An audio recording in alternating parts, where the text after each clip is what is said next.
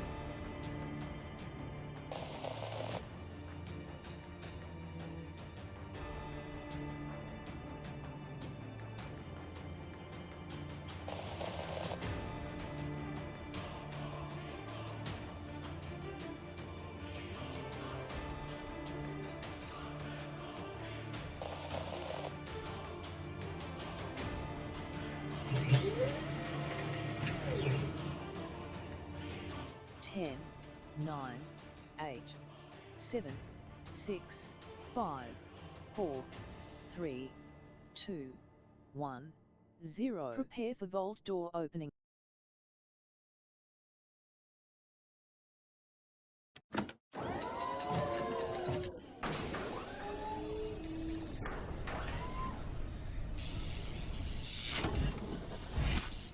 Didn't think I was going to be back after that long bonus stream, did you? But here I am, everybody. I'm ready to rock and roll. Put a 1 in the chat if you can't see it here. We're going to play this awesome game, Satisfactory. We have got the factory going right now with some spaghetti going on there in the background. Some delicious chaos that we like to do here. Now, we use all the techniques, everybody. We don't just limit ourselves to one technique. That's when you've truly mastered this game, when you can rock some spaghetti next to some nicely organized train stations, as well as using some modular vertical building, as well as we're going to get into some central mega building tonight as well, because we have reached the ultimate pinnacle of a playthrough, everybody. We have finished the game, or we could finish the game if we so desired right now, with only 21,000 power. The ultimate in efficient playthrough. Absolutely crushed it, and I even slowed down in the middle, everybody. I could have went even faster if I wanted to. But we had an incredible, great journey to get to where we are now, and now the sky is the limit, everybody. We can do whatever we want. We've unlocked everything in the game, except for some stuff in the MAM, which we'll get to today. But we've unlocked all the stuff in the hub. We don't even need the hub anymore, by the way, because there's no more upgrades to be done. The only thing that's left to do is to complete phase 5, which is to take our resources here in the corner and to run it in there. But we're going to save that for later. Because we're going to get into some giant mega building where we're going to think more about the aesthetic value of our bases than the actual functional value, though we are going to have very efficient functional value of our bases. And I have built a bunch of stuff in a previous playthrough that we didn't finish because we started having server issues. So we're going to see if we can do it here in this playthrough, and then, of course, improve upon it and iterate on it even more so. So we got a lot in store for tonight. We've got some delicious chaos for all of you to enjoy and imbibe and experience all night long. So stand by, everybody, because we're going to have some fun. So let's go ahead and say hello to the chat. What's up, Paul? Thanks for coming in, hanging out. Appreciate you there. I saw you at the top of the chat when I was working on starting my stuff up. Appreciate you. We got Wombat in there as well. We got Zum coming in. What's up, Zum? We also got Paul, we got Arcos, we got Box, and we got Zum. All tell me that everything is working for now. Because you know it's going to go right off the rail. There's 1,000 Kids Cats for being here at the top of the stream, everybody. Everybody getting some love for being here right on time. Starting to stream up right on time today, too. We got Helicopter Tour bringing a big, massive love train. I enjoy it. There we go. Very nice. I like the little eyeballs looking side to side. That one right there. Little, look out. We got problems kind of thing. Very, very cool. So I'm excited to get into it, everybody. We're going to dive into some high-level blueprinting, some Mark III blueprinting with our 6x6, our teleporters, revamping all of our power, and basically draining every ounce of resources from the entire world, at least as much as we can get away with before we hit the build limit. And all of that, we're going to start on that today. So you're here at the perfect time when we transition into some serious mega building. Let's go.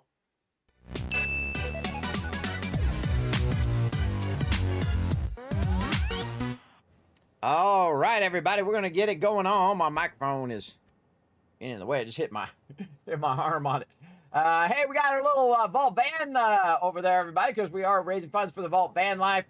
We are trying to put together a van that we can travel around, use a broadcast station. Say we go to TwitchCon, or we go to famous gaming locations like the White Spring or something like that, aka the Blackbriar, and places like that. Go on adventures for whatever days I have left. My time is winding down, everybody. I'm 55.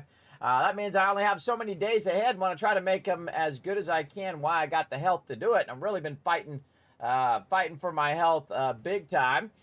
Feeling stronger than I ever have now, everybody, at least in the last 30 years or so. Feeling very, very strong, or 25 years. Feeling very strong compared to I was, especially 10 years ago, where I could barely do anything. And now, walking at 4 or 5 miles, working out, eating way better than I did before. Just having a good time as well. So that's another big thing in your life, everybody. Not just your physical being, but also your mental well-being and all of that. How you feel every day. You know, you're going to have your rough days. Like, my days are always rough because I'm always dizzy all the time. So you can find a little enjoyment in your day, whether it's gaming or being with your family or friends or watching a good movie or whatever it is. You can find a little bit of pocket full of happiness each and every day. Then it just makes you want to keep going on, because why go on, everybody? Why go on if you're just going to suffer endlessly? I can tell you, I've asked myself that question many, many a day over the last 11 years. Why go on if you're just going to suffer, right?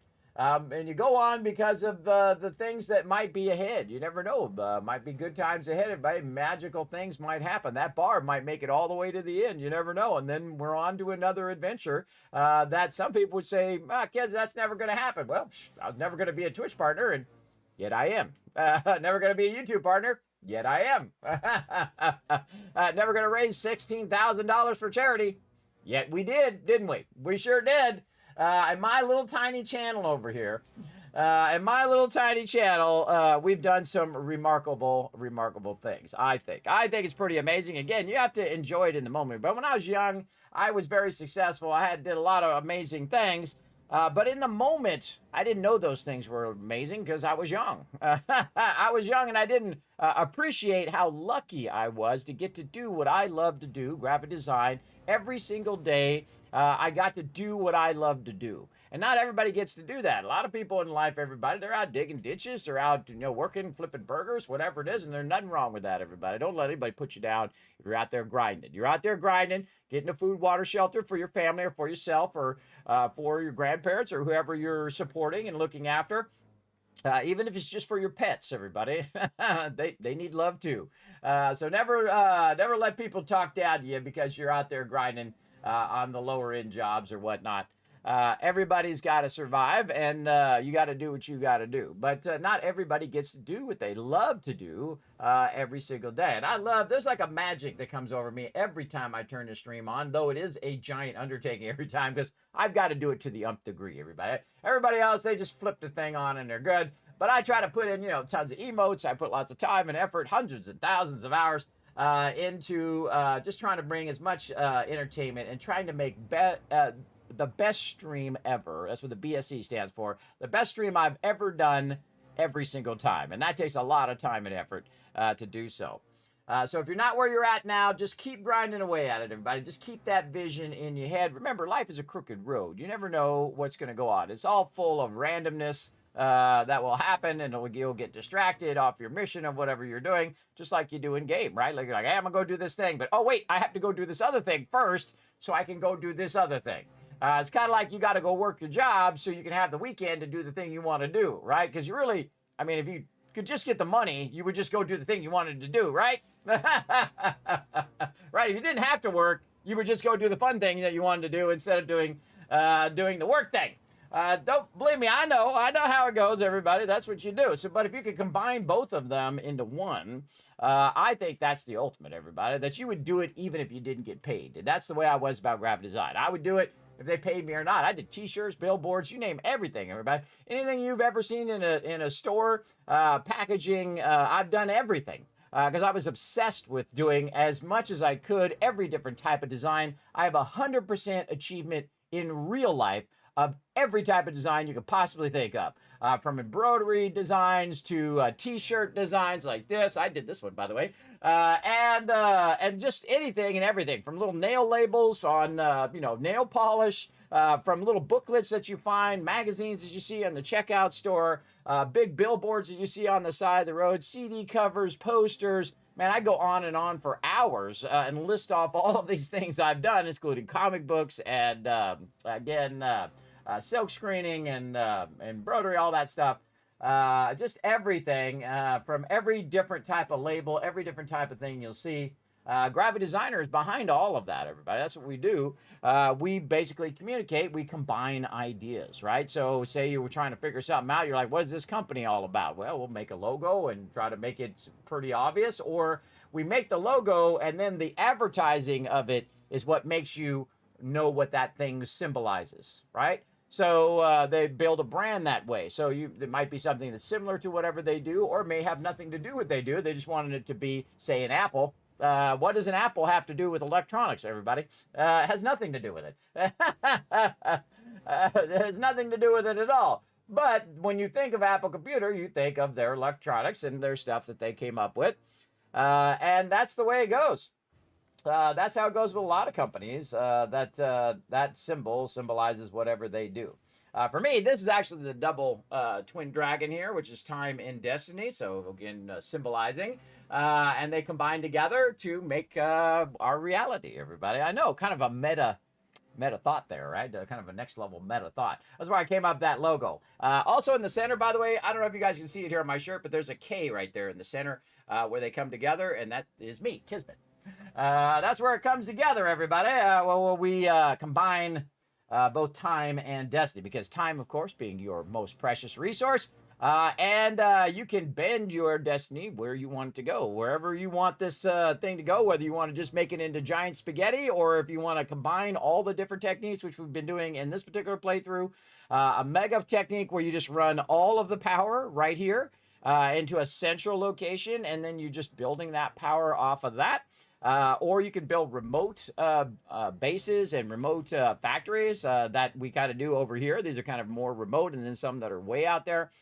Or you can take every bit of every single resource in the entire game and then just run it right into the center of the map, and then build a gigantic factory beyond the most ambitious peeps as well. There you go. The apple with the bite out represents the apple of knowledge gave to Adam. I guess it could represent that. I guess that's a bit meta for most people. Yeah, that didn't work out that well, by the way. I wouldn't, if I was Apple, I wouldn't be saying that one, because that didn't work out so well, because they were expelled from paradise. If you think about it. Yeah, see, that's the thing I think about it, but everybody thinks, oh, well, okay, you got the knowledge, you got the thing. Nope, that wasn't the smartest move. That wasn't the smartest move to do that. So yeah.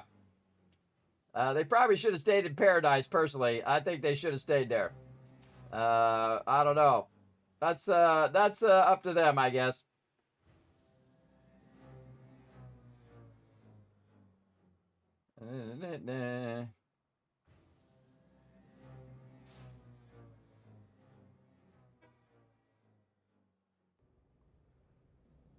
Yeah, graphic design is a wide field.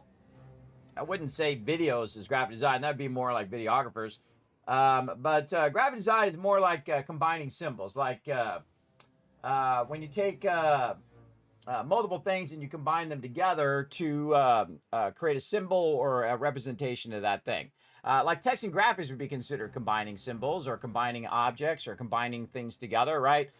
Form and function of things, if you've heard of the Bauhaus before. They're not only concerned with the function of the item, like a chair or whatnot, but they're also considered the form of the item, of how it looks and the styling of it as well. And that's all part of that. It's all part of that. It also has to do with text and offsets and white space and color choices and complementary colors. And wow, we go down that graphic design rabbit hole, everybody. You know, I've already done a bunch of streams on graphic design. I can talk about it for endless hours. To me, graphic design is like breathing to me now. I can do logos and things. I can do them like they're nothing. I do them like they're second nature, like breathing, everybody. I've done it so many of them because, again, to learn a skill, you want to do about, say, 5,000 to 10,000 hours in there, and then you'll be quite skilled at that particular thing. I have spent way more time than that. Way more time than that. I don't even know how much. I don't even know how many hours it is. But I'd say probably the most game I've ever played would be Fallout 1, which would be 10, maybe 20,000 hours. And it would be equally way beyond that. Way beyond that, say 12 hours a day for 30 years. That'd be a low ball estimate. It'd be a lot.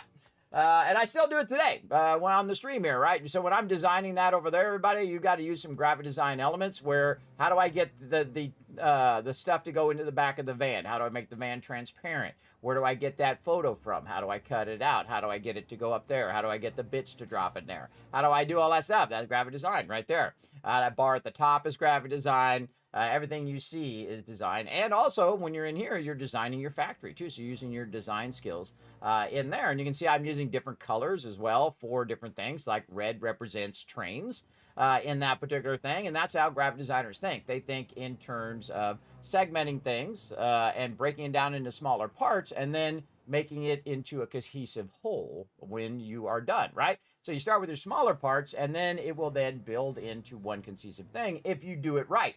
If you do it wrong, it will look like a hodgepodge of a whole bunch of different things.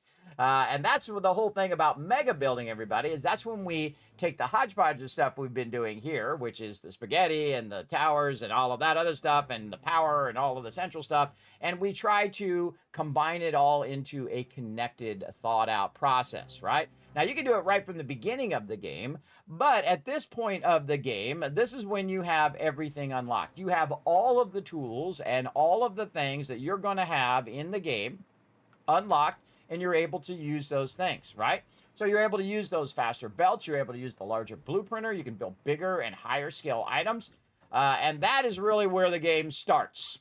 So we're just starting the game right here. At least the really super fun part, which is the mega building and the giant building that I've been waiting to do all this time. I've been waiting for it to come out in release so we can seriously get into building, everybody. Now, some people, that's all they do is build. They don't even finish the game. They just build and build and build.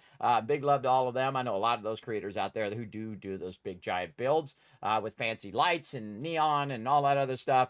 And we'll get into some of that. But what we're going to do is we're more about efficiency and more about centralizing and making it take the least amount of time for the most benefit. That's what you're going to get out of my stream, everybody. You're going to get it where I can tell you to do some big old thing, everybody, but it takes 2,000 hours to do that thing when I can tell you to do it in, say, 30, 40, 50 hours, right? So to save that time and then have an equal or even better result than taking the long route. I don't like taking the long route, everybody. I like taking the very efficient route. Make sure it's high quality, but also very time efficient, because I've worked in production for many, many years, and it's all about efficiency, getting it in, making sure it's going to work, and then running it out, and then right on to the next one, and then the next one, and the next one, and the next one, and you work on hundreds of them, thousands of them, tens of thousands of them over years, everybody, over years and years and years. And I've done a lot of jobs, easily in the 10,000. Easily thousands and thousands of graphic design jobs of all different types and shapes and sizes and whatnot. Some of them are already pre-done, and then I check them to make sure they're going to print, and most of the time they're not. So I have to go in and fix them and whatnot, or I'll design them from scratch. We'll have a client come in and say, hey, this is what we're looking for. We'll design 3 different designs and say, okay, which one you want. And of course, there's always one that you favor and say, maybe you might want to have that one because it's going to have the best response, I think. But, you know, it's your choice. You choose which one, and then bam, they'll choose one, and bam, off you go. Just like that. Always good idea to give your clients choice because it gives them the power to choose which one they want. If you just say, this is what you want, then they're going to resist that, just so you know. Always give them the power to choose because it's their money and they want to spend it and they want to feel good about how they're spending their money and that they're going to get an effective return on that money they spent on that graphic design. So if you're designing them, say, a emote, or if you're designing them something to do with their stream or with their YouTube page, or if you're designing them a t-shirt or whatever it is, make sure that it has a value, that they perceive the value of it in spending money with you, right? And I'm not the cheapest graphic designer. In fact, I was one of the most expensive ones. But I got it done faster and better than anybody else. And I thought that was worth a premium. So instead of spending 12 hours with this other guy, I'm going to get it done for you in about an hour or two. And then you're going to actually spend less money. See how that works? And you know it's going to come out right. And so you have the peace of mind that it's going to get done. It's going to get done right. And it's going to be sent out. And you're not going to have any issues with it. That's what I was known for. And I'd also be known for the person who can fix anything. So jobs that would not run anywhere else, that no one else could get to work, they would bring them to me, the master problem solver, the technical wizard I was. I could say, oh, well, this is just, you know, primary and secondary colors here. Plus you have a bunch of Pantones. These are solid colors, and these are opaque colors. You take the solid colors, you move those to the top, so when they lay down on the press, they'll just lay right over the other ones, and you won't have a problem.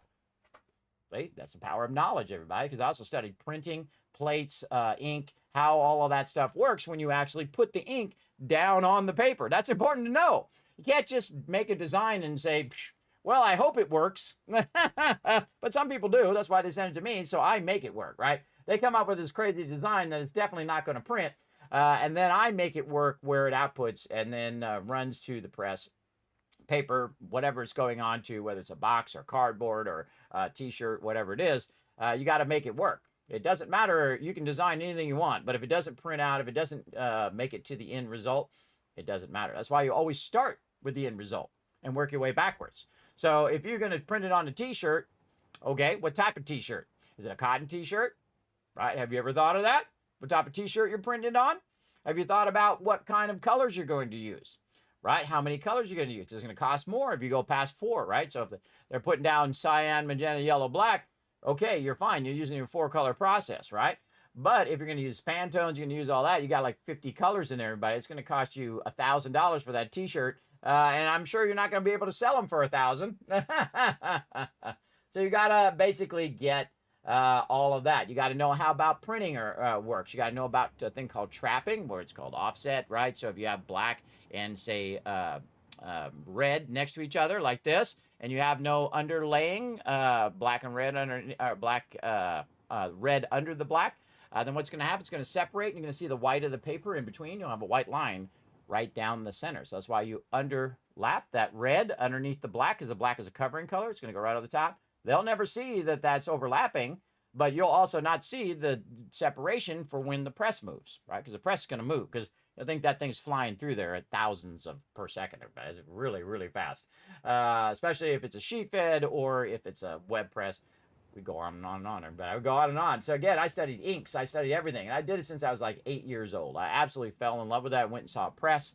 And I was like, oh my God, that's awesome. And then I saw a bunch of people in a room back there. I said, what are those people doing in that air-conditioned room back there? And they're like, oh, they're the ones designing the stuff that goes on the press. And I'm like, oh, I want to be in that room. I want to be in that. I want to go do that. Very, very cool. Oh, yes, I am. I've been doing it for a very long time. And I've been very lucky, too, that I work with people who are like 3rd generation printer, right? They're 3rd generation, so their father's father their grandfather was in printing in the old school days. and then their father was into printing, and then they're into printing.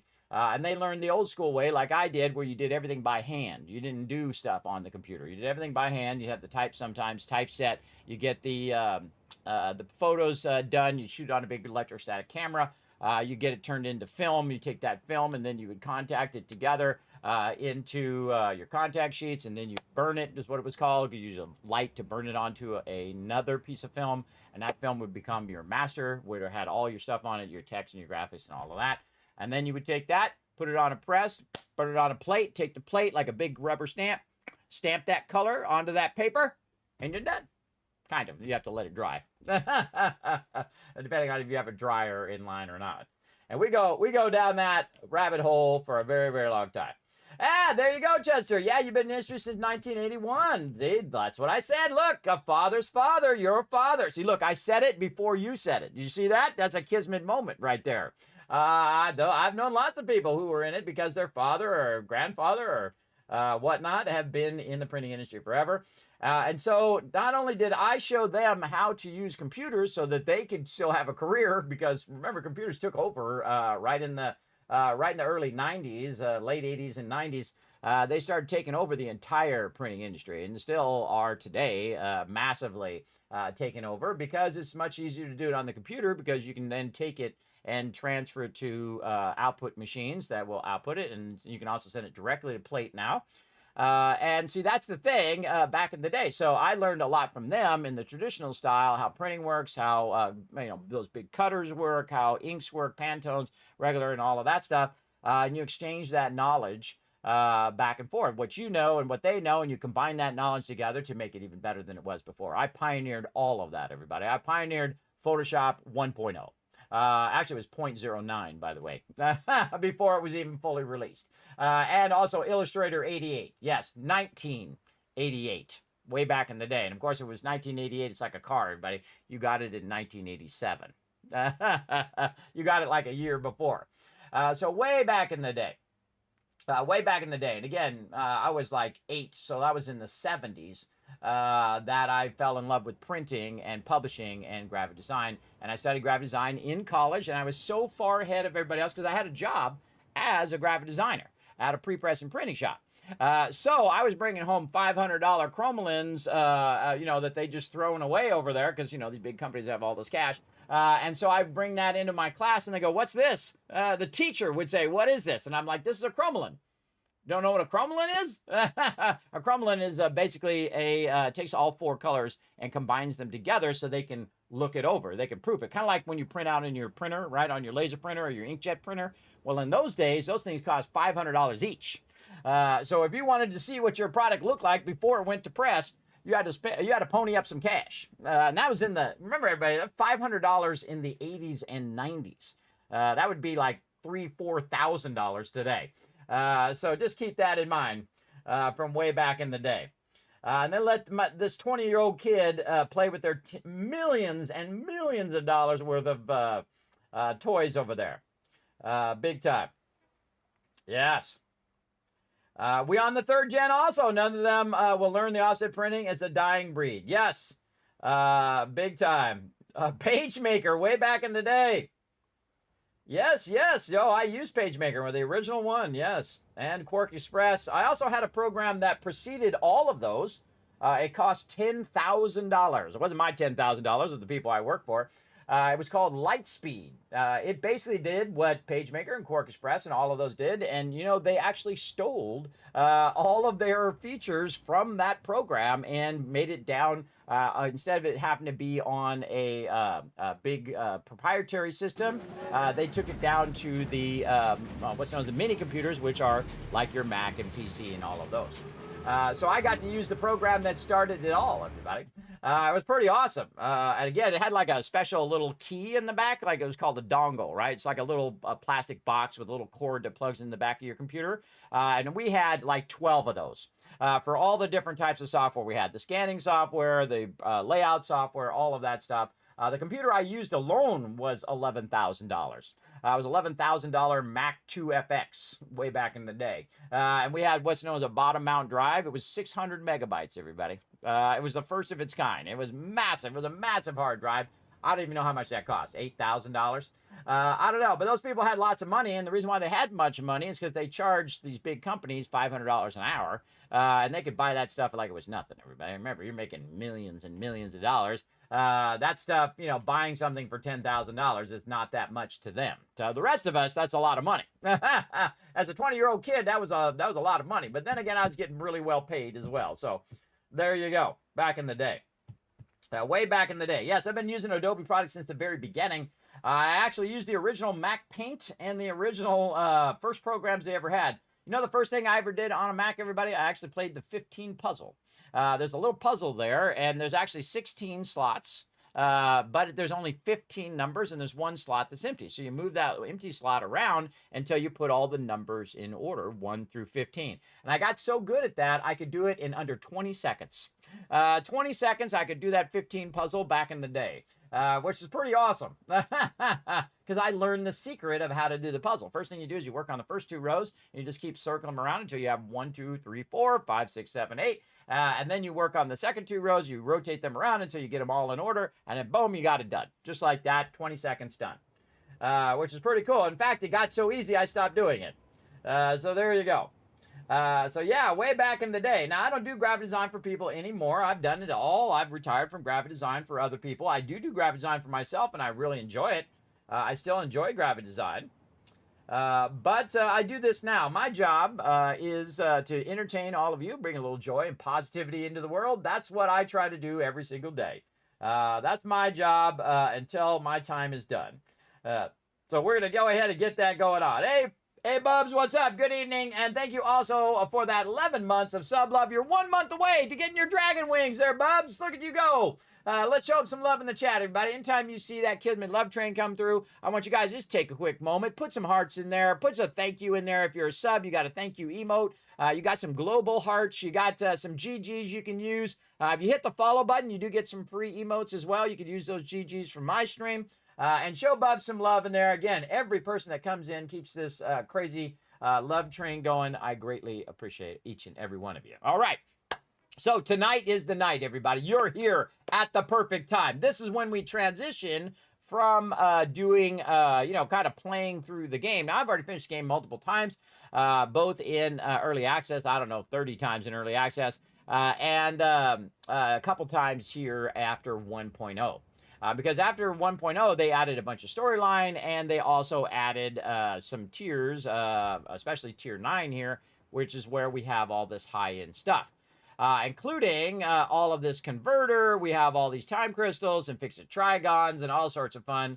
We got them our quantum encoders so we can make our oscillators and our quantum processors. And of course, the mighty, and this was my suggestion, by the way, everybody, you're welcome, the 6x6. I would think that Fix-It would make a 6x6. Now, why would Fix-It make a 6x6?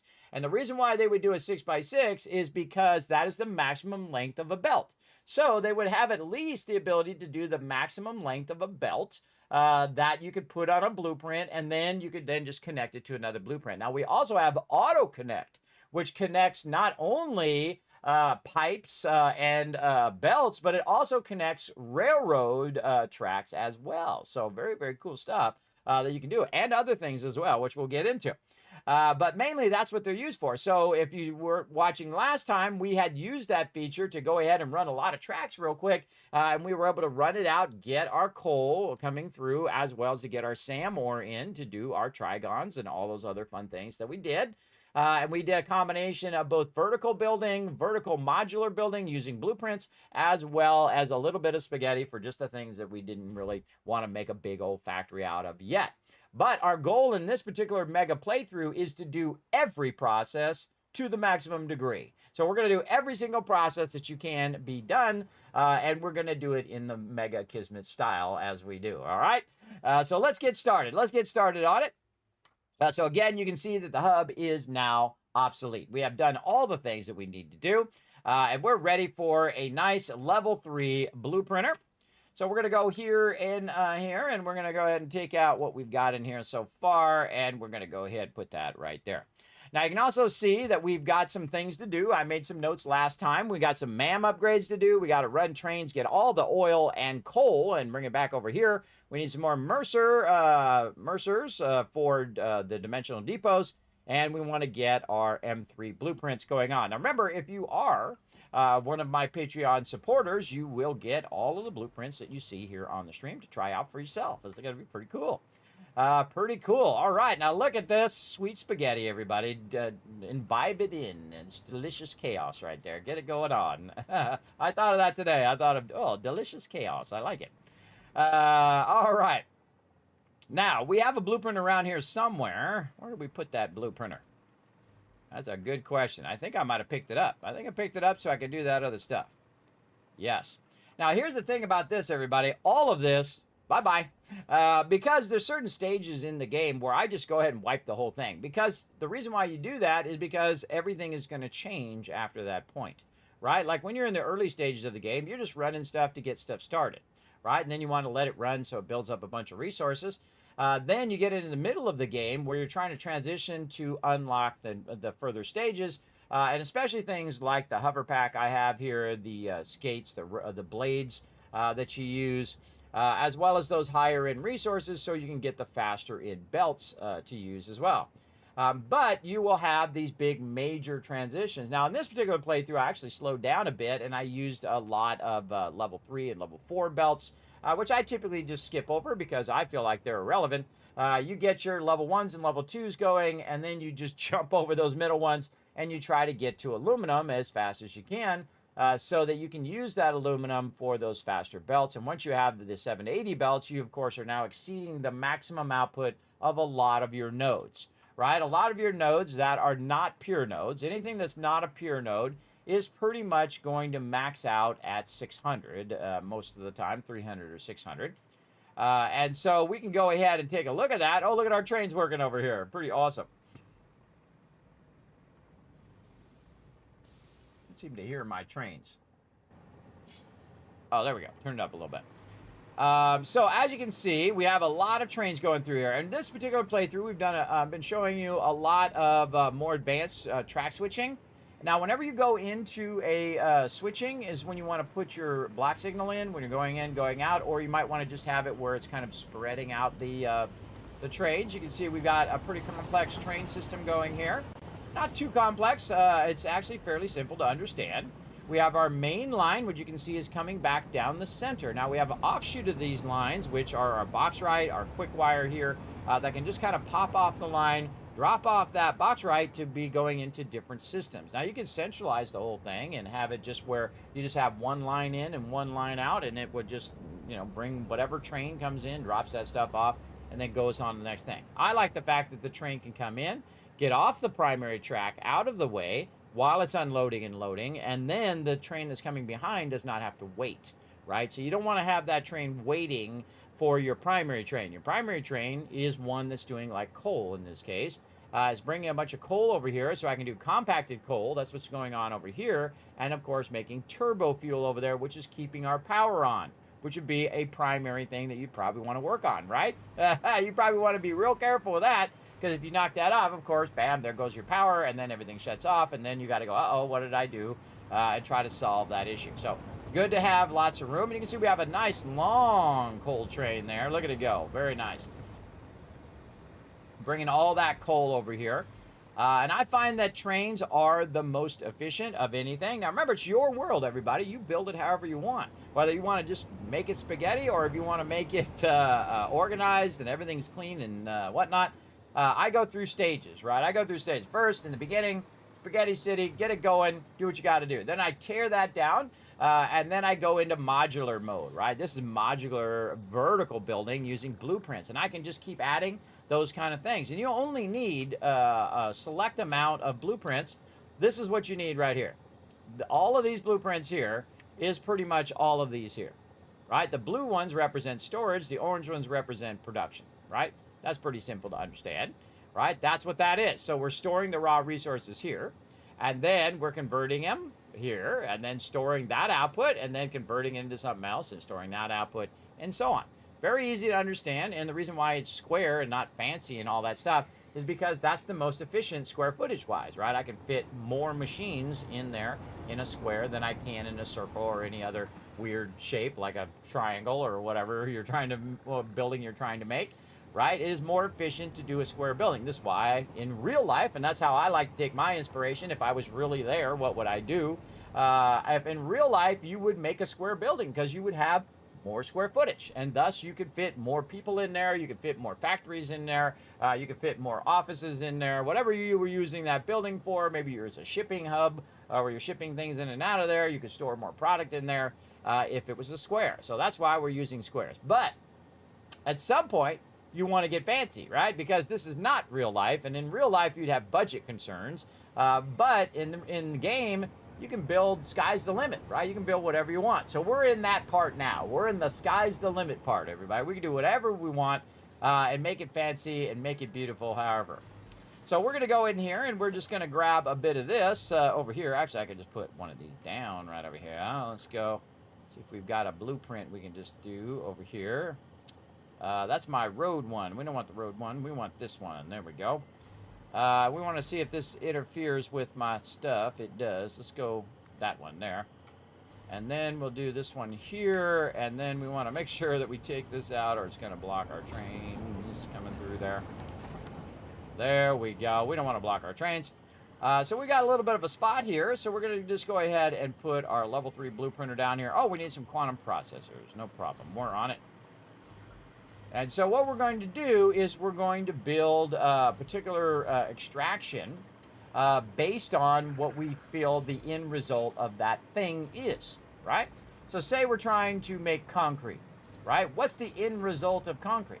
Well, it could be another process that you're going to send that concrete to, which we're doing over there, or the entire process is centered around backlogging that for me to use when I'm building. And of course, the best way to do that is to put it in the dimensional depot so I don't have to go pick it up, right? So it'll actually put it in a certain spot.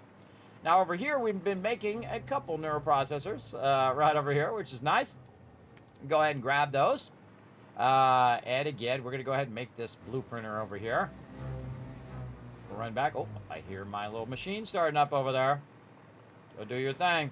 And it's been backlogging a bunch of stuff. You might also notice that we've got our 1,000 cubes already done. Just by letting that run, everybody. Again, it's about time. See, it's not just about speed. It's also about just letting it run consistently for a long period of time, and it will get that done. And so that whole process is done, and now it's turned that off, and I can use that power for other things, and I don't necessarily have to use the power there. So let's get over here and see what kind of level 6 blueprints we can get undone. Now, we did do some blueprints last time, but we did have to stop that playthrough because of issues with the server version of the game, which is kind of a bummer, but I'm sure they'll work on it and eventually we'll get it. That does not look like it's going to fit there. That does not look like it's going to fit. Wow, we have got so much stuff going on. I love it. I love every second of it. Not going to fit there. Let's go over here. I see another spot way off over here I think we could use nicely. Right over here by the space elevator. Probably better do it over here anyway. Now again, remember this stuff, a lot of this stuff here that you see that's spaghetti is just temporary, and that's just to make those resources I needed to progress to that next stage. But now we need to get serious about each and every process in the fact that we want to scale it up to its maximum scale. Because if you're going to extract stuff, everybody, you might as well extract it at its maximum ability. And the first problem you're going to run into is power, right? How do you power maximum extraction of so many items without turning off your entire factory? And so that's what we'll work on right over here. We'll go ahead and get our very first, in this playthrough anyway, Mark III blueprinter, and we're going to go in here and we're going to see if we've got some mega blueprints that we can go ahead and do. Now, the first thing I would probably want to do is my extractor. You can see I've got them separated into Mark 1s, Mark 2s, and Mark 3s. So we've got our mega oil extractor and our mega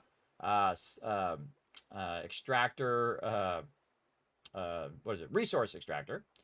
So we say you do not have the resources to load this blueprint. So what is it that I need in that blueprint to load that? So we're going to go ahead and go out of here, and let's see if I have anything Did I take that out of there? I did. All right. So yes, we're going to clear the list here. And then we can basically tell it that we have a certain blueprint that we want to do. And it will tell us, if I get my fingers to cooperate, there we go. And we'll tell it, hey, we want to start with our extractors. We're going to hit this right here. And it's going to tell me, hey, you don't have any high-speed connectors. Now, I got all the other stuff, which is, this is a lot of, look at all the resources that we used, everybody. We've got the high-speed connectors that we need, right? So where do we have high-speed connectors? Heck if I know. Heck if I know. Maybe over here in our overflow. We must have used some somewhere to just progress. Let's go ahead and check our overflow over here. See if we have any just kind of hiding in here. You can see we have a bunch of stuff. This is all this random stuff that I didn't bother to give it a home yet because I'm not really making that much of it. And to create a whole process of stuff and spend 5, 10, 20, 50, 100 hours making 10,000 plates for no reason is not in my DNA, everybody. There's some people's DNA. They say, Kismet, I made this thing and it made 10,000 plates. Why? Why did you make 10,000 plates? What was the point of making 10,000 plates? Oh, I just did it because I could do it. All right, your game. You play it however you want. For me, I'm your official efficiency efficiency expert, everybody. Right over there. Yeah, you don't need to see the list. Unforgive it. I know what's over the top of it. I just said what it was. That's why I said it out loud. Yeah, look at all that love for you, Bubs, in the chat. Look at all that. Yes, big time.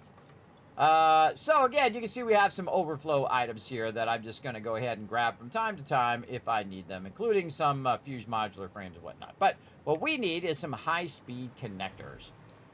So we can kind of go around and see if we were making any of them. I kind of feel like I was making some at some point. I've got some AI limiters we're running in there. We have some magnetic generators. We're doing that for progressing our stuff. And we're going to end up with a lot of extra resources. This is actually oil right here being extracted from the oil extractor, brought over by train and then being dropped off, be turning into plastic over here and fuel over there and then turbo fuel over on that other side. And we're going to really build all that out big time in there. But we need to do some high-speed connectors. All right, so we're going to go here and we're going to say high-speed connectors. Now, we're not using any alternate recipes for right now, but we could unlock some alternate recipes and do all that. But we're going to do that another time. So this is going to be in the manufacturer. And what do we need? We need quick wire, we need cable, and we need circuit boards, which I think we're making something out of quick wire over here. Let's go try to remember. Now, remember, the last time I did all of this, everybody, it was weeks ago. I got to try to remember what... There they are right there. What's it waiting on? Waiting on circuit boards right now. Let's go ahead and see if we can hunt down some circuit boards. Now, we're making some over here for our computers.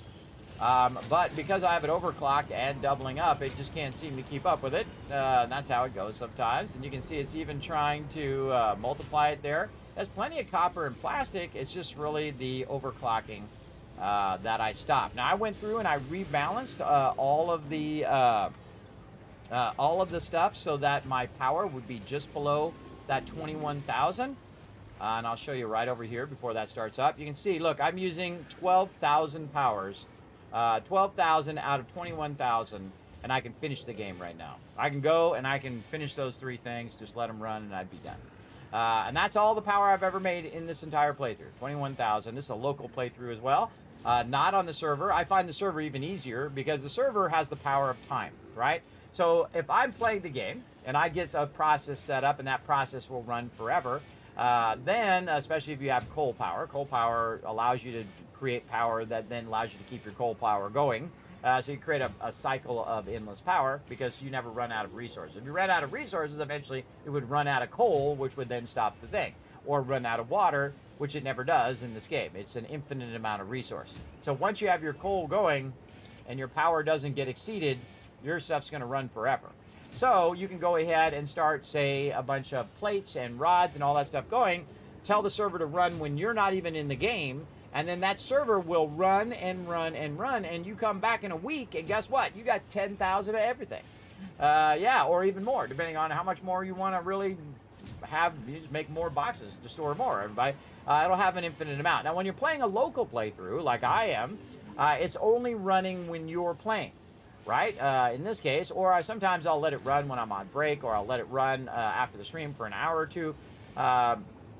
but not to the extent that I do on the server, right? Pretty much most of it's getting produced while I'm playing the game live here on stream, which is a whole different way of playing the game, which means that you've got to scale up your production if you're in a hurry, right? So you got to get more nodes, you got to get more stuff going, and you have to be very efficient in your time because you're spending more time waiting on resources, right? So you got to get those resources going or start something else while you're waiting on the resources over here, so you're multitasking at the same time. But as you can see, not using that much power. So I can overclock and it should be fine. It's going to produce more circuit boards here and basically exceed the necessary circuit boards here, as you can see, and then I can just grab some of those circuit boards out of there as well, and potentially use those circuit boards for our high-speed connectors right over here. Now we also need some cable and some quick wire. So over here, this is going to eventually get some more over here. But what we're going to do is look at where this is going. So this is going into here, into the supercomputers. And so we're waiting. Oh, there's another high-speed connector came out of there. We're waiting for that to come out of there. Now, a trick that we can do is we can go in and say, you know what, instead of running these all over there, let's go ahead and split some of these and run some of these for me to use. Oh, okay. That should still work, but whatever. We'll just do what we got to do. Like this, maybe. Something like that. There we go. And then we'll put a box there, and we'll just connect this right there. There we go. So it's going to take every other one, and it's going to run it this way, which is going to backlog some high-speed connectors over here eventually. Or what I can do is I can infuse this machine, meaning that it's going to go faster because I can just put a bunch of circuit boards in there, as well as I can overclock it to speed it up because I have that extra power. So what I do is I do a process until I have enough of that thing that I don't need that process anymore, right? So say I'm making a bunch of plates. I'll make 10,000 plates, then I don't have to run that factory, and the factory will automatically stop because it'll fill up all the boxes of the plates. Then it will automatically stop the machines because the machines get full of items. Then it will automatically backlog from those machines into the smelters. Then those smelters will then backlog all the way back to the extractors. So it just turned off automatically all of those processes, meaning I can use that power now for another process, right? Because I don't need that anymore. Great example is I no longer need those things up there in the upper right-hand corner. I've got 1,000 of those done. So I don't need that power, which is about 5, 6, 10. If I overclock, it's like 12,000 power. I also don't need all of the coal, not the coal, but the copper. I don't need all the copper running into there anymore because I'm not using that process. I've gotten it done. So as I finish those processes, I no longer need them, so I don't use them. Now, if you're trying to do every process, you're going to need a lot of power to do that because if you're trying to just run it just to run it and also run it into the awesome sink, then you got to have very stable and a tremendous amount of power as well. But as you'll see, this kind of ran in here, and it's going to run some over here. There it goes. It's going to run some off to the side. Now, these go pretty slow. It does like 9 per minute with super overclock. We've got plenty of resources now for it to just go ahead and do the couple that we need here. Oh, well, it did 7 already. And then we'll go ahead and just break this and go this, or we can just take the splitter out. It automatically heals the line, and now it's going to go ahead and go down the line there. We no longer need this box. Again, that's what's known as spaghetti, everybody, where you just do it in the moment and you haven't like pre-thought it out, pre-planned it out, and all of that stuff. You're just doing it in the moment, and that's a perfectly okay technique. A lot of people are, it's all messy and whatnot. Do whatever you want. It's your game. Me, I do what I think is most valuable in the moment, right? What is most valuable? Is it more valuable for me to spend 10 hours making, or 100 hours, or how many ever hours making 10,000 plates for no reason? Or is it smarter for me to go in really temporary there, boost that production, grab what I need, and then go make my blueprinter, right? I'm going to say the second one. That's much more efficient use of my time. And my time is a valuable thing. So we want to go ahead and take a look at our blueprint. That's why we got those, by the way, because those are part of our blueprint. And the first part of any process is the extraction of resources to be used in whatever you're going to use it in. So in this case, again, we have a already done blueprint from the last time we played on the server, which you can use on a local game or on a server, it doesn't matter. So we're going to go ahead and click this, and we'll take a look at my extractor design. Now, this particular extractor is set up with multiple features. You can see I've got the amount that's going on up there. We got a little bit of a light in the front there, which we use those signs as lights, which is real fun. And then we have this right here, which is extracting, and then you can see it's a Mark 6. We've got Mark 6 belts running around the back here as well. So we have our highest in belts, and we also have a priority switch. Now, this priority switch is very valuable because you can do all of your circuit breakers in it. Now, you notice I haven't done any yet because we're going to wait until we get to the end here, and then we're going to group these by priority. Now, one of the problems with on the server is I couldn't click this button where I could turn everything on and everything off. So let's do this and see if we can turn this on and off. Oh, we sure can. Awesome. Awesome. For some reason, that does not work on the server for me. But we now can use it on a local game. The local game, I feel, is a much better version of the game than the server version. They're still working on the server version. Maybe they fixed a bunch of that stuff on there. But we're trying a local playthrough. Very rarely do I play local playthroughs now. I've done it many times in the past. But I do like the server because I can let it run because my time is a valuable thing. But as you can see, there's actually no extractor in here. And that's because you can't put the extractor on the blueprint. But you can design around that extractor at the location, get an idea of what you want to build, and then use your blueprinter to build it. And you just put your blueprinter right next to it and just copy what you did over there. Now, also what we did is we also embellished it, right? We embellished it with these kind of painted beams here, and we've got these beam connectors, or what I call caps, in there to give it a little bit of style, right? We're giving it a bit of style. We've also got these automatic doors opening up on the side here, so we can get in here and work all of this. And so basically, all the work is pretty much done. We just need to put it down, label it, and we're off and running. Now, I do have a version of this, which is a lesser end version, which is not using all the resources of this particular one. And that's actually being used right now in the one that we're going to replace this with here in just a moment. Now, also we want to know how much is being extracted at that particular location, right? Is it a coarse node? Is it a normal node? Is it a pure node?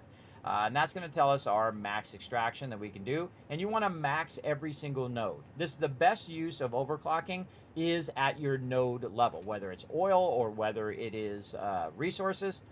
You want to max that out as best you can. So we're going to go ahead and use this for that extraction. Now you might notice that we have 2 belts going here. And the reason why those belts are there, one, they're super fast. They're 1,200 belts, so it's going to be coming out of there. If it's a pure node, it's going to be coming out there at maximum speed. So what it will do is it'll go along here. Now this is just a merger here, so this is going to come up and merge. And you're like, why would you have a merger in the front of your extraction? That seems a little odd, right?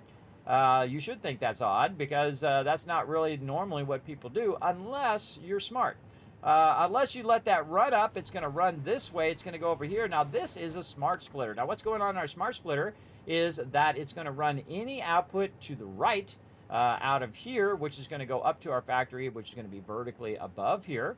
And if it's an overflow, it will then fill up this over here, telling us that it is maxed out. That it has done all of that thing. It has done 10,000 of that particular thing, like say concrete, and that is filled up and made its way all the way back to the original extraction of the raw ore. And if that is filled over here, that means everything above that is filled. Everything above that has filled up with that resource and basically done.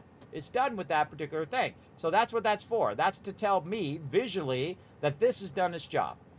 Which is to fill that up with as much resources as it can, and anytime I need those resources, it'll throw them in the dimensional depot, and then I can use them to the nth degree. And we're going to use this today. We're going to use this here in just a moment. So we're going to go ahead and clear that off the designer first, and right there, we'll go ahead and clear that off of there. Get that off of there, get any of our resources back that we might need. And then the next thing, of course, when we are extracting, after extracting, we're going to need to convert stuff, right? So in our factories, we're going to need to go in and start to convert things. Say we wanted to make some ignits, right? Right over here. Let's see. Let's start with some iron mega smelting right there. Very nice. Let's go ahead and try some iron ignits here, right? Now, instead of it just being a square box with no embellishment, it now has a bunch of embellishment to it, right? Check out the angled corners. We've got certain type of windows. We have this whole top part here, which I built out. And again, I did this on the server playthrough, but the server could not handle what I was building. I got to a point where the server started becoming unstable. So we're going to see if a local playthrough can handle it.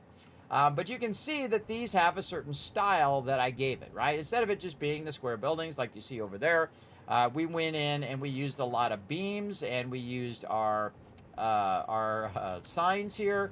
And you can see those signs are set back where it's actually part of the location. And you can see we have angled walls. We have all this stuff color-coded in here as well. Some of the inputs and outputs, these are all iron ingots, so iron ore is going to come through. We've got our really fast Mark 6 belts here. Hopefully we've upgraded all of these nicely.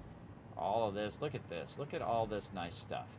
Now, you might notice there's a hole in the floor, and that's so that these can chain to each other, right? They can chain. I can put multiple of these in here, put an input in here, and then run that input up again into the one up above it. So it'll come up, it'll go into here, it'll go across here. It'll split this way if there's extra, and then it will run back and run into the one up above if this one's already filled up. And so you can stack them endlessly on top of each other. And they have this little metal brace here at the top, which allows me to have access to the top of it. And notice that we've kind of done a little cutout here so we can see if that smoke is coming out of the smelter and see if the smelter is actually working. So that's what we want to be able to see very easily. And we can go ahead and connect this one to the one up above it, and so on and so forth. You get the idea. We also have other outputs that are there for going into storages and things of that nature. In fact, I remember what all the outputs are.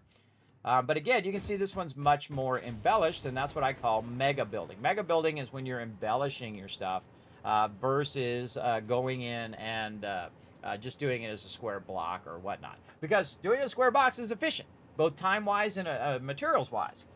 Doing this is a lot more time-intensive, but once you have the blueprint, you can then just copy it over and over again. So there's our iron ingot smelting. So we'll take that out of there, and we're going to go ahead and clear that out. And then again, grab our resources over here. And then we're going to go ahead and take the look at the next part of the process over here in our factories. And we are going to say, okay, well, we're going to extract these resources. And we want to go ahead and convert it into, say, something like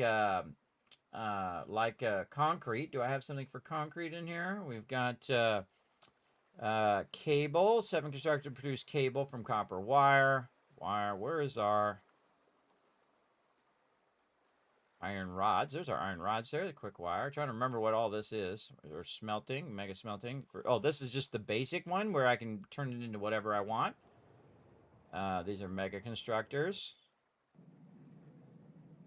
Right there. Again, so they're not set to any one particular thing. I can just make them whatever I want. This one's set to copper. This one's set to deuterium. Mega fuel refineries that we have done, that we've designed out. So I would probably go with one that's just a mega set up here. Let's go ahead and take a look at that one. And again, designed in the same style. So they are consistent. But also that they have a different coloring. So you can see that it's something different than what we did before. This one I noticed does not have the signs here. It has the signs up there. So we might want to redesign where we have the signs in the front. And again, as you make the blueprints, you might add additional features to them. You might say, oh man, I want to add this to this and this to this, as I noticed there.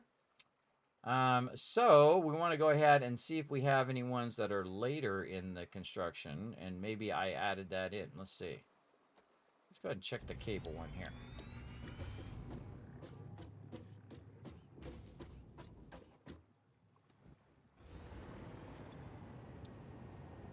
Now it says cable production, but we can't see it. All right, there we go. So you can see that one has the signs built in. So that actually would be the better one to use. And all I need to do is go in and change what it is that it's going to do, right? So say we want this one to make a certain thing, and then we can give it a certain color and whatnot. And we can also save this as the one that we want. And what I'm going to do on these is I'm going to go ahead and work and basically redo a bunch of these to kind of fit the new style that I'm going to do. I'm going to use a bit of that style, but we're going to go ahead and use the new style. So we're going to go extractor first. We're going to pull this extractor up. And then we're going to say, is there anything that we want to change based on all the things that we learned from using these before? The power's fine. The power's already pre-run there, pre-run over there, and then also up there. I like the sign where it's at. I think actually I moved the sign down to the lower part here. They also added this really nice arrow so we can see where the heck this is going. Maybe we might want to move that sign down. Notice that it copies the exact sign, and also you can see its orientation now, which used to be a problem. And then maybe we want it to be more like that. Maybe we want to change the coloring of it. Maybe we want to do that. Notice that the ground here is a concrete color, right? Instead of that. And of course, we'll fill this in and then also make it work. But I kind of like the sign lower because when I put the top of it on there, because I'm going to put those other machines on top of it, it's going to stack vertically like you see here. And so when I put those on top, I want to make sure that they do line up to that as well. We could also put an alignment in there if we wanted to, where it will align to the next blueprint as well. And that's definitely what we want to do. So let's go in and let's rename this in the other way now. So we're going to go MK3 here. There we go. That represents the blueprint itself. This is going to be a mega extractor right here. We're going to say it's 2.0. Some bells and extractor, a minimal setup. Use Kismet alignment method to snap all of your extractors.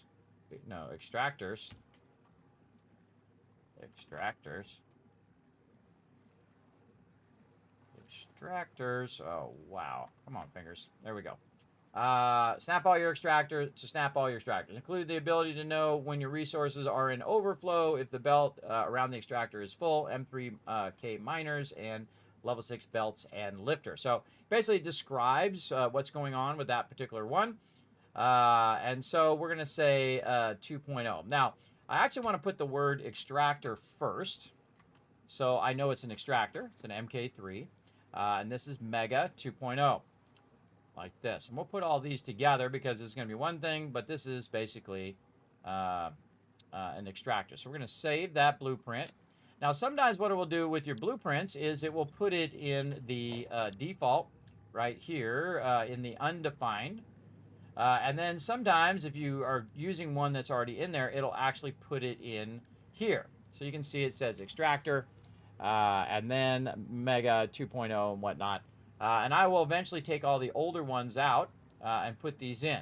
Now, I can edit these here, so I can go in and edit this. I can give it a different name. I can change the color of it if I want.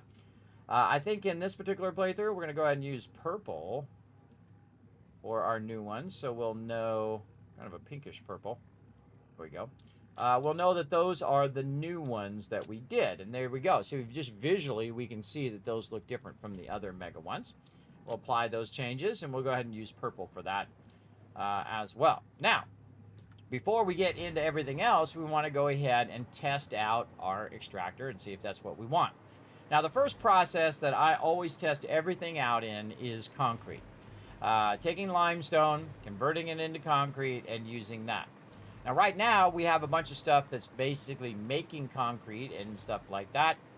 But we're going to remove that process. We want to let all the other stuff keep running. We're going to remove that process and do that whole entire process again from scratch using our larger blueprinters, our level 6 blueprinters as well. And here you see it right over here, everybody. It is extracting. You see it's just a couple levels high. And again, we can see that it is pulling up the raw resources here. Right in here, you can see it's storing those resources and transferring those over. See, sometimes the top belt doesn't work and the bottom belt does. That kind of stuff really triggers me, but that's the way it goes.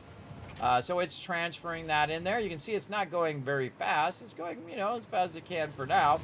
But you can see it's at 780, right? This is a pure node. If I crank that up, it's going to be 1200. But the belt speed is what makes it whatever it is, everybody. It doesn't matter how much you're extracting. It matters how fast this belt is. And this is an MK3 minor, which means it can extract at its maximum speed. But there's a little connection in there that is going to slow it down. And you can see this is MK5. So MK5 belt. So if we go look at the maximum speed of that belt is 780. So it's never going to go faster than 780. So what we're going to do is basically do the same thing, except for we're going to make it look cooler. Right? And of course, scale up its production. And then also have the ability to turn the entire production chain off with one switch. Right? That's what we're going to do. Now, there is a tremendous amount of resources up here, everybody. And again, I'll show you where I'm at. By the way, we went around, put a bunch of radar towers down so we can see where every bit of every node is. I know, pretty cool, right? We'll get into tapping into all of that later on. But you can also see that up here at the top, we are running that concrete and then storing, we're converting it down below, converting it into concrete. And that concrete is coming up here and is doing 5 different dimensional depot uploaders, because that is something I use a tremendous amount of. So I want to do that at 5 times speed. Same thing with plates when you're making foundations and things like that, or buildings. They're going to use a lot of this particular resource. But for right now, we're going to go ahead and just take that right out of there. Just like that. You can also see that we're taking some of this concrete and we're running it across here to be used in other processes that we don't really need right now. I actually got the MAM up here too. We got to do some MAM stuff today too. So we're going to go ahead and take this kind of splitter stack that I was using to run it into the dimensional depot. We're going to hit G just to get these belts. These are level 3 belts, everybody. So these are way back when we were kind of slowly going through the level 3 tier as well. But we no longer need those. Again, it's an awesome moment in the game. And then also to speed this up, I can simply just go to the blueprints and say, you know what, remove all the blueprints that we put in. And just like this, so go ahead, blueprint. Oh, that's not a blueprint. That front part's not. Yeah, I added that. I added that big time. And then down here, blueprint, bye-bye. Now, I don't necessarily need to redo all of this right there. I'd probably take this front part out here, though, just because this is going to be in the way. Also, this will help us get in here and take out this belt here that we're going to need to do here in a minute. Like that. So there we go. We can kind of leave that because the one I'm going to do is very similar to that, though I'm going to take this one out here. I can take this hypertube out of the way. We've got some things to do, right? And so all the rest of this now is obsolete. So we're just going to go ahead and roll over all of this and say, you know what? We don't need any of this anymore. We are going to max scale our concrete. Look at all this stuff that I added. See these supports and things? They were not part of the original blueprint. We added all of that in there. Now we got to be careful of stuff in the background so we don't accidentally get rid of something way over there that might be a critical part of whatever process we're doing right now. But really it doesn't matter now because I do have so many resources that that I can rebuild anything that I want to rebuild easily. But we do want to keep our factory running back there while we're busy doing stuff over here. Very nice. And we can use our tree relocator or tree destroyer, depending on how you look at it, to get that tree out of there. All right, so now what we want to do is we want to replace our previous blueprint with this new one because it has new features and, of course, is much larger than what we did. Now, you want to move everything away from what you're working on so it doesn't impede what you're doing. So we're going to go ahead and redo some of this power here. Run that power directly over there. There we go. Just to get that out of the way for right now. And then we're going to go ahead and use this new blueprint we just did. Right over here. Now, if I try to take the blueprint, I try to put it down, it's not going to work out. And the reason why it's not going to work out is because I have nothing to align it to, right? And I want to align it right in the perfect spot so that it will basically line up like that other one did, right?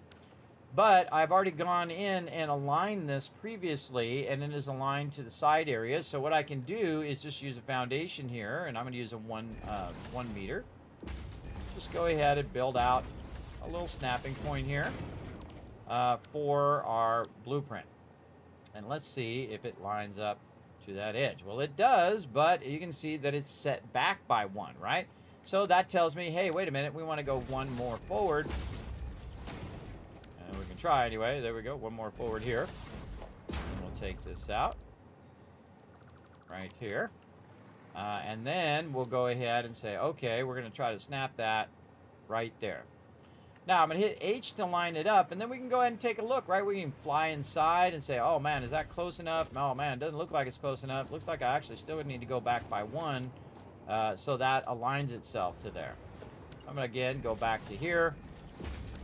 And this is the, you know, your trial and error. You're trying to line the thing up and whatnot. Now, I just happen to know that it is one block ahead, so the way I had it before was perfect. And it is now lined up to the foundation of the extractor. So the extractor is perfectly aligned with the output, not with the world grid. The world grid, I don't care about the world grid right now. What I care about is that that is going to align to the extractor itself, right? And then I just left click, and it's just going to build itself right around the extractor, like so. Very cool. Very cool. Now, we might want to take this out over here. And this over here again, we can readjust all of this. This is just for the template. Over here, we've got some more stuff that we might want to go in and say, okay, we want to revamp this a bit here. Pull those out. We're just using those to get the foundation of it. There we go. Very nice. And now what we want to do is we want to think about our power. Where's our power going to come in? Where are we going to get our power from? Now, I ran that over there, but I could just as easily run one back right over here from over there. And then we're going to run this power just to make it easy for you guys to understand. I'm just going to run it right into this side. And now this is being powered. But the cool thing about this is that this is actually, we can name it whatever we want, right? So I'm going to go 001 concrete. And actually, we'll put a key on there like this for pure. For a pure node, concrete, and how much is it going to produce? 1,200, right there. So again, I just made a system up to number it, and I can glance at it and see exactly what it's doing, right? It is a pure node. It's my very first concrete node, which means it's my one that's going to be running in the dimensional depot. It's going to be extracting at 1,200. And you want to know what your extraction rates are, and that affects everything after that, right? So we want to make sure, though, that it is actually extracting at 1,200, but it's not doing anything right now because it has no power. So we need to run the power. So we ran the power from our central power right to here. We've now got it through our priority switch.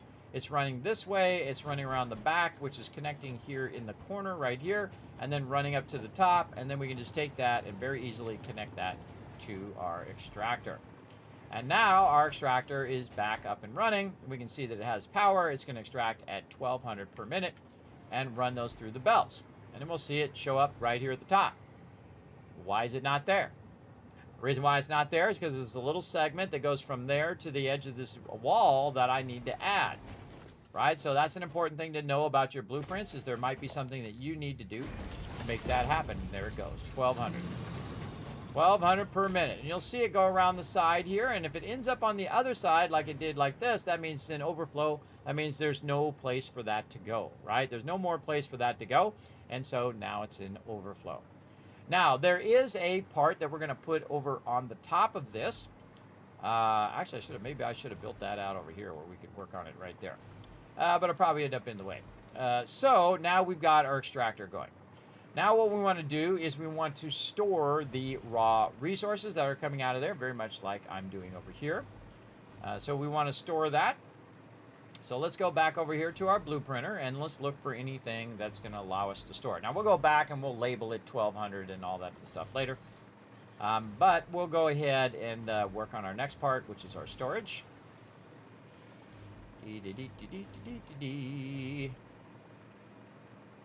Over here.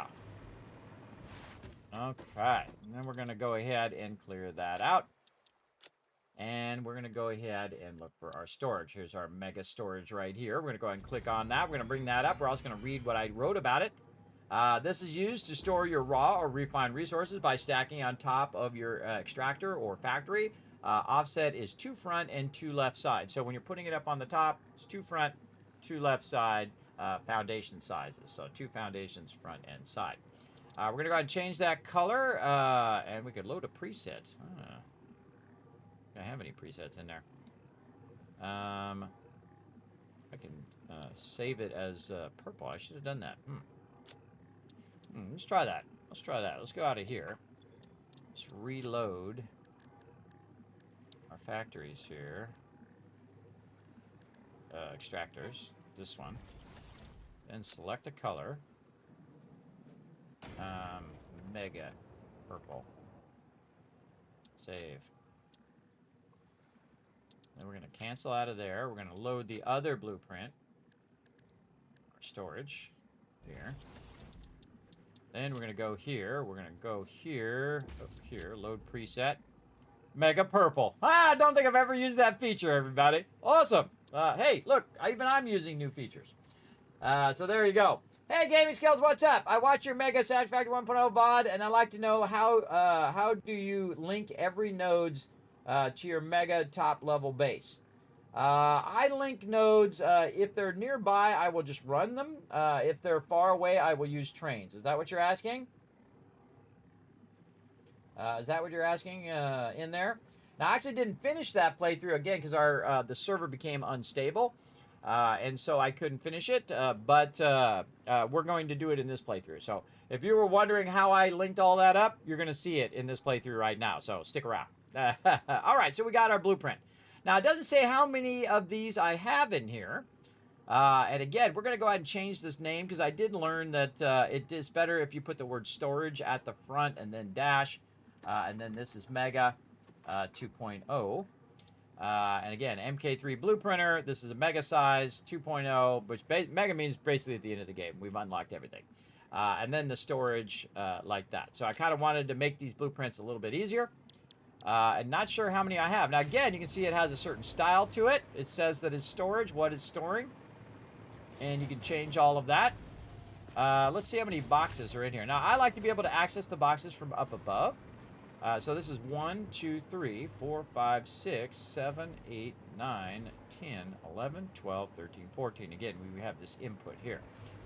So that's 14 storages there. So let's go in and do this. 14 storage. 14 storages. There we go. So less than I have in my other builds because the other ones have like 21 boxes because I maximized it. But that's okay. 14 storages will be fine. We can always get it going. And again, we replaced it, and now we have that thing. Now, by the way, in this particular case, if you change the actual name of it there, it will, if you change the description of it, it will not make another one. If you change the blueprint name, it'll make another one. So be careful when you're changing the blueprint name. But if you're just changing the description, it'll save that. Or if you change the icon or the color, it'll do that. You can also put these in different directories if you want. I rarely ever do. I just leave it in my blueprint directory. All right, I like that. I think, though, that we want to go ahead and change the coloring a bit of this to a nice blue so that this stands out against our other stuff that we're doing. So we're going to go ahead and go with the blue for our storage, kind of like we were doing before. I kind of feel like I wish I had a metallic blue. Did we unlock? Oh, we haven't unlocked all of our materials yet either. Oh, we got to get all that going too. Let's go over here and find our hub hiding underneath all of this spaghetti. And go to our awesome sink. Our awesome shop. And get all of our stuff here. Let's get it all unlocked finally, because normally I don't really need most of this stuff. Customizer. Here we go. All right, we got to get our coupons. We've got 70 of them. All right, that ought to get us started. So we're just going to go ahead and take all these different finishes and throw those in the cart. We're going to get our asphalts. We're going to get our concrete. We're going to get all this stuff. And just throw it in there so we can do all sorts of fun mega building. Concrete walls, our tar roofs, our material roofs. We already got our glass roofs. All right, we got 20 in here. How much we need? 83. Oh, we don't have enough. We don't have enough. Oh, I know how to fix that. All right, we need an awesome sink is what we need. Where is our awesome sink? Over here. Let's see how many tickets we got sitting in here. 62 more. All right, let's print those out. And one thing I start at the very beginning of the game, everybody, is I do start the Awesome Sync going on Quickwire, and I just let that run and run and run. Let's go ahead and also put some of this concrete away over there in my little box for later on. So now we have a lot more tickets. We can go ahead and do buyout. It did remember all of that. 83. I have 132 tickets. Awesome. Again, now we're just ready to buy all this stuff out. Let's see if we buy all of this. How many tickets we're going to need? We are going to need 110. All right, we're good. Let's buy all of that. Buy all. Ada's got something to say. Fix-It does not guarantee improvement of workplace readability, efficiency, or safety with use of these patterns, since the process of deployment is dependent on pioneer skill. Okay. As usual, Ada has been completely useless. All right, let's keep going. Also, we're going to get our catwalks, our industrial catwalks. We're going to get our pillar sets. We're going to get all of our stuff here. We're going to see how many of these we can squeeze into this as well, because we're ready to unlock everything. How many can we get? 45. We've got 22. We got to get some more tickets going on. Now, do I really need any of this stuff? Absolutely not. I really don't. I really don't need any of this, but it is fun to use them for embellishment, especially the new stuff. Structural cable pack. You got a nice beam suspension pack there. Ventilation system. We'll go ahead and get some more tickets later on. We'll add all that stuff later on. I don't think I'm really using any of this. One of the ones I use the most, by the way, is the structural beams, especially the metal beam for alignment of node extraction. But don't really need anything else. I don't think I've even bought the coffee cup this time. Did I buy the coffee cup? I don't remember. Normally, I love running around with a coffee cup, but it does take up one of your slots. So there we go. We got a bunch of lighting that we can use later as well, and we have all of these unlocked, which is what we really need. And I don't think I've ever gone in and unlocked these. Everybody, never unlocked the golden nut or the confusing creature lizard doggo. Never once. Because I've been saving it till this playthrough. This is the one. Will it be on VOD on YouTube? Yes. Every one of my streams is on YouTube. YouTube.com/KismetBP. Hey, Lady Asylum. Thanks for coming in and hanging out. Doing great. We're in an epic part of our playthrough. We're in the part where we are going to go and basically build to our heart's content now. With my mega extractors and all of that other fun stuff. We're going to revise them a bit to our liking as we go. But we want to go ahead and have our different types of colors in our customizer, so we can go in here and customize a bit of this as well. So on these storages, I wanted to have different colors. Notice I have all the materials now. I have special patterns that I could use. As well, like I could put a little storage icon on here if I want. I could actually, I think it's gonna be on the ground if I was gonna put it anywhere. Let's see if we can actually put it on like a sidewall. It doesn't put it on the sidewall, which is a bummer. It's going to put it on the floor, which we could put it right here, I guess. Right there and right here, just to give it a little bit of embellishment. And then when you're going in, it would indicate that it was storage. That doesn't really help.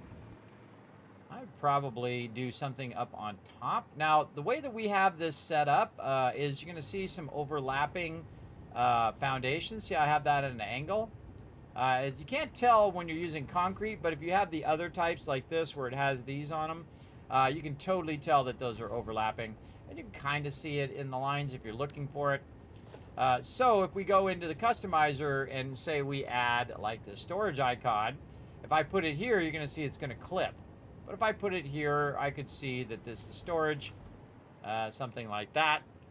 Give me a little indication that that's storage. Now, I don't really need that because what I can do is go in and just, I'm going to middle mouse button this one. We're going to go in the customizer here and just say, you know what, we want concrete. Yeah, or did we do coated concrete?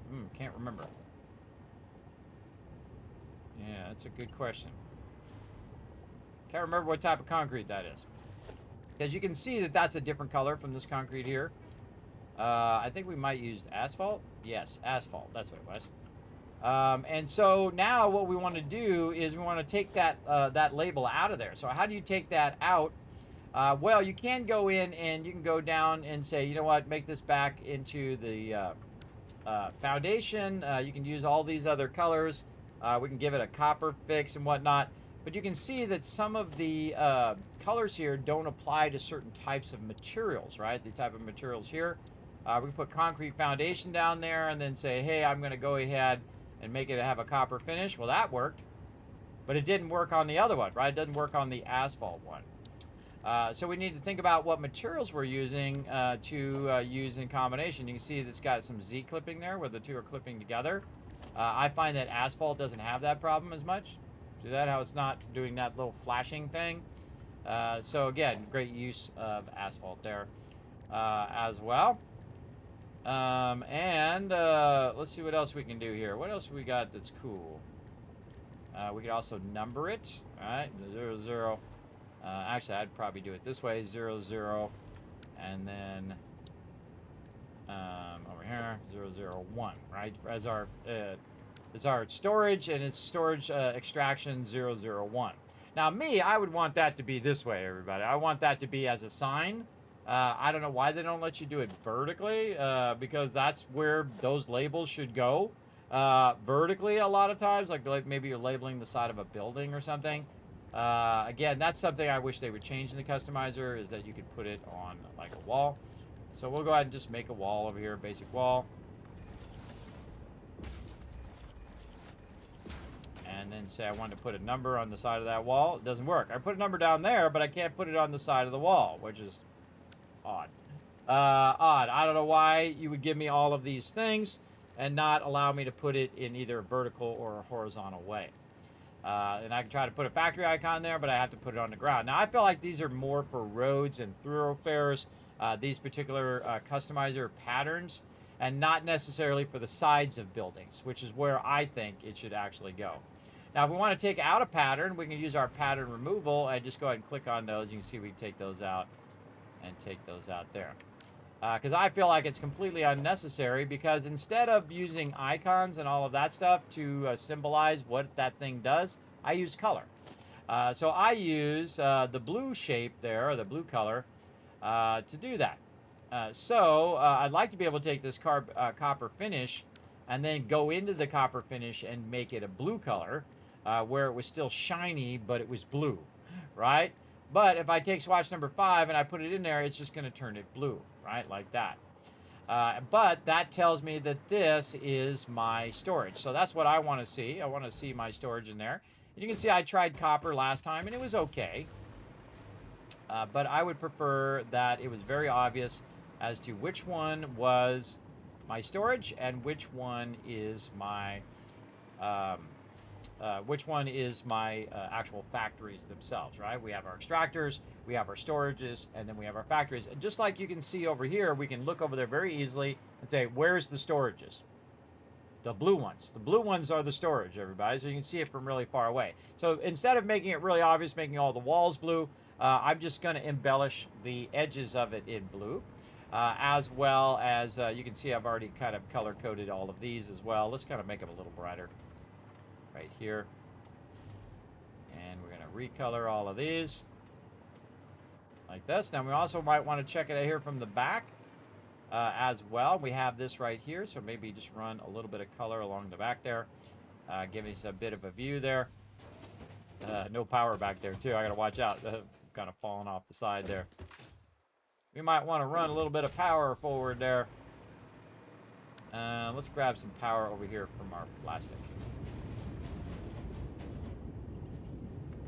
Run this right out over there. There we go. That'll help us work around.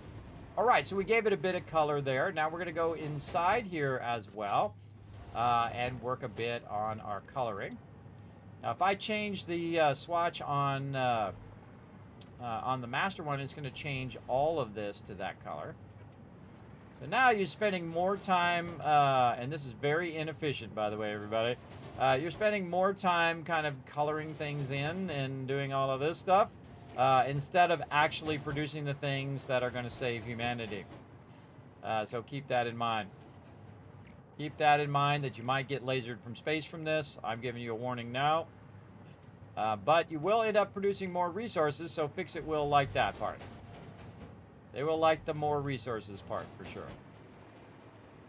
All right, we'll go over here. Again, we're just kind of upgrading the colors of everything.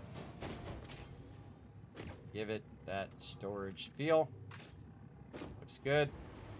And again, we have lots of stuff in between here we want to get. And we'll miss one or two along the way, and we'll end up adjusting it.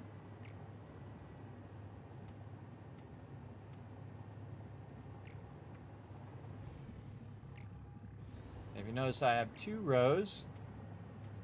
These boxes are double connected, so they can actually, in theory, go to 2400, but it rarely ever runs them both at full speed. So don't be discouraged if that happens, everybody. You're like, well, why is my thing running so slow? Because it rarely ever runs them at full speed. So keep that in mind. And then, again, we're coloring all the stuff in that blue color. You might have noticed right there in the center there was a hole in the floor so it can be fed from down below. I think we got the bulk of that. So that it can be fed, and you can see we have a thing here. So this is going to be fed from down below. Go in here, do all of this, and then actually feed its way up again into the right above where this is, so that it can then feed into the next one and the next one. So you can just keep feeding these forward into the next storage, into the next storage, and so on. So they're built in a modular style. So you can just keep stacking them an infinite amount until you reach the sky. All right, I like that a little better. It's going to be very easy for us to see. We've got it set right now to one big picture and then the name down here. So, of course, this would be this, and then we say limestone as well. So let's go ahead and save that again over the one that we just did. And we're going to go try it out. Let's go. Slide jump. Where are these going? These are going this way.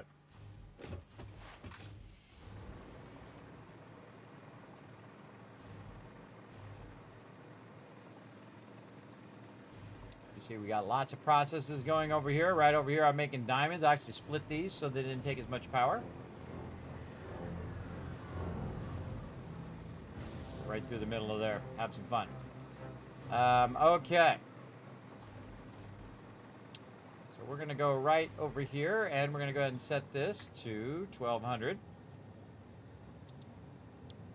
We know that's going to be extracting 1200 there.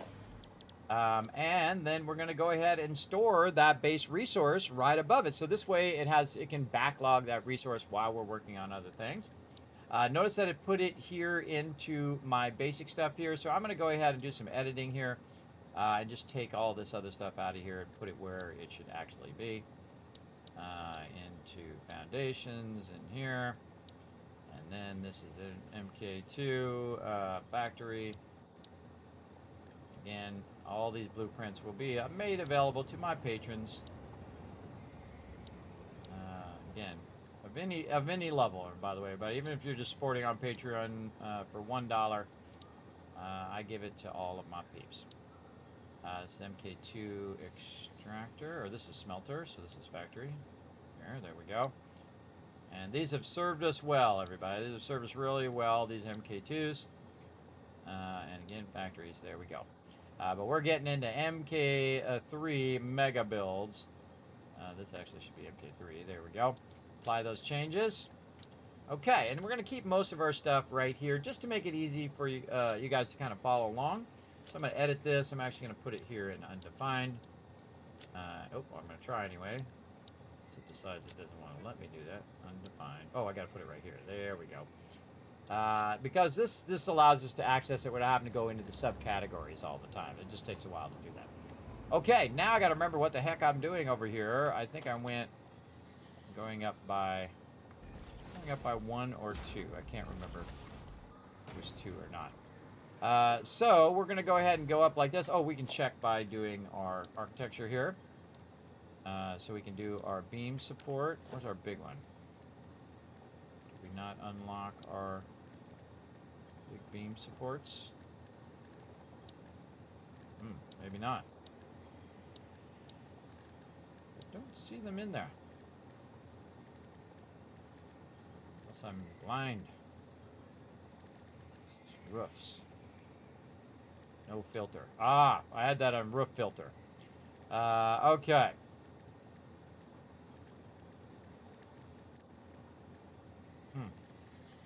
This one, I just unlocked that. All right, let's go look.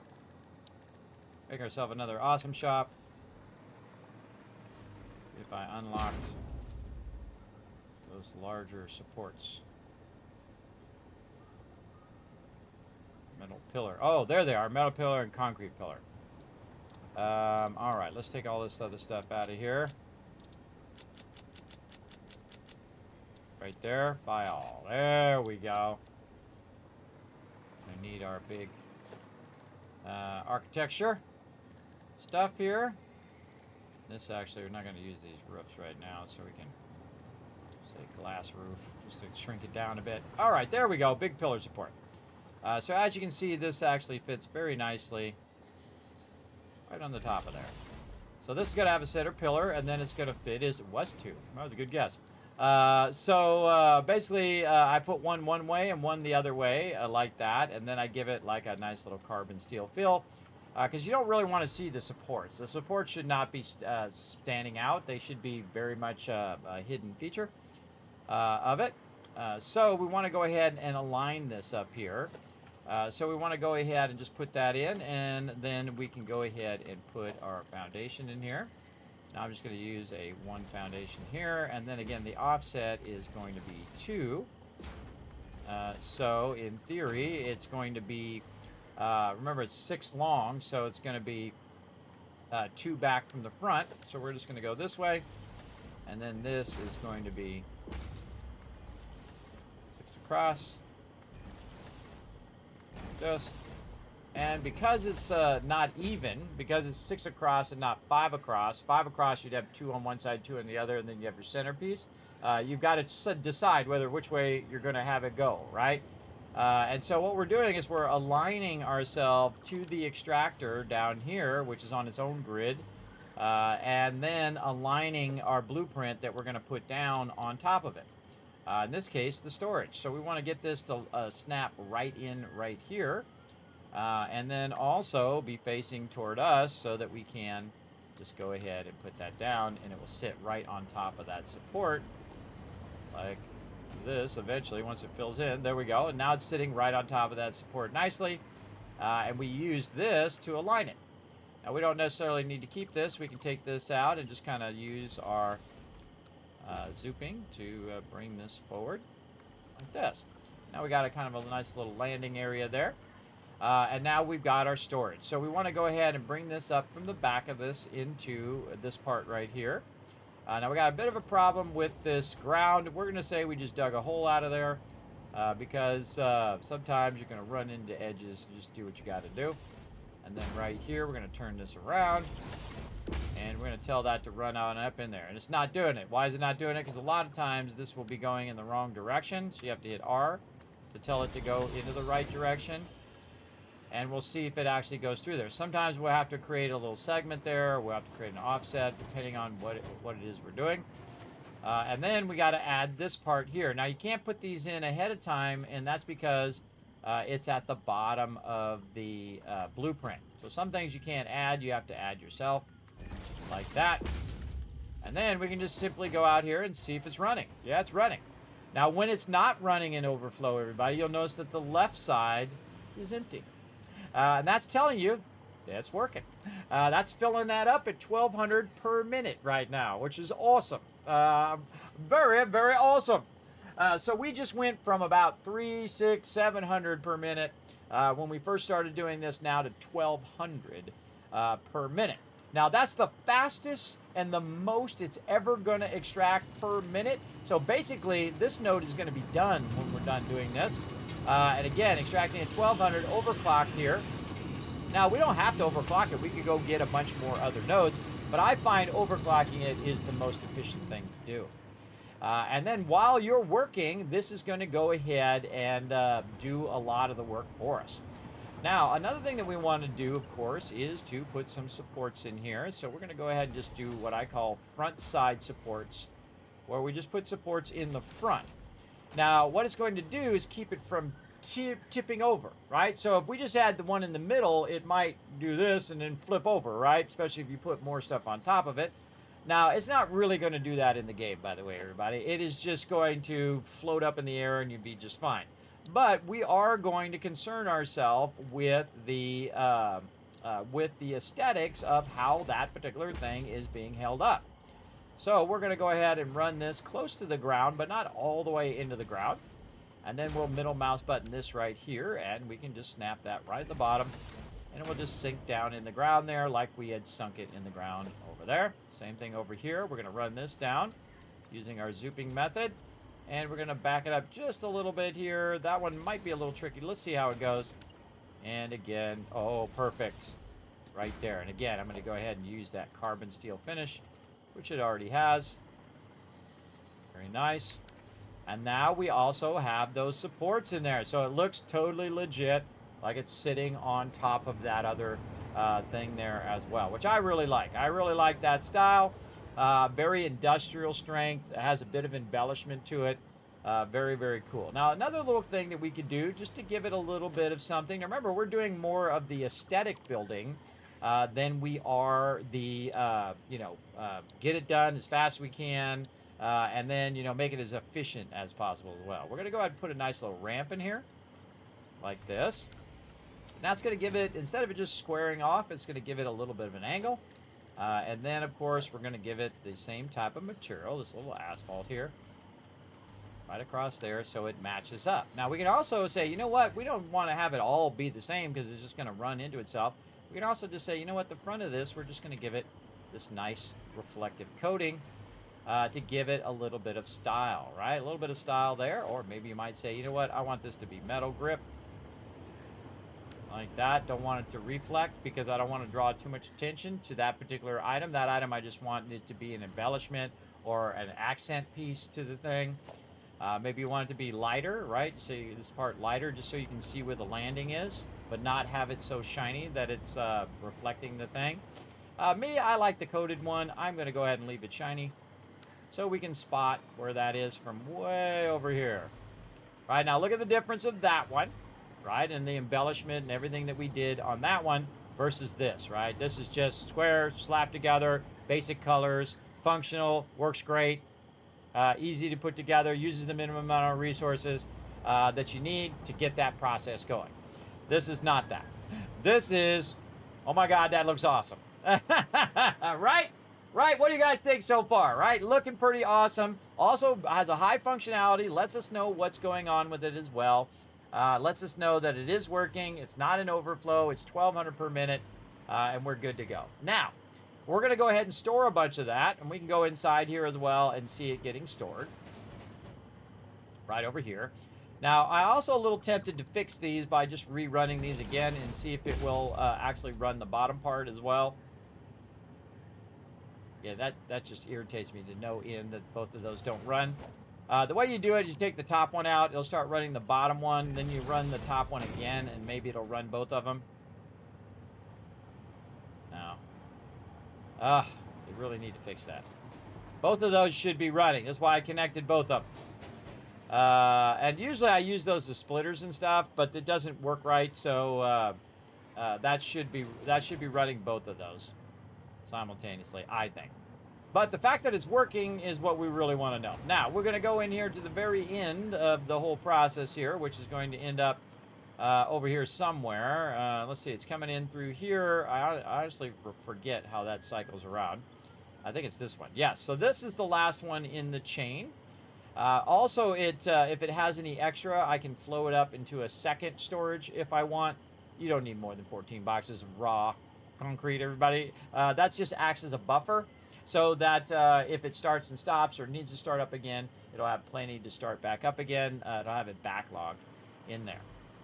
Now, the next thing that we want to do is we want to put the next part of the process on top of it. In the case of concrete, what you're going to do is you're going to take the limestone, and basically convert it into concrete. And you don't need smelting to do that, right? You just need your machines, your constructors to do it. So we're going to go ahead and do this, and we're going to say 001 limestone right here. So we're going to call that 001 limestone storage. There we go. Easy, right? So now we can see exactly what's going on with that. So we're going to go ahead and let that run. I feel like I want to move my blueprinter over here, though, because we're going to be fooling around with some stuff. Let's go ahead and move it over to this side. We're going to bring this up just a bit. And then we're going to throw some of these down. It'll let me do it. I got to get on this side to line it up.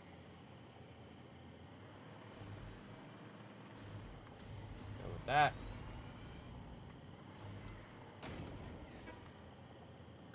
All right, I want to set it off to the side, though, so it's kind of out of the way. These high-end resources are fairly rare at this point because I'm still making those high-end resources. And I don't want to have to go back and forth every single time I want to change the blueprinter. There's another thing that, if you haven't played the game all that much, is that the blueprinter is universal. So no matter where you have the blueprinter, you can do those blueprints wherever you're at, right? So I move the blueprinter wherever I'm working versus me running back, and I'm doing it as a purpose so you can see I'm running back and forth, versus me running back and doing it all the time. So we're going to clear that. And again, I don't need that many blueprinters just laying around, so I just take this one out, take the resources, run it over to where I'm working, and now keep doing that. Though I can make many of these if I really wanted to. Wow, 2 hours have gone by, really? Already? Holy mackerel. That's the fastest 2 hours ever. That means you're having fun, everybody. That means you're enjoying what you're doing when time goes by that fast. And so that's what we've gotten done in 2 hours, everybody. An extractor and a thing. I'll tell you. Do it. Again, I'll show you a secret over here, everybody, so you can put stuff down even if it doesn't fit on here. All you have to do is hit H for your hologram mode. I'm actually going to line this up. Let's line it up this way a little bit. I'm going to line it up to the actual grid itself.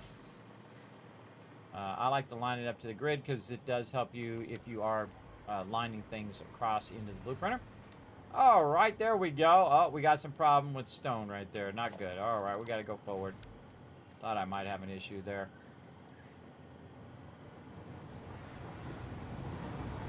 It's in my blueprinter. Bring it forward just a bit so it's not going through that rock up there. Perfect. All right. Now, the next thing we need is the ability to convert this into our stuff. Now, if you want to see me build these blueprints, everybody, you can go see that in my 1.0 playthrough. You can see me build all this stuff from scratch. But since we had already built it before, I'm not going to repeat that again. You guys can always go back and watch that. But we will be building some new stuff later on, some new blueprints that go along with this stuff. But I'm just going to be using these so you can get the general gist of it. Okay, so wire mega constructor. So we had figured out that one of these, I think it was the wire one, was one of the later ones. Where did that wire one go? Oh, that was our constructors here. Let's see. Let's go mega constructor setup. Let's try that one. Again, I had added the things in the front. That's not it. That's not it. Again, factories, mega level. Let's try quick wire.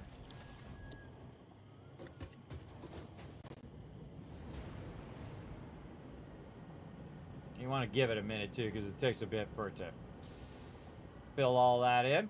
There we go. All right, there's our quick wire production. And again, we'll go in here and we'll take a look. We got all of our level 6 belts in here. Looking pretty good. And we have this layout set up in such a way where we can, again, run this up from down below. It runs in there, and then it can chain to another factory up above, and you can chain them as many as you need. So let's go ahead and take a look at the description of this and see what I wrote. First thing we're going to do, though, is use our Mega Purple. There we go. 7 constructors set to produce quick wire from Deuterium Ignites. We can always change that to whatever we want. So we're going to go ahead and start with constructor. And this MK3, as a matter of fact, and it's mega. Yeah, and again, you can just use the same constructor over and over again. That's what I like to do. I like to have a single blueprint that I can use for any process, right? So I can just change this from QuickWire to whatever I want. So we're going to, instead of making different ones for different types of processes, we're going to make one that we're going to use for whatever process that we want, because we can just simply go in and change it, which is much faster than making separate ones for all of it, I find. To produce anything done in the constructors. 7 constructors you can change. There we go. You can change to anything you need. There we go. You always want to put the amount so that you have that ability to calculate how much you need. So we're going to go ahead and do constructor MK3 mega. MK3 stands for the blueprint size, so it's 6x6, and then mega. That means that I've gone in and embellished it and gave it various colors and whatnot. Okay, so for our production, we are actually going to change this color again. And again, we tried different colors last time. I'm going to go ahead and go with our nice orange here. It's more yellow right now. A lighter orange, and that's going to tell us that's our production.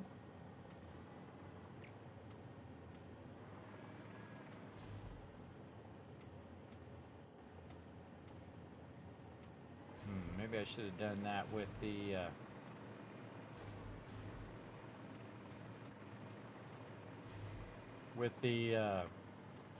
storage. Done that edge. Oh, another thing I just realized, we need to fix these inputs and outputs too.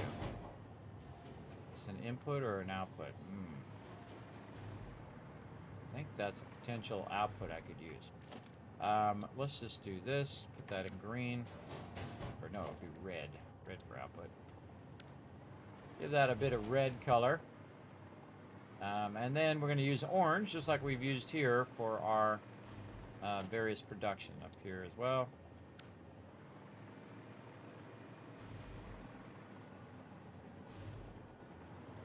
Okay, and we're going to take the word QuickWire out of there so we don't have to type that in every single time. Production, and then we'll just change this to our whatever the most basic thing is that we're going to do. Like in this case, it's going to be concrete. This. And then we'll want to go in and convert these into concrete. Now we can also use different color for it, like we can go in and say we're going to make this yellow in here, or we can set it back to its default orange up here. Factory swatch.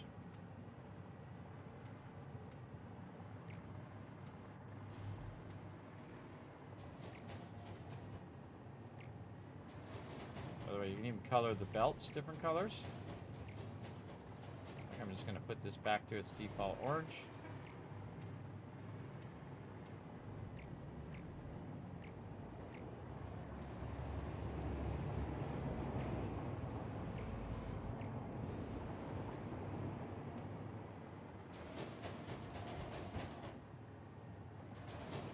I think I got most of it. All right. Yeah, and say one time you might want to turn it one color, and the next time you want to turn another color. All right. So we got that production. Going good. Like it, like it. And I kind of feel like I wanted to go around and maybe embellish this side here with, we'll see how I like it first. This kind of color down the side. To the front here.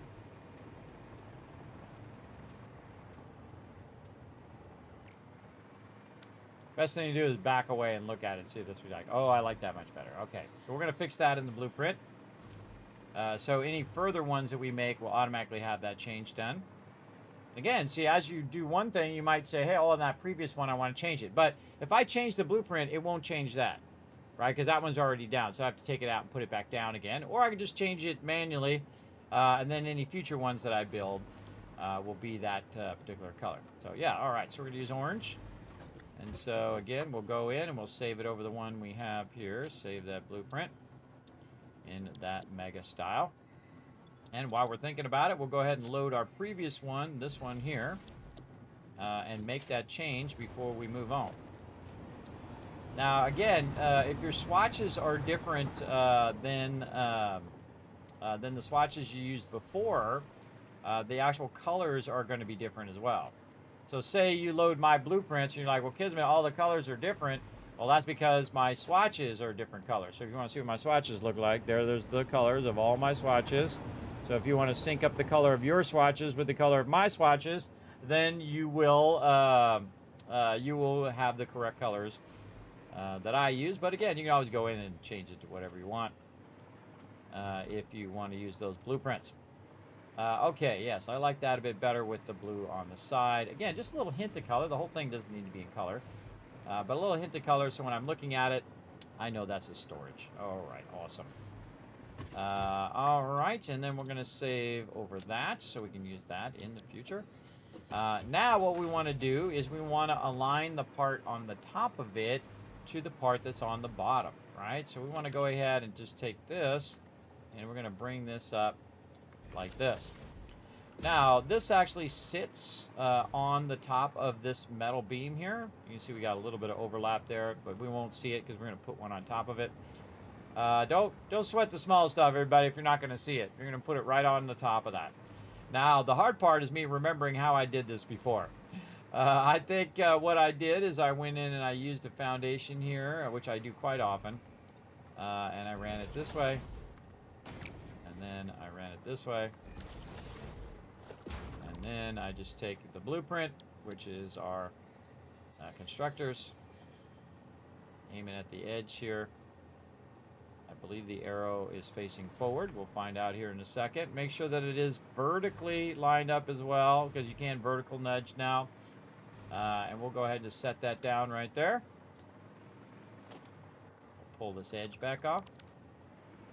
And that should sit right on top of that. Oh man, I'm good at my job. Look at that. Beautifully sits right on top of that other one. You can see the inputs. And I don't have the inputs exactly lined up because there is some times in which I will run the inputs in certain directions for a reason. We'll get into all of that later. But there we go. So now we have all of this in here. And again, some of these will actually feed down or up based on what we need. But right now, what we want to do is we want to feed this up right here, and we want to make sure it's in the right direction. Feed this up from down there into the actual production so that we can produce whatever it is we want to produce. In this case, I want to go ahead and change this to concrete, and then we're going to copy it right here. Now, I personally think you should open up each and every one of these before you paste it, because then it gives you the peace of mind of seeing that it actually changes that thing, because sometimes it doesn't do it. There we go. Okay, all of those lined up and looking good. Again, we could squeeze this in closer and maximize it and whatnot. We don't care about that, everybody. We got plenty of space, everybody. We got the whole entire world to build in of whatever you want to do. We want it to look nice, be airy. Think about the actual human being that's going to be running through the factory as well and checking on everything and making sure everything's working. It is fun to work with efficiency and try to get it really jammed together space-wise. I've done that many times, and I find in the end I prefer a nice open setup like this. Okay, so concrete again right in here. Now, what we need to do is we need to figure out how many we have, right? We're going to just physically count them, even though we already know what it is because we wrote it on the blueprint, but we're going to physically count them. 1, 2, 3. Then on this side, 4, 5, and 6, and 7, right? So over here, 1, 2, 3, 4, 5, 6, 7. So we have a total of 7. And when we run that in, we're going to need 7 times 45, right? So what is 7 times 45? Well, we can just go into our quick search. We can say 7 times 45 is 315. Now, we're making just ever slightly, extracting ever so slightly more than 315. So we want to do the opposite calculation. Well, we take 1,200 and we divide it by how many constructors that we have, which is 7. And then what it's going to do is it's going to say, hey, we need a crazy ton of this thing. But it's actually incorrect, because remember that you always divide the 7 here by the 1,200, and that actually will give you a totally different one, right? So notice the difference in the number, right? So it's an offset number. It's 5.833 versus 1,200 when you divide this way, right? Now you're really supposed to divide the larger number by the smaller number. In this case, so it says that I need 171 of these to use it, but this is actually not really the calculation that you need. What you need is you actually need to know what your extraction was, right? So the calculation we just did, 7 times 45 is what you need, right? So you need 315. So it's really 1,200 divided by 315, and that tells you 3.8. That tells you that basically I need 3.8 of these factories. I need basically 4 of them, right? I need 4 of these things to maximize and produce every bit of this limestone into concrete. Now, if you notice that it has 3.8, meaning that there is extra ones that are going to be produced. And so because it is at that amount, it's not really going to utilize all of those machines. It's going to use just as many as it needs to do 1,200. And it will never need those other machines, by the way, because the belt can never go faster than 1,200. I can split it and say, oh, I want to take it and run it this way or that way, but it doesn't matter. It's never going to go faster than 1,200 coming out of there. Now, if I bring it from another factory, well, then I can run it faster, but I don't really need to do that. This particular one here is going to do it. Now, there's another way to calculate it as well. We can just take 1,200 and divide it by 45. And that tells us that we need 26.7. We'll round it up. 26.7, or we'll just round it up even more so, and just call it 27 of these machines. Which means if we're doing it on an even number, right, say we're making 30 of them, that we would have 3 extra, right? We'd have 3 extra constructors that we don't need. So in this case, we need basically 27 of them, roughly, because we're going to round it up just a little bit. So we take 27 of them, right, and we divide it by 7 per factory. Now we still need 4 factories. So those numbers all equal the same, no matter which way you calculate it, one way or the other way. Really, the end result is how many of these do I need to build to do all of the concrete at the same time, right, to maximize my production and use up 100% of the stuff that's being produced. Now, I do have a backlog of it. And that backlog acts as a cache. So if I lose power and it has to start back up again, well, guess what? It's already got some. It can then just go ahead and do it. And that's that 12 boxes deep or 14 boxes deep that we have as basically a buffer for that. So basically, we need 4 of these factories. So we're going to build 4 of them right now. Here we go. We're going to go ahead and take this and again run this up like this, and then we'll take a nice foundation here, or scroll up our 1 mil. Up a little higher, please. Right over there. Oh, that is not sitting on that wall.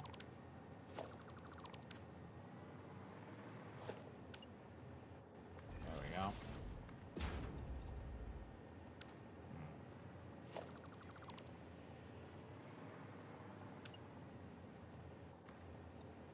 Should line up. There we go. All right. Wasn't lining up to the top of that. Make sure that lines up. And then we can do this. Now, we know we're going to need 3 more of these.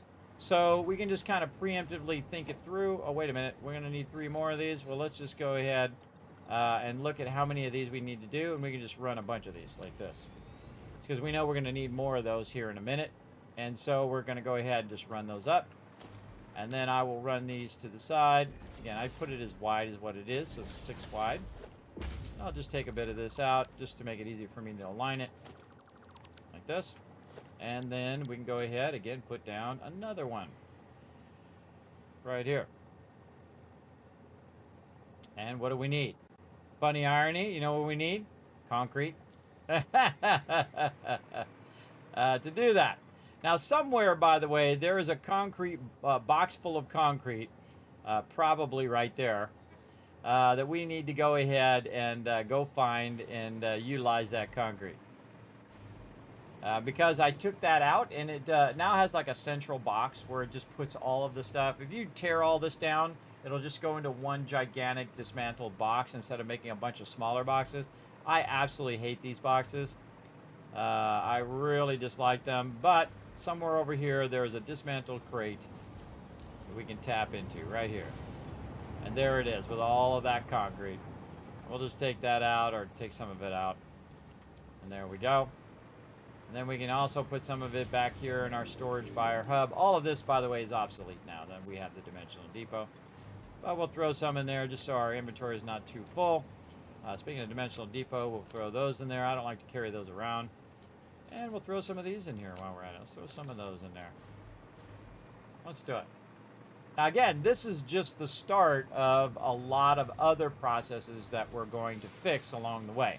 Now I'm going to kind of explain the first one and show you why I'm doing what I'm going to do. And then we're just going to go to it. Meaning that we're just going to start building up all of this extraction to its maximum degree. Because that's what we want to do. Now this is where our base is going to be. So a lot of these towers that I'm building are on that basis, right? Are on that. And I'm what's known as feeding from the bottom, right? So I'm feeding from the bottom and it's going to work its way up to the top. I could also do the reverse and feed it downwards, where I could feed it down, feed the raw ore up to the top, where it would be the storage, and then it would go down to production, and then go down to the next process and so on, and work its way down so I don't have to go to the top to get the resource. But it doesn't matter because this particular resource is dedicated to one process and one process only. And that is to produce concrete and put that concrete in the dimensional depot. That's it. That's all that it's going to do. And that's all that it needs to do. Because that is a very important part of the process that I'm doing. That has that automatically running in the dimensional depot. All right, awesome. I always think it's funny when the thing you're trying to make is the thing that it needs to make the thing. I just find that funny. All right, here we go. Another thing of constructors. There we go. Right up like that. Okay, and then right here, we're going to need another row. Actually, we should probably do this off the top of the one, just so we can make sure that we got this all aligned. Again, all I need to do is take this one, run this up until it lines to the top. Probably smarter to do it this way, just so I know it's going to perfectly align. It's aligned to the actual blueprint itself. And then another one right over here. I'm aiming at the edge, hitting H for blueprint. And there's another one. And so what I would do is I would call this right here 0, 1. Or actually, we can call it A.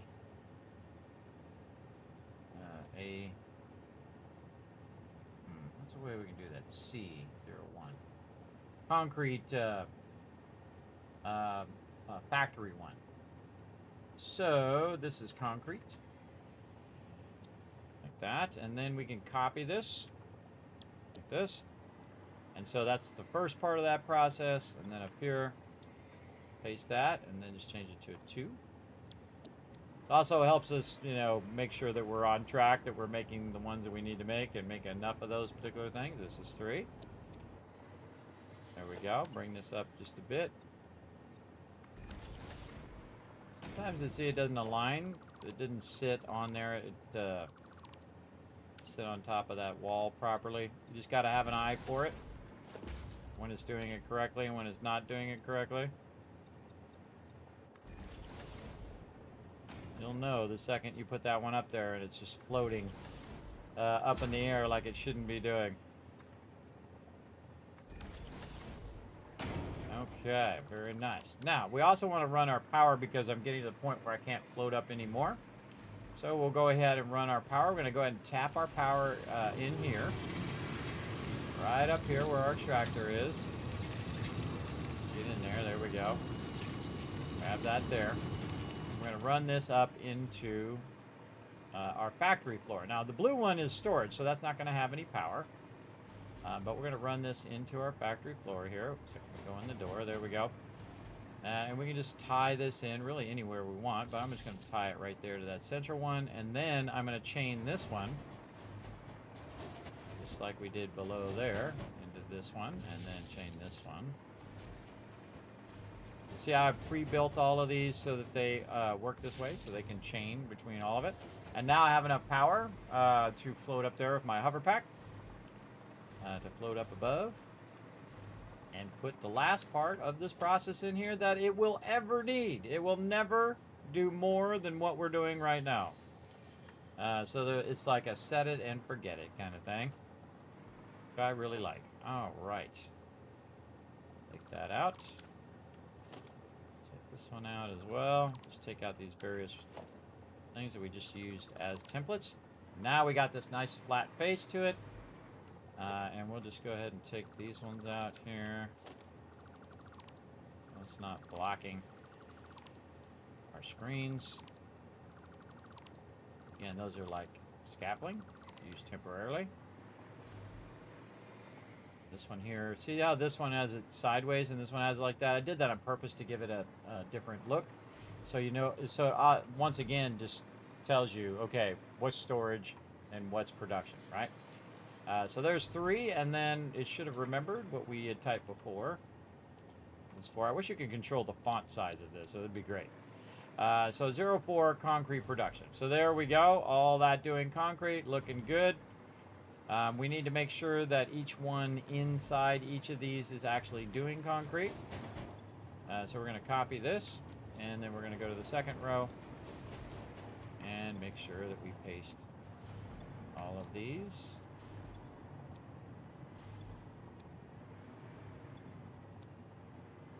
I like to use a universal one. It's pretty easy for me to just go in and copy paste that in. I also find this very relaxing, by the way. This game is very relaxing in the fact that there's no, like, you know, timer ticking saying, oh my god, you got to get it done by this time, hurry, hurry, hurry. You can just take your time, build it however you want, embellish it as much as you want. You can do your own thing, everybody. It's really fun. Really, really fun. And over here. Now, we'll also double check this later by looking at the all of the power connectors. And if any of those are red or if they're yellow, whatever it is, it'll let us know as well. Right now, we can see they're red. And by the way, I can just get up on top here and I can see that they're red. That's why I have them like that, so I can just quick look at all of them and say, oh, why are they red? Well, they're red right now because the priority switch that's way at the bottom down there should be connected through here and connected up through all of this. And there's nothing really running into here to do anything, right? There's no limestone in there. But it doesn't say it doesn't have power. You can see it's just idle, waiting for power.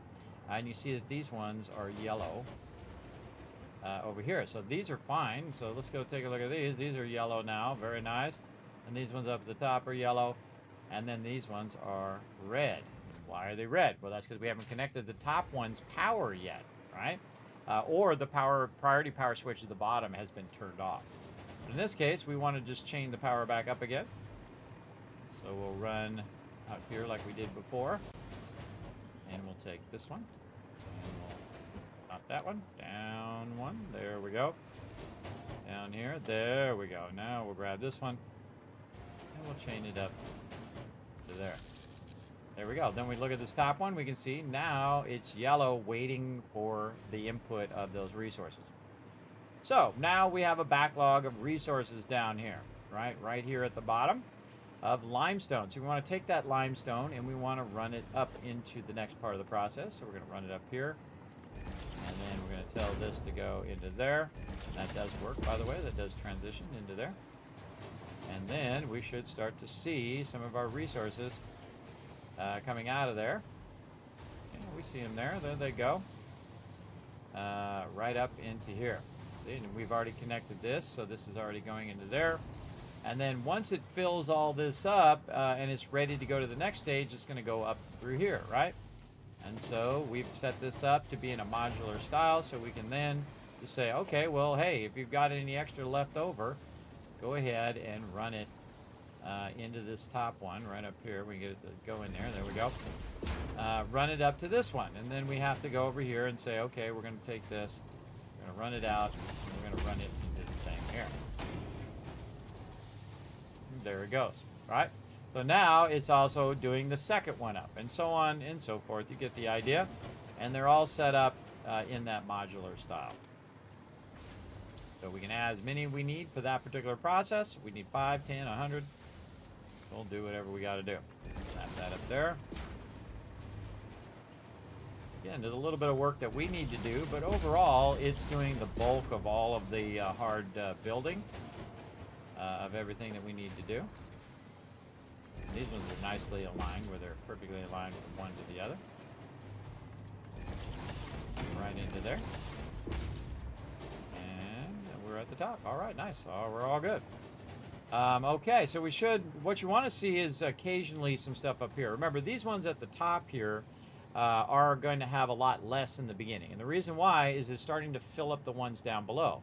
And as it fills up those, it will then fill up the ones on the next level and the next level until this one starts having a lot more here at the top, because those ones will be in overflow. Now, I'm not actually outputting the concrete anywhere yet.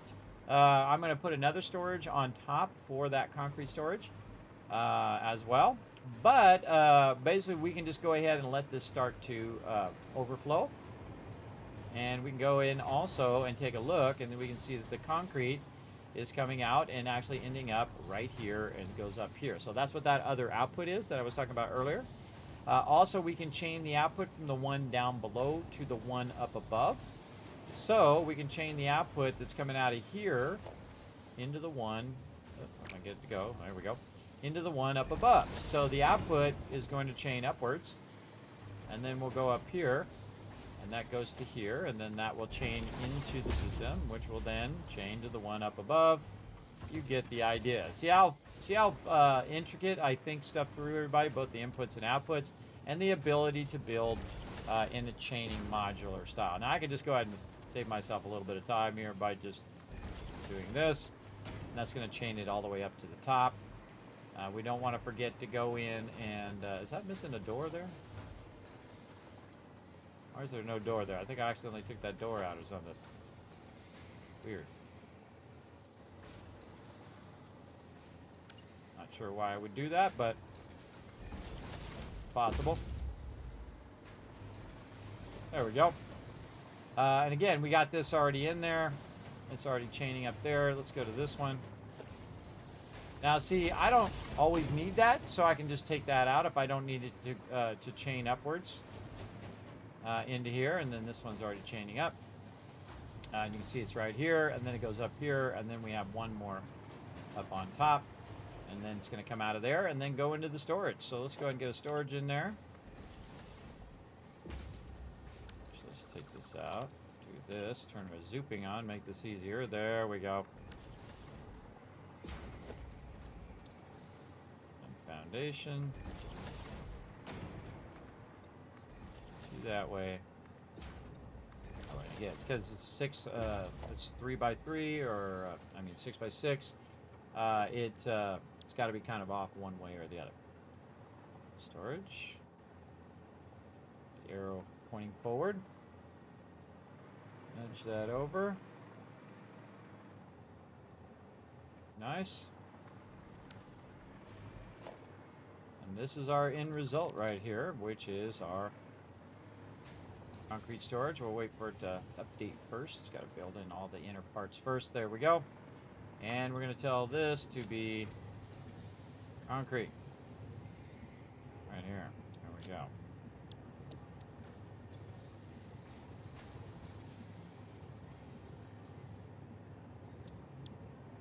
Concrete storage. There we go. We're going to take these out.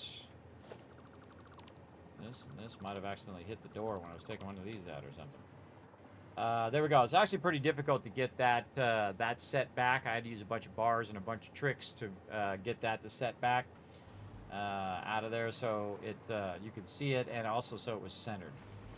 Again, you can see that on my previous stream as well. People can make their own spaghetti factory. Exactly. I got some spaghetti down here if you get hungry. It's some tasty chaos, or delicious chaos, as I named this stream. Delicious chaos, everybody. All right. Now, we got that, and we got it all chaining between here. The output's chaining all the way up here. Now what we want to do, of course, is to get it into the storage. So we're going to just go like this. We're going to take this, and we're going to run this up like this. And now we can cross-connect those. This has to go in the right direction, though. That would be helpful. Now we'll see that concrete going across here. If we did it correct. There it is. All right. Awesome. Now all we got to do is just add a little part right here to bring it up through the floor, and it will backlog a tremendous amount of finished concrete. Get this to snap. There we go. And how will we know it's working? All we have to do is look on the belts. Oh, it's doing its thing. Now I can go and redistribute this out. That's why I have it like this, in case I want to run it to another process. I can then run it from another process from here. I can also split it to multiple processes and whatnot, so I've kind of built in that functionality. Also built in the function of the doors opening and closing. I also got the big doors too. We'll play around with those later. But the final output is going to end up in one of these boxes, right? So we want to look and see, okay, it's going to be this one right here. It's going to put all this in here. In fact, I can put a lot of that concrete already in there. Just take a little bit back for me. And then that's going to do its thing. Now, the ultimate output of this particular factory is not necessarily the boxes. It is also the dimensional depots.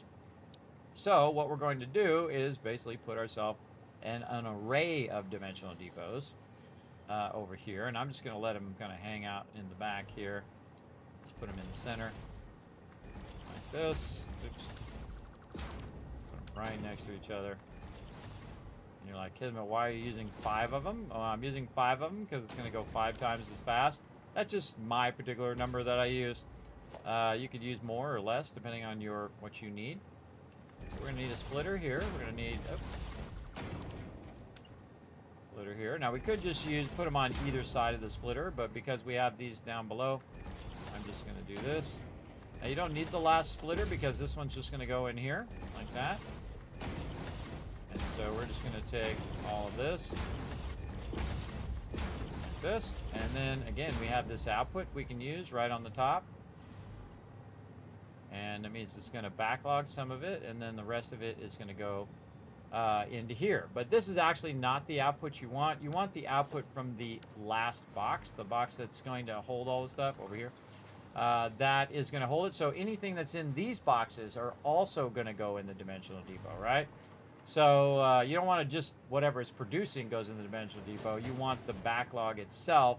This way it's going to start it up. And so that's this right here. So this goes through here and is being fed down in here and being refed up above. But we can cut this off and just say, hey, I just want this to go to the dimensional depot. That's pretty much its next process instead of being cycled back into the thing here. Which is what it's doing. So we can go ahead and just say, you know what, I want this to come out of here and run out that way. There we go. And so I don't even need this upper part, so I can remove that if I want. If I want to save the extra parts, we're not going to do it in this playthrough, but we totally could. So we don't want this to be this way, right? We want this to be the other way. Then we'll hit F and G to just get these, and then G on those to just get those. We take all that out at the same time. And so we want to, and this is why I have this little lip back here, by the way. So I can actually turn them this way. Like this. And we'll just throw them all in here. 2, 3, 4, 5.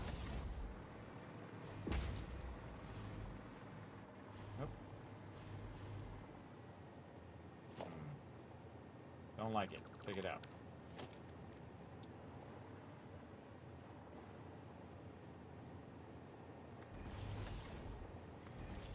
They weren't snapping very well.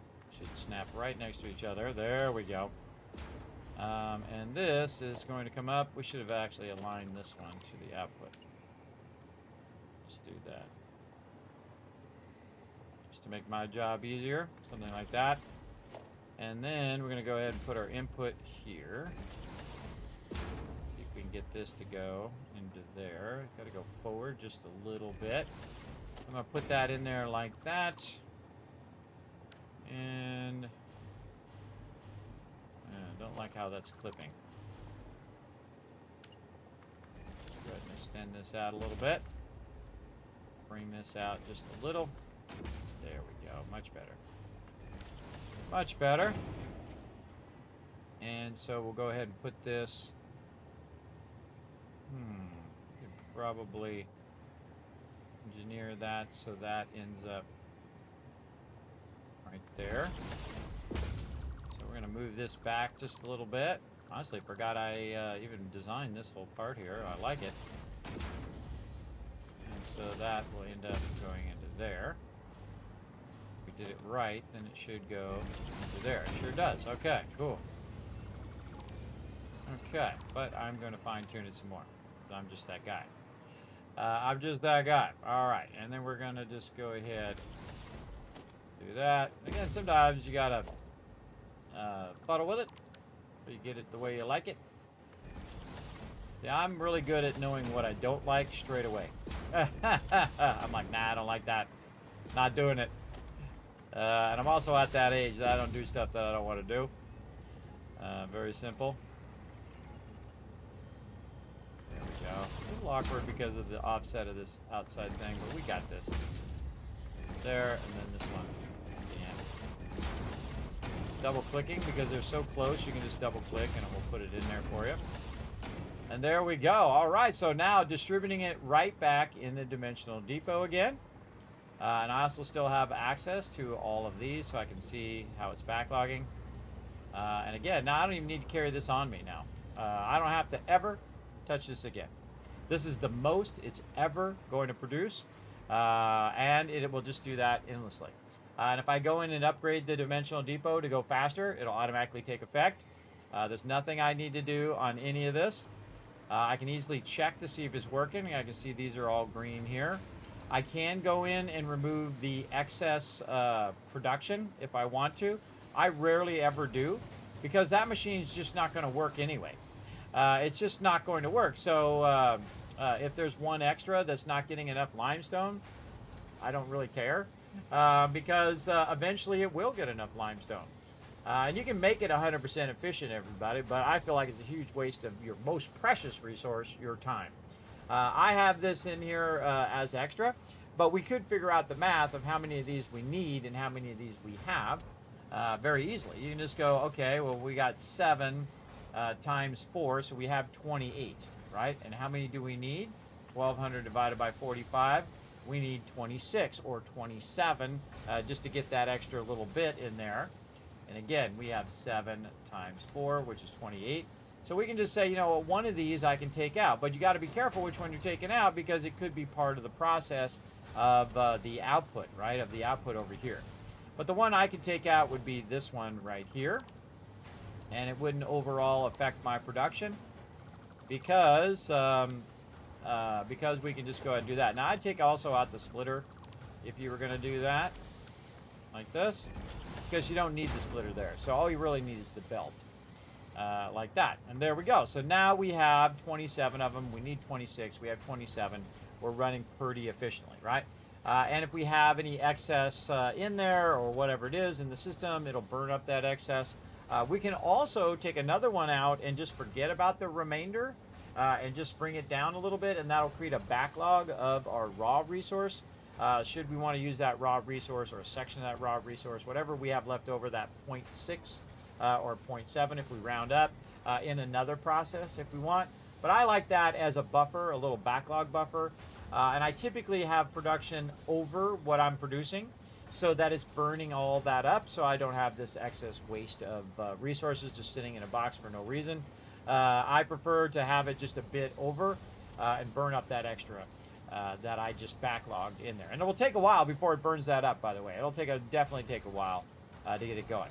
Now, how much concrete am I now producing in this location? And if we round up just a little bit to 27, we can go ahead and say it's 27 of these times 15 is the output. We're producing 405 concrete every minute. Every minute we're producing that because the output of this is 15 per, right? So 405 concrete every minute in here roughly. Now again, if we didn't want to do the remainder, if we just wanted to do say 26, right? Again, we take 1200 and divide by 45, that gives us 26.6. That's how many machines we need. But if we just take 26 and times it times 15, that's almost 400. So 390 is the actual for sure. We know we're producing that. Now, again, if we round it up, 27 times 15 is 405. Now I just call it 400. Just round it off, producing 400 concrete roughly. Right over there. So that's much better than before, because before when we were extracting, we were using like level 3 belts, and those level 3 belts go pretty slow, and it was 270 resources per minute. So if we take 270 and we divide that by 45, that's like 6 machines. That's like one of the factories. Now we have 4 factories. So that basically means we're producing 4 times the amount roughly than we were before, right? So now we're producing a massive amount of concrete that we would never have to touch again. That is done. It's very rare do you ever say that in a factory game, everybody, that is done, that you never have to touch that again. And that is my goal for each and every process, that each and every process has its own end result, right? That's all you need to do. Very easily stack that up. Look how nice that looks too. It turns out so good. And we can see very easily where the production is, where the storage is. If we do need concrete, we can come over here and we can grab it if we want. But I should never have to touch this again, and I shouldn't have to come over here and grab concrete. I shouldn't have to pick it up and grab it. Look at that. It's going in the dimensional depot. It's already filled it back up again. Remember, we used up all of the concrete in the dimensional depot because it said there was none left. And now it's already put 1,400 in there just in the time that we've been talking. So that's what we want to do. We want to have that in every single process so that we never have to actually have a central storage. And you don't have to have central storage anymore. You can use the dimensional depot for building. Now, when you are trying to distribute resources, then that's a different thing. That's like warehousing your resources, right? So you're warehousing a ton of coal to be used in your power production, right? So you're producing a ton of stuff. Now, speaking of power production, we did add a lot more machines. So it's going to boost our power production, what we're using out of our power. But right now, I am basically using 13,000 power, and I'm at the end of the game. And I could finish the game with max capacity of 21,750. And you see people, man, I have 100,000 power. I have 500,000 power. Why? I finished the game with 21,000. I think that's way more impressive than having 500,000 power that you don't need. I think it's more impressive to do it so efficiently that Fixit themselves have appointed me your official Fixit corporate trainer. So thanks for coming in and hanging out, and I appreciate you. I'm going to show you all my gaming secrets right up here in the Kismet channel. How high is your mega base? We're just getting started. We're just getting done. People can make their own spaghetti factory. Absolutely. They can do whatever they want because it's their game. I have a question, kids. Have you ever tried doing a dimensional depot blueprint for larger production lines, reduce storage? If you would, suggest how many is just per blueprint. I do not use the dimensional depots in blueprints. You know why I don't do that? Is because you don't always have the dimensional depot Mercer spheres, and if you don't have it, you can't put the blueprint down at all. I always add those after. I might leave a space for them. A great way of doing that is in your storage itself. And I can't remember if I did it in this storage or not. I've done it in other storages. But you can leave a spot by putting a half storage at the end, and then you put the dimensional depot at the top, so you can use one of the outputs to go into the dimensional depot. You'll see, I think I have that in another blueprint. But you get to the final one, which would be this one, I think right here. I think this is the final one. One of these is the final one. Oh, I got to go up at the top. It's over here on this one. So you get to the final one, and again, you make it where it can still go through, but the top part is empty. And then you put the dimensional depot in there, and what it will do is it'll feed from here into the dimensional depot at the top, and then still go through if you need to go through to another process. So you can basically just put it as part of it. Now, most processes, you need one dimensional depot. That's it. That's all you need. But the ones that you use the most, like concrete, I would say at least 5. And then, of course, when you upgrade your MAM, then maybe less if you have it maxed upgrade. Maybe less. I don't think so, personally. I personally want that to go in there as fast as it possibly can. And you can see that it's almost refilled it. And I don't even have my dimensional depots that upgraded, just a couple. Just a couple, because I like to use the immersive spheres for the dimensional depot versus upgrading the immersive sphere dimensional depot. You'll know what I mean here in a second when we go back to our MAM. All right, so again, that concrete process now looking way cooler, way better than our little boxes that we used before. And it is done. That's it. I never have to touch that again. I just leave it. It'll do its job, which is to put that concrete at 5 times speed in the dimensional depot. Very awesome. And you saw how quickly I did that too, with only 3 blueprints. And I can do that process over and over and over again, and you see I will. I'll use it over and over and over, and that's the real efficient thing, everybody. If you can make one or a group of blueprints that you can just use as a modular style, where you can just keep using it and say, oh, I need 3 of these, I need 4 of these factories, I need 10 of these factories, and you can just do them over and over and over again. Easy mode. That's the most efficient way of building out factories, I believe, where you can build them in segments. And you can see we've opened up everything here, and we're now working on our high-end blueprints. We got to go to the MAM is where we're going, right over here.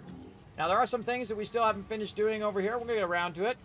What do we need? We need some alien DNA and some stuff over there. All right, let's go ahead and work a bit on our MAM here. We're going to go ahead and add this to our to-do list. We're going to need some crystal oscillators. And over here, we have a bunch of just rando stuff that I threw in here. Alien DNA capsules. Honestly, I can't remember. I make those so infrequently. What we got down here? DNA capsules right here. Let's make some. I mean, we need 10. Look how many remains that we have. We have a lot. Let's see. Let's make some spitter ones. Again, I only make as much as I need in the moment. There we go.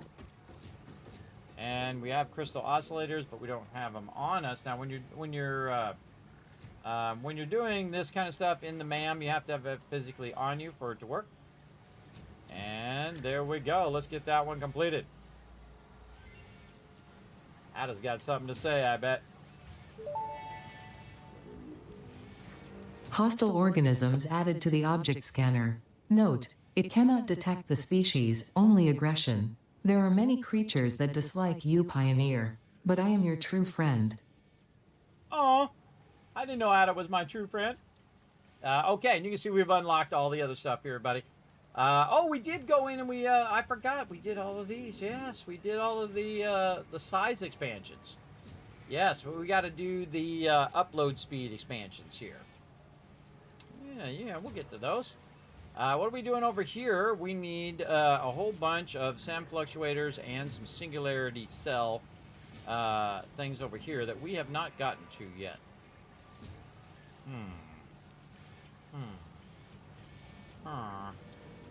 We really need it right now. I don't think we really need those anyway. Any of this stuff that we actually need? No. Maybe later. Not really. These are just for fun. Later. Power slugs. Yes, these are synthetic power shards. These we can do. Alright, let's do that. And we need power shards, so we're just going to take power shards here, get those out. What else? Crystals. We got a bunch of those in the Dimensional Depot. And quartz crystal right here. 4 quartz crystal. There we go. Okay, again, remember you gotta have it on your character. What? Power slugs. Synthetic power shards. Which is awesome. You got more to say. Research completed. Synthetic power shard recipe unlocked. Exchanging regular exercise and filtered fresh air with automation is just the kind of progress Fixit likes to see. Oh, well, thank you. All right, look at all these things I'm neglecting over here, but I could have done this forever ago. Modular frames. All right, again, this is what's so cool about the Dimensional Depot is when I need the stuff, I can just pull it out of the Dimensional Depot, put it in my inventory, and then do all these MAM things. Now, obviously, I haven't needed it all this time. Oh, I need 100. I haven't needed it all this time, and I'm at the end of the game. I could just finish the game if I wanted to. But we're going to do some mega building.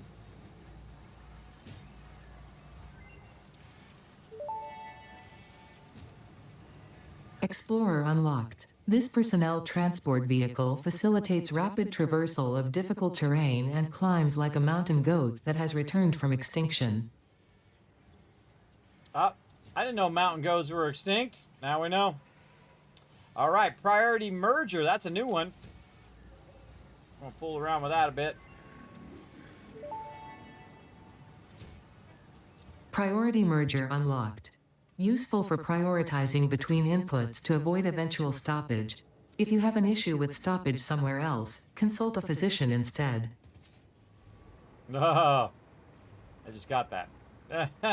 All right, we need some Nobilis. Kind of felt like we made some Nobilis over here somewhere. You can see our powders right here.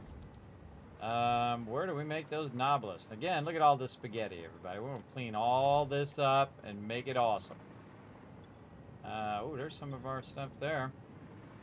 Let's see. Maybe in our little boxes over here where we were sorting our extra stuff. Oh, yeah, right there. Control-clicked it to get it in my inventory. And now we're going to go do the next one. Again, we're just upgrading the MAM because we can. Right here, we got our Pulse Nobilis. Let's go.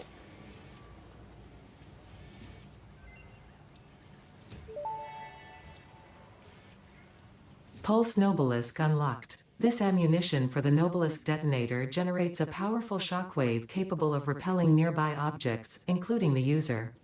Unrelated. Please ensure all your Fixit liability waivers are up to date. That's completely unrelated to what she's talking about, everybody. So funny. All right, we need a hard drive. We've got 34 of them laying around and packaged turbo fuel. Now, see how it's purple over there? That's telling me that there's some in the Dimensional Depot. And now you know why I like the Dimensional Depot so much. I just pull it out and then finish that particular thing. Look at this. Rocket fuel, everybody. Here we go. Now, again, this is when we start getting our momentum going. We're just absolutely crushing it.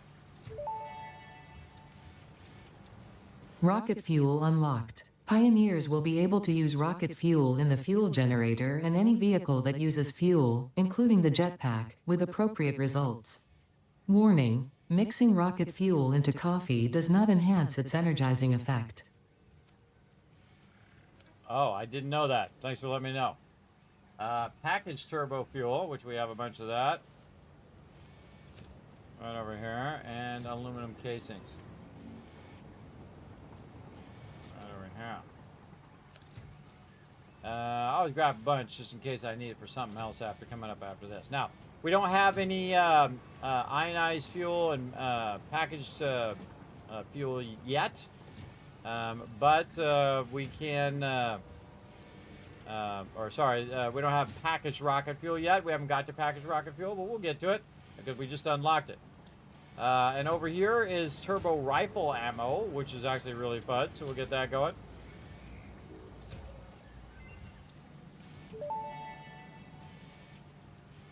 Turbo rifle ammo unlocked. The pioneer ammo of choice when obstacles are numerous and time is short. Panic and imminent death often negatively affect human accuracy, so this ammo meets the human experience with Fixit efficiency. Well, there you go. Now, this actually I've never unlocked in the game once. I don't remember ever unlocking it. But we'll get to it in this playthrough. We got some Marsilia stuff over here too. We can add that to our to-do list. What do we need? Mycelia, and we need some... we need 100 of that. All right, and then some biomass, which we also have in the Dimensional Depot. Now, you know why we put all that in there. So we can get this done. All right, this is a toxic cellular modification.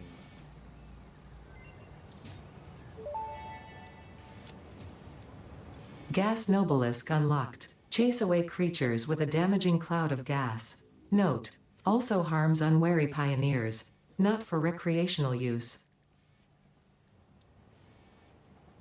Why would you use that for recreation? I don't get it, but somebody does. Again, we're just unlocking all the stuff here. We're going to unlock our parachute. Oh, I forgot to get the fabric actually out of the Dimensional Depot. There we go. And parachute's actually kind of fun. I've used it before in previous playthroughs. Most of the stuff I don't use it, right? It's just obsolete by the time you get to this point. But we'll play with it all. In fact, we're going to get a process for every single thing in the game. Parachute unlocked. Fix-It appreciates your willingness to descend rapidly to perform your duties, but damaging Fix-It property is a breach of contract and will have unpleasant consequences. Improve descent efficiency by combining the forces of gravity and drag with a parachute. Sounds good. Yeah, you don't damage Fix-It property, which is you, by the way. All right, we need some biomass. I know where some of that is. Over in here in our little biomass burner factory.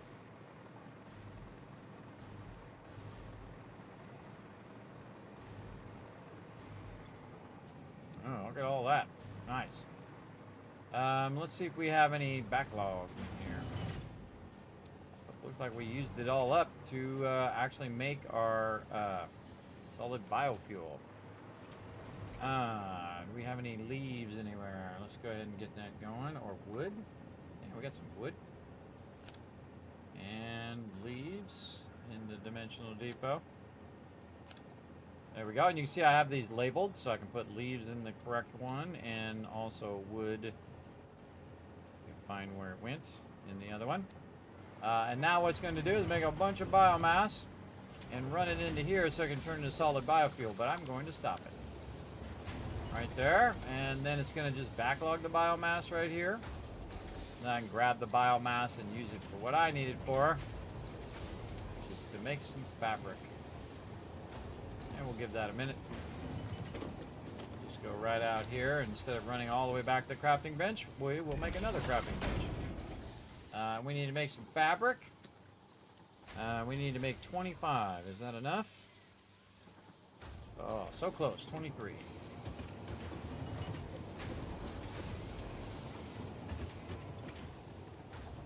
Again, it's easier to just search for it than it is to look through that list. I have that problem all the time.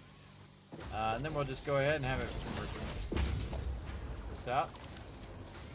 Again, we'll revamp all of this, everybody, with our faster speed later on. Very cool. Do you do that at each nodes? I do it for each factory. There's a difference. On each node, it's unnecessary at each node because some of those nodes need to be combined with other elements that you do. But base nodes, things that I need at a huge degree, like concrete and plates, those I will do at the actual node, build it right there at that node, and then just have it go in the Dimensional Depot, and then I never have to touch it again. It should just run and run and run without any intervention from me. And then whenever I need those resources, they'll be there. Now, as I go and I upgrade the speed of the upload as well, which I haven't done yet, it's still pretty low upgrade speed, it'll be even faster. That means it'll have a huge backlog of that concrete in those boxes, and then the second I say, hey, I'm going to use this, and I use some of it, it'll then go in and run that at 1200 into those boxes, and then upload at whatever speed it can, times 5. Right, so 5 times the normal upload speed.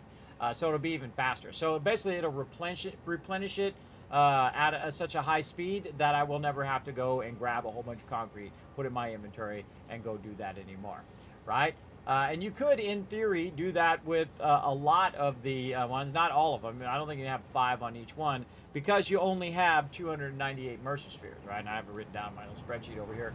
You only have 298. So if you took all the resources and times 5, that's going to be more than, I think there's like 100 plus resources or so. Actually, I could look it up.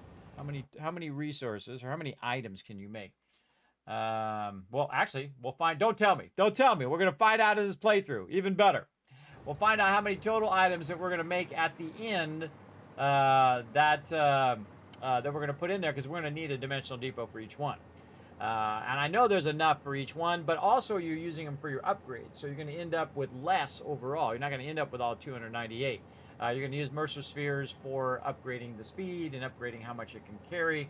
I think the capacity one is the one you want to upgrade first, so that you have a higher capacity of how much you can store in the dimensional depot, because some of your blueprints may exceed the amount that you can put in the dimensional depot, even when you have it fully upgraded.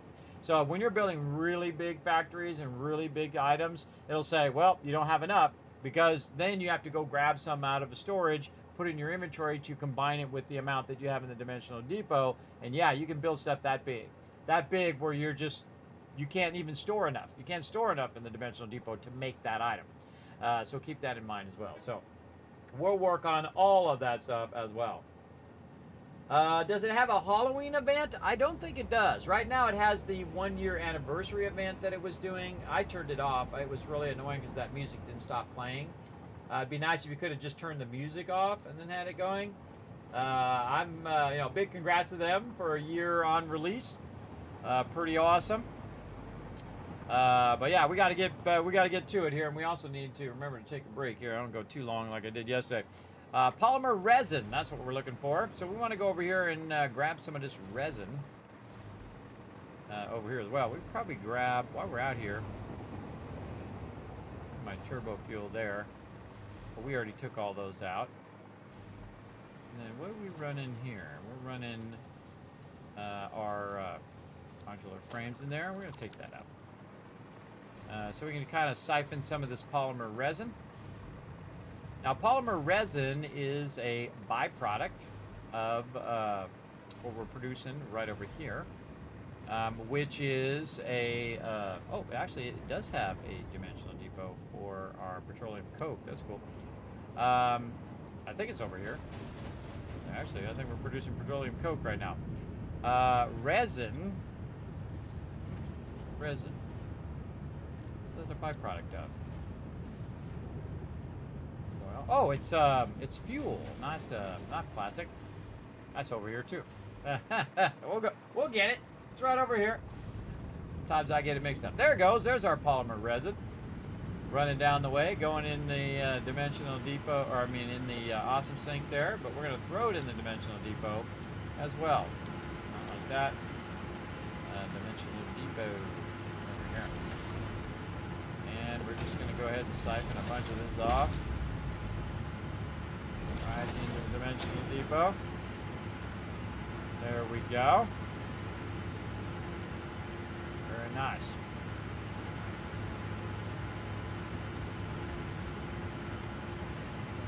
I'll just take this off for right now.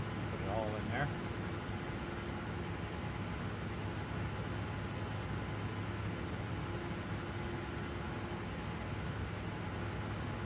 Now even faster, I can just take it out of there.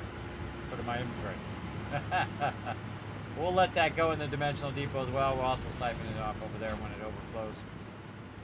Let that run. Okay, back to the MAM. Mammity ma'am. Again, we're going to take all this out, everybody. We're going to replace everything that we've already done with every single process in the game. It's going to be super fun, or at least until we've run out of ability to build. You can actually run out of stuff to build. You can hit the build limit. All right, which one were we doing? This one right here. Synthetic polyester fabric, which can be done from polymer resin.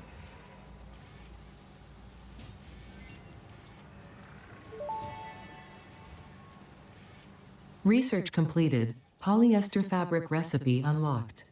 Using polyethylene terephthalate, production of a lightweight and strong fabric can be automated. It has many of the properties of naturally sourced fabric and also amplifies body odor. Amplifies body odor. I had no idea it had that ability. All right, Caterium here. We're going to do our power switch, which I never used.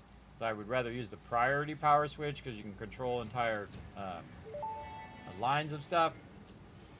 Power switch unlocked. Fixit is proud to announce that the power switch facilitates power grid management through the application of the very latest advances in on-off switch technology. Fixit. It's fun to have power. It is fun to have power. I agree. AI limiters. How are we making those in our little spaghetti mess here? There's a bunch right there. Bunch in there. Let's grab them.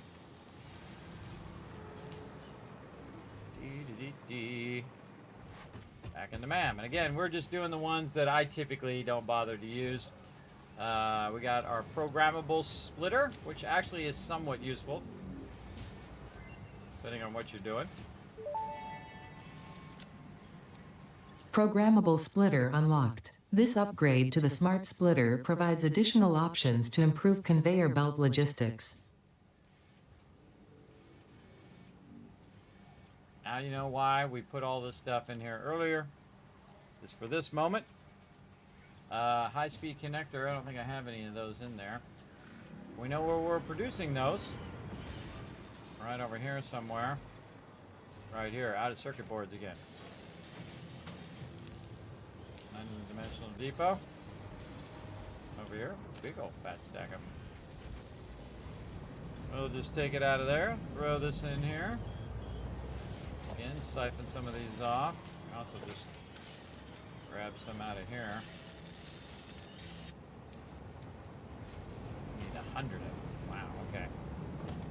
Let's just go ahead and stop that process there, which is our, right now is our super computers.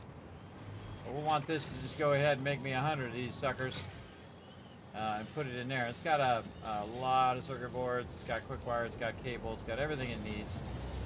Make me a whole bunch of those. All right, while we're waiting for that, let's see if we got any other processes we can finish up.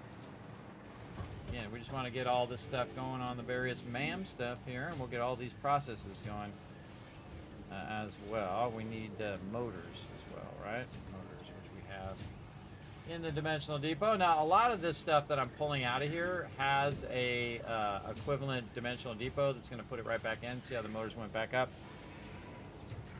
So I don't actually have to put it back in there, but if I want to, I can put these knobless in here. I can put these things in here. Let it fill that stuff back up, those hard drives. Now, I like to do it in mathematical order. So the one with the lowest is going to be the first one, the next lowest, second, and so on and so forth. Just so you can clear those slots pretty quickly, so you don't have to wait around for it. And like this one, we would walk this back like that, and just let that stuff fill up. All right, high-speed connector. So we're waiting on. Oh yeah, this is going to be a while. Those going to be a while. Just take a while to make. All right, what else? Alien technology here. We need our more immersive spheres here. We should go around and look for those. Alien power matrix. This is somewhat difficult to do. That's a lot of those. 50 of those, that's a lot. And you have 2 at the manufacturer, and you have 4 different ones that make that thing. You actually need to do that for your teleporter. So we'll get to that later on. Really just want to get this one done, and then we'll have that one completed. Then we'll have this and turbo fuel. The hardest thing in here is the encased uranium cells, but it's not that hard. It's basically acid, concrete, and uranium. And you throw it in the blender, and that'll get you your encased uranium cells used in nuclear power. I did nuclear power in my previous one. Not doing any nuclear power in this, and I could finish the game without it. Just with turbo fuel. 21,000 power. And it's just turbo fuel right now, by the way. There's no coal power or any other power that I'm using at all. Just that fuel. I find fuel power probably the easiest to understand and the most stable of all the powers.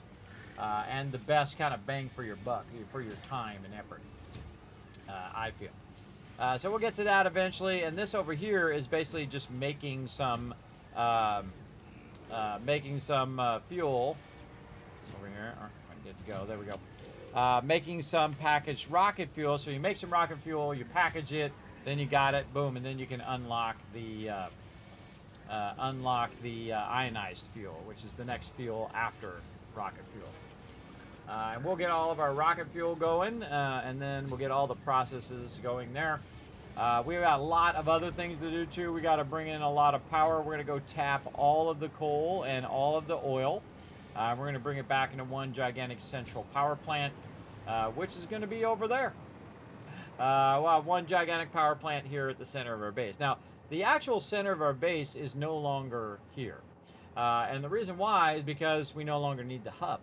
So basically, it's usually the center of your base wherever your hub is, because you're getting resources and you're putting in the hub and then you're doing it, and you only can have the one hub.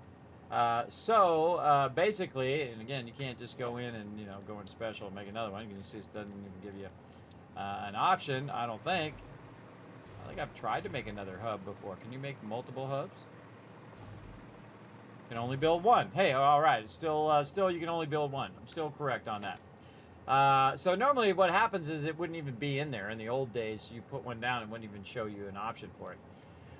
But wherever the hub is typically the center of your base. Now, really, the center of your base shifts from the hub to the space elevator, right? Because that's where you're feeding all your stuff, and that's where eventually you're going to do your phase 5 and put the rest of that stuff in there. Oh, we got a bunch more dimensional depots we can take out right here, too. Let's just get these out of there. We can use those elsewhere. And you can see that I've already got one of them done, and so I can just finish that, pull that thing, done. Game done. And I've already done it before. You can see we're using our more advanced blenders and things up there at the top for those other resources. But we've got it all done, really. Now we want to go through and optimize all of our processes, do our mega building, really do our trains and do our train logistics to pull in all of those resources. Like if you can run a belt, everybody, you can run a belt up to 1200 speed, but on a train, you could in theory be bringing thousands, tens of thousands of resources from anywhere around the map faster than you could any belts, because you can have multiple trains on the same track. So it's way more efficient than doing it. Otherwise, you would have to make multiple rows or multiple vehicles if you were going to do vehicles, which are very inefficient. Drones, you could use drones, but you would need a lot of drone bays, and it doesn't carry that much resources. I always feel like trains is the ultimate in transport, both in real life and in game. But that's why they're so successful, trains are, because they move large amount of resources very quickly from one side to the other side of the country or geographic region. Wherever you're trying to send it to, you can send it from one side to the other, including people, from one side to the other as well. Very, very quickly. And of course, before they had planes and whatnot, of course, the trains they ruled. That's what made some of the richest people in the world because of trains. For sure, for sure. Very, very cool. All right, so we want to set up our train system. You see we got a whole battery system going over here too. That always looks super cool. Always looks super cool in there. We're going to do something even more embellished than that as well. What else we need to do right now? I kind of feel like we're just waiting on our high-speed connectors. Get that done before we move on, because otherwise I'm going to get distracted and forget that's what I'm doing. All right, 73 so far. What are we waiting on? Waiting on it to get it done. More immersive spheres back in the depot.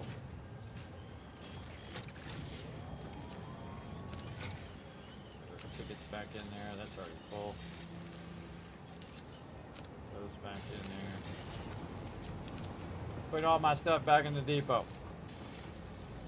All right, come on, let's get it done.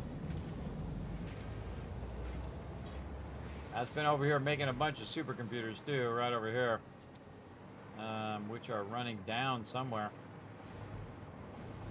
Supercomputers running. Oh, they're running over there to be used up there.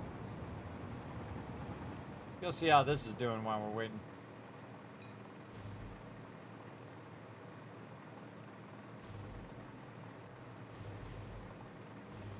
How we doing over here? Oh man, we got a lot of those. And not so much of that going in there. What are we waiting? Crystal oscillators. Crystal oscillators take forever. Just they feel like it. Still making dark matter crystals, which is good. Okay. Over here, more dark matter crystals. Residue is not full. Got a ton of those. Yeah, and this is waiting on the supercomputers, which we just turned off, so that's going to stop. This over here is making fixed ignits. Okay, liking it. Waiting on iron ignits right now.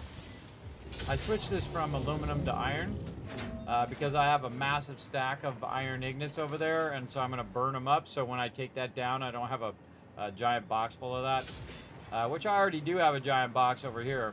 And I also have a bunch of stuff in my inventory here that I can micromanage as well. And put this in our sorting. I'll probably put this in here too. Stack this a little better.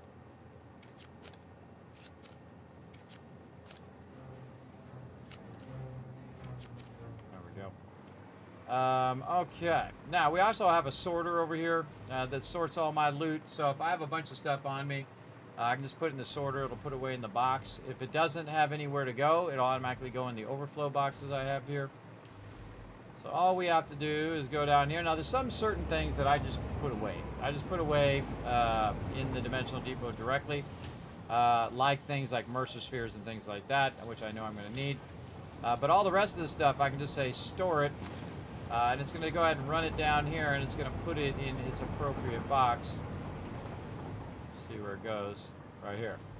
Because it's a smart splitter, so left side is going to be this, and if it's on overflow, then it will go forward, or actually go off to the right, and then any undefined will go forward. And again, it will just go through until it hits the box that has to do with that particular thing. Right here, you can see all of these are running in here. And so it'll just put it away for me automatically. I don't need to put it away. Very, very useful. And all this other stuff here, but it's just temporary build. This is just temporary build to build this one item, or that 10 of that item, or 50 of this item, so you can unlock the next tiers. Works very, very well. And it will go through and figure all that out. And we can clear this list. We got way too much stuff on there anyway. Back to our MAM. Probably have to go back and grab some of those resources that we just put in there. Remember what I was doing. Not the MAM. There. We were doing not that. I think we were trying to finish Caterium. Yes, okay. It's quick wire motor and high-speed connectors. 40 more in there. Very nice. And then this will again go through and sort all this. You can also grab it before it's finished sorting. We need the high-speed connectors. We need the quick wire. We need 1,000. And we need 50 motors. Okay. Again, they'll just take care of the rest of that for me. I don't need to keep it in my inventory. Eventually we'll do all of it. And we'll just finish the Caterium line here. There we go. Again, finishing it out. Hey, thanks for the raid there. That's Mr. Geothermal generator unlocked. Geysers added to the object scanner. When life gives you lemons, make lemonade. When life gives you deadly geothermal vents, run directly towards them and build generators. Use potentially lethal natural phenomena for your own benefit. It's the fix-it way. Oh, well, thanks for that vote of confidence on that. There's another thing. I think I've tried it once, but I never really bothered to use the geothermal thing. And what it does is you harness geothermal energy to generate power, right? So depending on the type of geyser it is, it will actually produce power for you. I'm going to use it in this playthrough. We're going to definitely need more of those connectors, though. So now here's the thing to do. Now, I don't really need too many more of all that stuff that we're producing up here at the top. We got a good amount of all of that for right now. So what I'm going to do over here is, again, do what we did just a bit ago. Siphon some of these off to be used in the next part of the process, like this, like so. So we're going to take some of them and run them this way into there, and then we'll go ahead and just make dimensional depot on the top. We don't have our little SAM thingies. They already sort. They did. Now, if it doesn't make it in any of the boxes, it ends up here in these boxes, and I can just go ahead and look and see which box it is by acting like I'm going to take it out. Right there, 52 of them.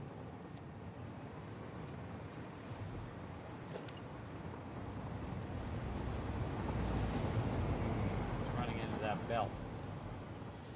Now look at it. And we're going to run this up into that dimensional depot.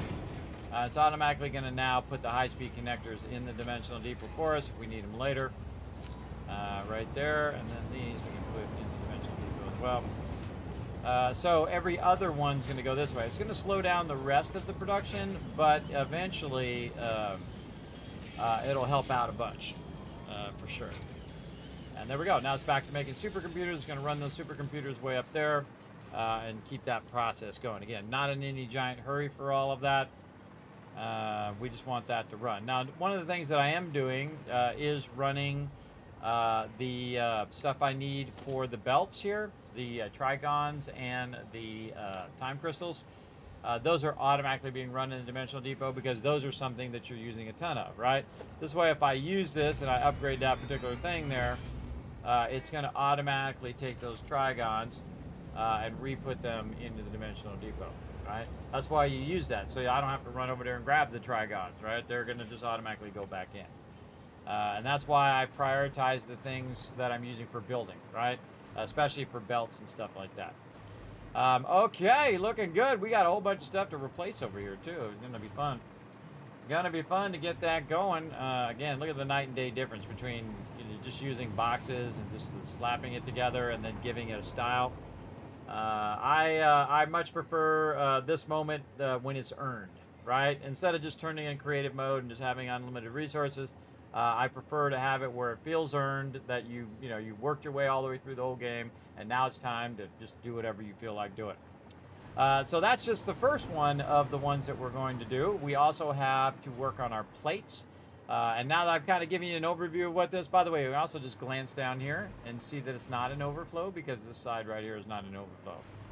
And we can also set this up so it all runs into a awesome sync.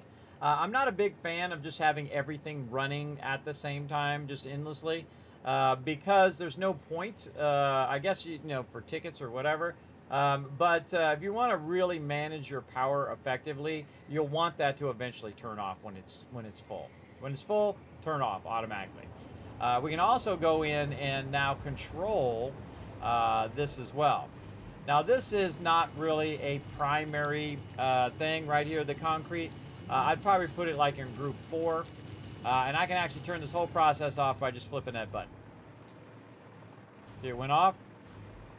Then if we go up here, that's already running in there, but we can see that this no longer has power. It's all red.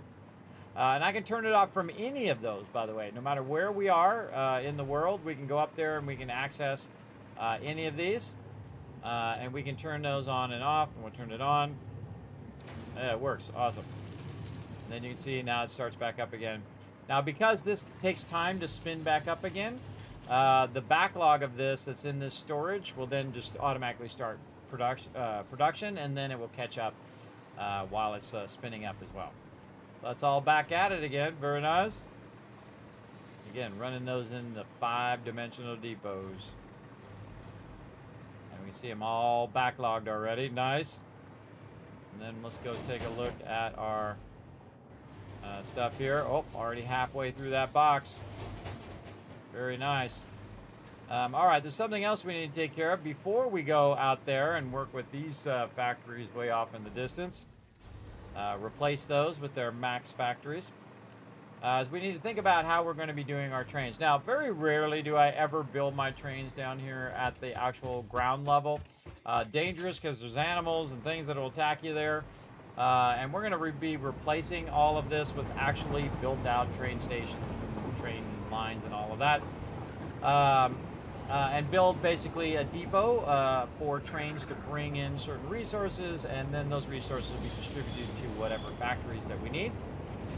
But the number one thing we need out of all the stuff is power, right? And so we're going to use a lot of fuel power in this particular build. So we'll want all the oil and all the coal. So we'll want to bring all of that in, put that in here, and then that's easy. Once we have the resources in place, then it's just building out the rest of the factory that's converting it from its base resource to the next resource, and so on and so forth. So we're going to need to have that go here. Now I can also pick up other resources we might need, sulfur, quartz, all that stuff, which is what it's doing right now. This is what all of these are. And you can see we've got quick wire drop off over there. We've got bauxite over on the end there. I forget what that's dropping off. Sam ore at the end here. This is all coal here. This is our quartz and sulfur, and all these are being run into various different processes, including over here where we're making crystal oscillators. I would definitely try to at least 1.5 this, if not 2 times this, because crystal oscillators are very, very slow. Though I could make multiple of those and speed that up a bit, which we'll eventually do. And also over here you can see we got our blender going. Blender doing our fusion thingies over here. We got a whole box full of that running into the dimensional depot. Very nice. You only need like 1 box of some of this stuff, everybody. You're not going to use that much at that point. So again, we want to just set up our 2 basic things, which is concrete and plates, and then we want to go and start working on our train stations, how we're going to run our trains. The logistics of those trains, and there's no reason to interrupt all the rest of these processes. There's no reason to take them all out at this moment, right? Unless you want to put something in that particular spot. But what we're going to do is just let all that run, let it backlog those resources as much resources as it can, because it's just going to be running in the background while we're doing other things. We don't want to exceed our power for too long, though, because it will then cause our entire factory to turn off. But you can see that mine is so perfectly balanced that it's doing every resource other than, a couple of them that I need right now for maximum of about, let's call it 15,000 power. And that's it. That's all you need to finish the whole game. That's it. You could have done the whole thing in less time and be super efficient. There you go. What do you keep in your spaghetti factory? It was only temporary to progress through the different things. All of this will be taken out. And every single process we'll go through and say, okay, this is the process we want to set up. Where are we going to get the resources from? Okay, that process is set up. Never need to touch it again. Run it in Dimensional Depot. Okay, what's the next process? Now, I do processes in priority, right? Like, what is the most important thing to do first? Concrete. Always the most thing, because that's what 99% of all this stuff is made of. And different processes that you use, different stuff that you're going to make, is that concrete. So converting limestone into concrete is very important. I'm doing it at 410 per minute from that pure node over there. And then we're going to do the same thing with our plates and do that at its maximum speed, right? And so on and so forth. And just get those basic ones down first, like rods, plates, copper, all that stuff. Now, if it's enough resources, then I can make all those other basic resources from that one node. Like great example, right over here, we have this stacked up. So the first thing that it's doing is grabbing the copper right over here and storing it. Right, so we got a whole lot of copper stored in there, and then it's converting it into copper ignis. Now, those copper ignis can be used for multiple things. Right over here, converting into wire. Then we actually have 2 of these going to wire. This is a storage here. And then we're also converting it into cable. The wire converts into cable, by the way. And then copper sheets up here. And then all of those resources, again, are being backlogged and stored or being distributed into the dimensional depot right up here. And so, again, we just build the same thing, but scaled up to its maximum amount, right? So it's always feeding wire and copper sheets and cable in the dimensional depot. And that's the sole purpose of that node. Now, again, how many nodes do I need to do that? Just one. One pure node ought to do it. It ought to do all of that stuff that I need to make that happen. Now, some of these are cross-connecting, right? So say I have an iron node over here and I have a copper node here. When you get into the higher-end processes, you're going to need to cross-connect those across each other. And you can see that I'm sending some of this wire over that way and some of that stuff over this way. And this is where you're organized, but then also you start getting a little spaghetti going between there. Great example is these screws are going in the dimensional depot, but they're also going up here into this process that we have running up here, which is our heavy modular frames. And so again, you want to combine the different items from different things together. Now, when it comes to this actually is the maximum amount of stuff that you need in here is steel pipes in here, and really this is all raw iron and raw iron ore and coal. So if you have those two elements, you can make everything that's in there. That also will make heavy modular frames. So all you would need to do is run coal over here by wherever the metal node is, and then you could just stack them and do every bit of these processes, ending up with the manufacturer and the heavy modular frame. And then if you want to take your heavy modular frame and run that elsewhere, you could do that as well. But if your end result of the entire factory is making all of that stuff, you're styling, because you can just, bring a whole bunch of it in there and then build that thing at that node, which is what we're doing right there. That's what all of this is doing, everybody. It's doing all of those base resources. Same thing over here. This is iron. So it's making screws, it's making rods, it's making all that stuff, and then it feeds it here in the dimensional depot at the top. You see we're feeding those rods in there. I don't remember what we're feeding in this one. What are we feeding from here? Whatever it is, it's using it up for sure. Yeah, rods there. There's our screws. We're making any plates over here. Yeah, just rods and screws.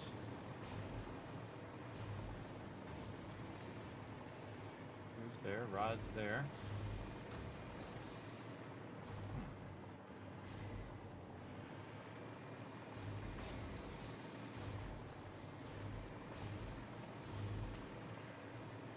A bit of red flag there.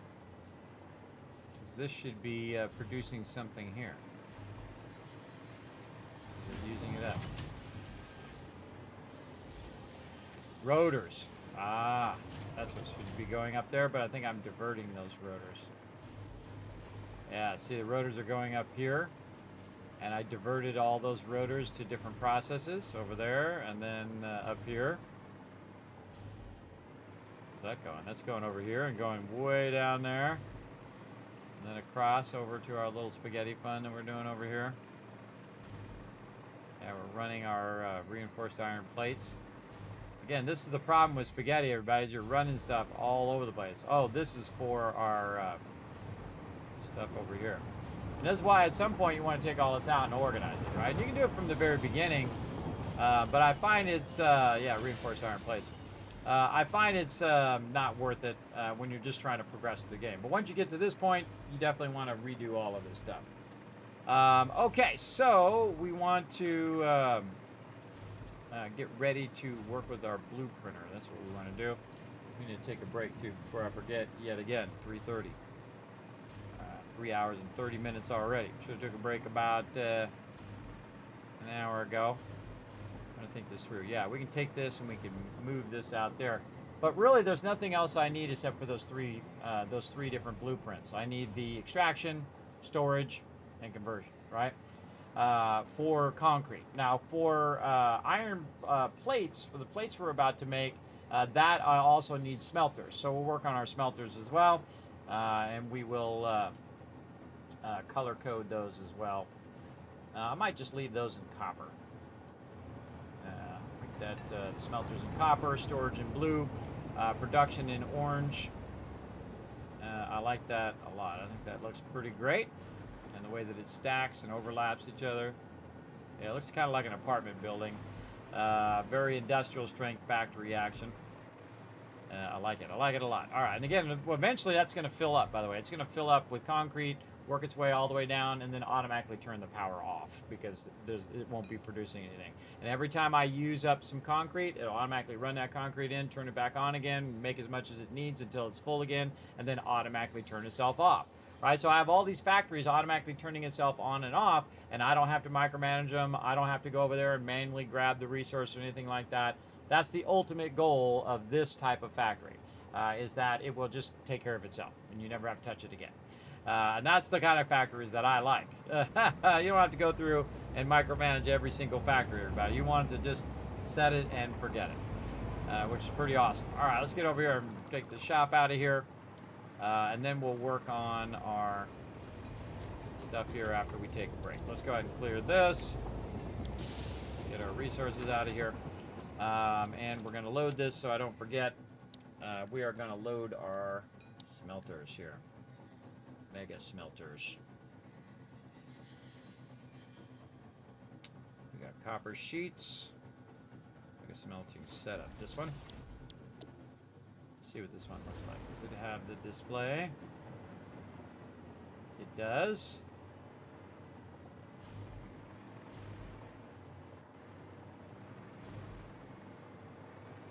Alright, digging it. And we got our entry in there. Kind of like it in that blue. I don't think it was that blue before, because it's one of these swatches here. I kind of feel like it was probably copper before.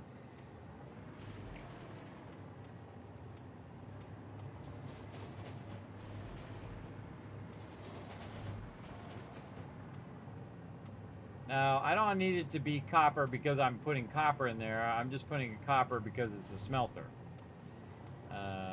See? And I can make it different colors for copper versus iron, but I'm not going to. We just want to know that this is our smelting just by looking at the color.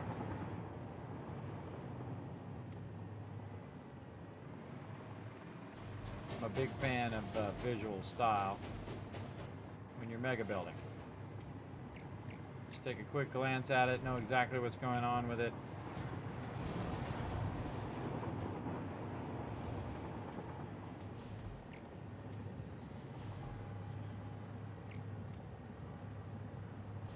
Again, we're just doing aesthetic stuff now.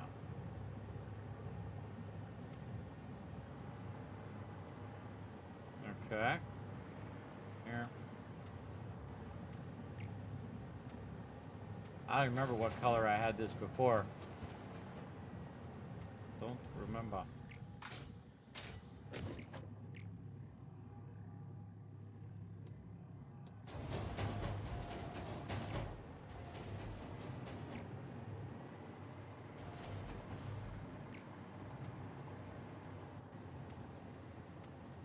And my headphones died right that moment.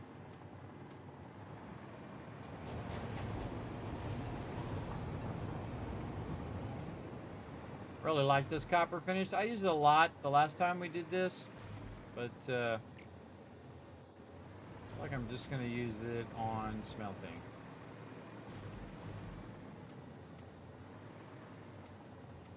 I'll make it pretty obvious that is our smelting level.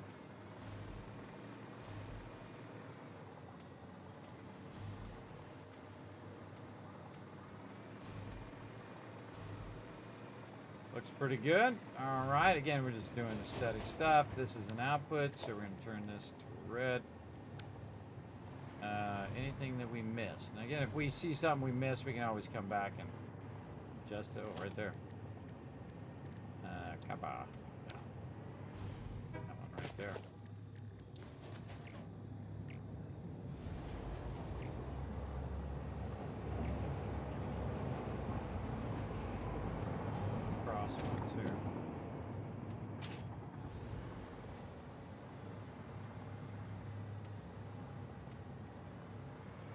Always just seem to be that one or two that you missed whenever you're doing this kind of stuff. It's pretty obvious though, those blue ones.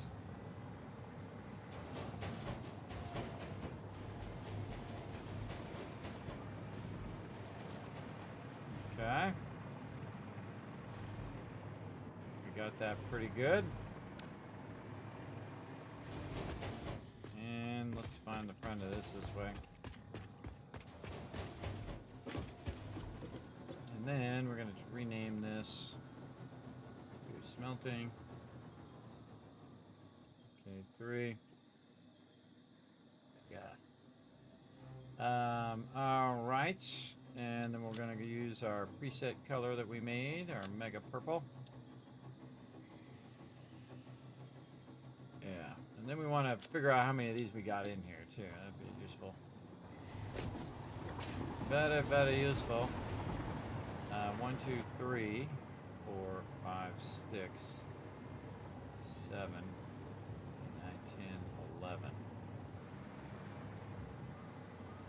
Pretty dark in here. 1, 2, 3.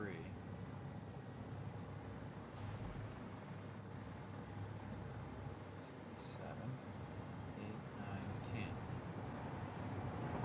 6, 7, 8, 9, 10. So we have 10 of them here. Oh, that's nice.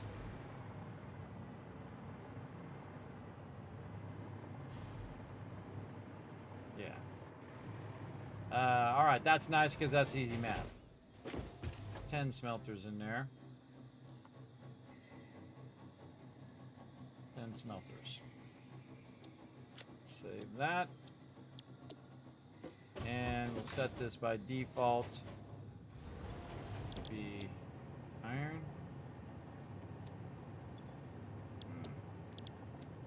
See, the problem is once you click it, you can't set it back. I can copy this, paste it in here to no recipe. Oh, I didn't know you could do that. Ah, look at me, I learned something. You can set it back to no recipe has been selected. This way we can just go ahead and click it and none of these have been selected.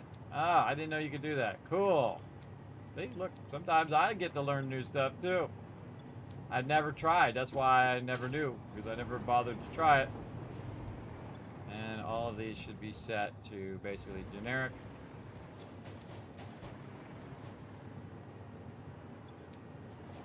Yeah, all right, awesome.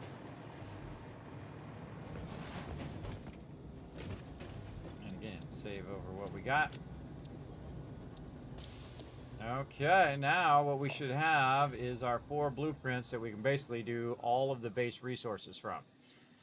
Because we need constructors, we got that. If we need smelters, we got that. We got storage, we got that. Whatever it is we need, we got that styling.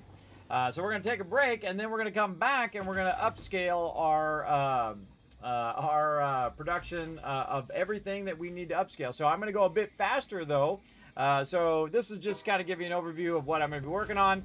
And then we're going to work on those base resources, and then we're going to be working on a massive amount of trains. And we're going to be working with our larger train systems, including our supports of our trains as we're running them through the various locations. We're going to be putting supports under there and really embellishing the way our trains are looking and the way they're running and all of that fun stuff.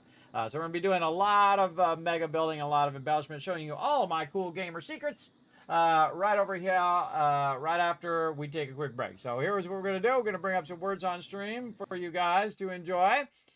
Feel free to de-scramble those words, earn some Kiz caps, potentially win some giveaways in the future by using those Kiz caps for future giveaways. All right. So here we go. Taking a break. Back in just a bit.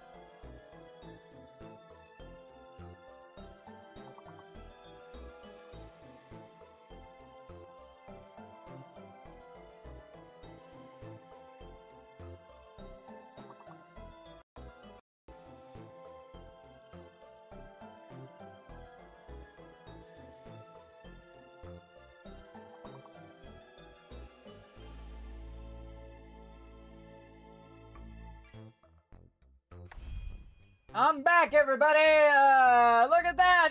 Oh, man, making G do all the work there. Boss man coming in and helping out, though. I see you guys working together. Sorry, I had to lay down there, but I wasn't feeling so well there all of a sudden.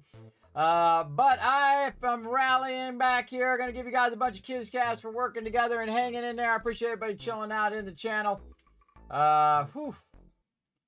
Was not feeling well there, but again, feeling better. Put a 1 in the chat if you can't see and hear me. We're going to get back to some Satisfactory right over here. We've got some factories to build out over here. And we have got our concrete factory all done. I like it. I like it. Looks very, very cool. Thanks for the ones. I appreciate that. Another 1,000 Kismets for y'all. How are we doing on those retweets over here? Did we get the retweets going? Let me see if my thing's going to tell me here. We're 1 retweet away as well. I'm going to go ahead and put that link in the chat. We need 1 person to go hit that like button, hit that retweet button. We're going to give you guys a bunch of Kismets for that as well. So what we want to do is go ahead and reconnect our hypertube over here. There it is. And go and work our way all the way out here to our factory. Like this. And let's say here. And make ourselves an entrance. Right, like that. Alright, let's see where we end up. There we go. There we go. Alright, we want to go over here to our iron factory that we need to work on and see if we can get this up to snuff.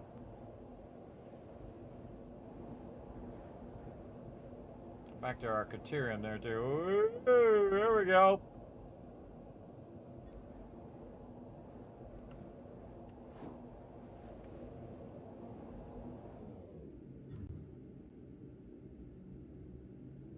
Oh, I pressed the wrong button. Hitting A and D, I had to hit E to change the direction. All right. There we go. Okay, here is our plate factory over here. Oh, you know what else we forgot to do? We forgot to go clean out that box way back over there, too. So as you can see, I've got my plate factory running here, and it's running it all up here in the dimensional depot. We're going to go ahead and do the same thing, everybody. We're going to take all this out, clean this up nicely. Let's go ahead and get it going. And I'm gonna have another one of these boxes full of stuff. Down, down, down. Did we get it? Oh, way to go, everybody. Way to go. Let me go ahead and give you guys a bunch of Kismets. 1,000, 2,000, 3,000, 4,000, 5,000 caps. Right over there. Nice job, everybody. Nice job. Appreciate all that love going on in there. Yeah, we got a whole bunch of stuff to take out over here. Let's get all this stuff cleaned up nice. Watch out for that stuff in the background. We got some stuff going on in the background there we want to try to avoid hitting. Oh, we still got a blueprint machine over here too. Let's go down here and clear all this off.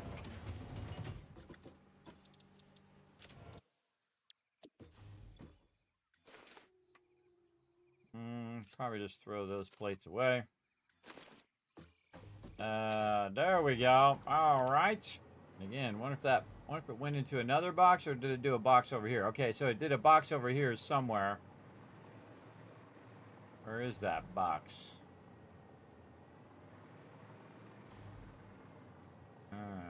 This way.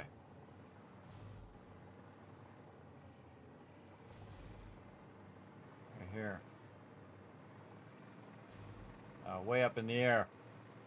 All right, so what it's going to do is throw a whole bunch of this in here. I forgot to clean the other one off.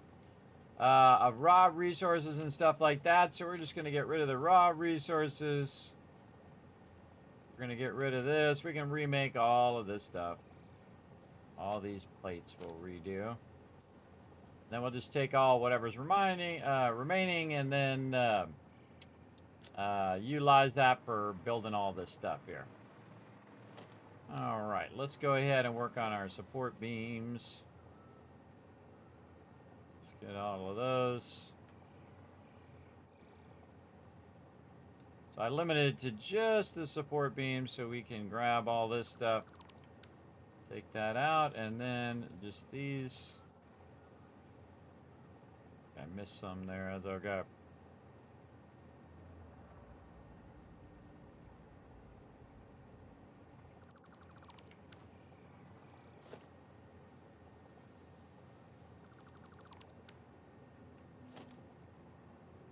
All right, we're just going to go to town on taking all this out.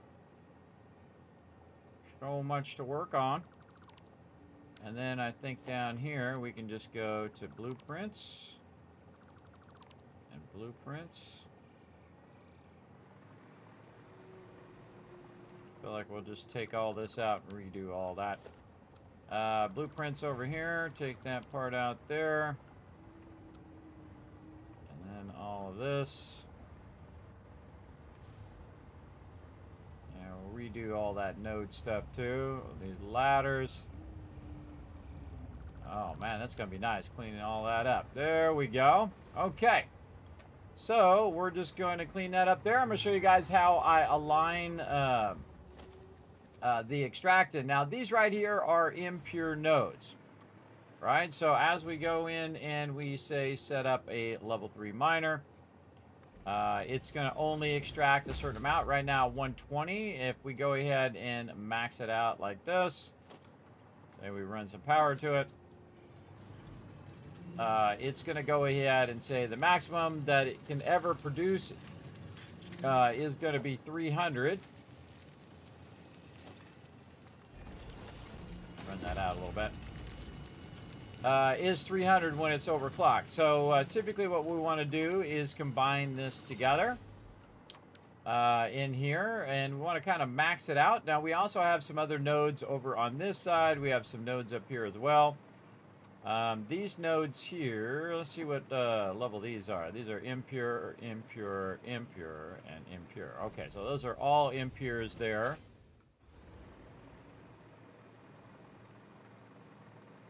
And I think we have 2 up on top as well. Yeah.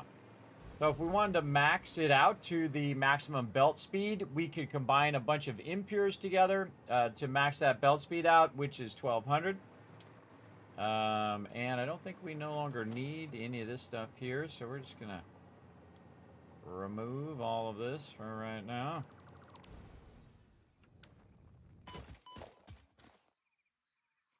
Damaging fix-it property.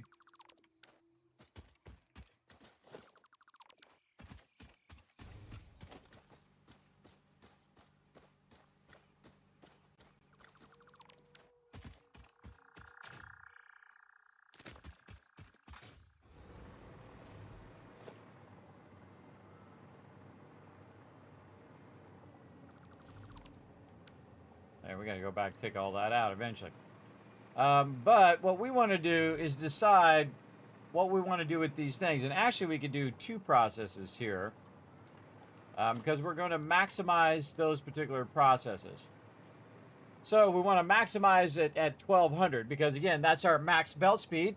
And so these we want to combine together. Now, do we want to combine those 4 together and then these 2 and these 2? Or do we want to do these 2 and those 2 and these 2 and those 2? Or those 2 and those 2 and those 2 and these 2? These are some great questions that we're going to decide here in just a second. Kind of feel like you'd want to do the 2 outside ones and then match it up with the ones up there, because then you could build one on that side and take these 2 and match it up with these 2. Then either build one over here or over here. Probably build it over here still. And do that extraction. Yeah. Maybe do it this way this time, like that.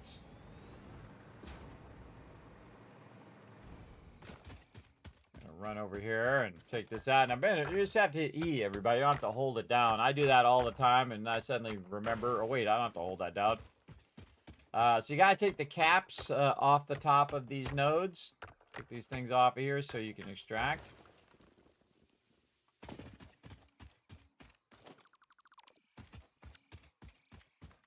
We're just going to run a power pole here so we can float while we're doing this. And we want to combine all this together with that over there. So go ahead and just aim these kind of at each other. Or I could put it in between both of them. Really doesn't matter in the long run. More of an aesthetic thing than anything else. I feel like I might want to do like that and like that.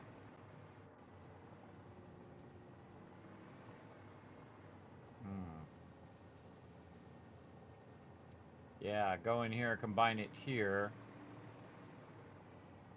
Here was another good trick is you go in and you use your foundations, hold down control, and that'll give you the angle of the world grid. How does that help you? Well, if you want to run your trains over here later, you can somewhat align it to the world grid itself. And you can just run it on the world grid too. I'm not a big fan of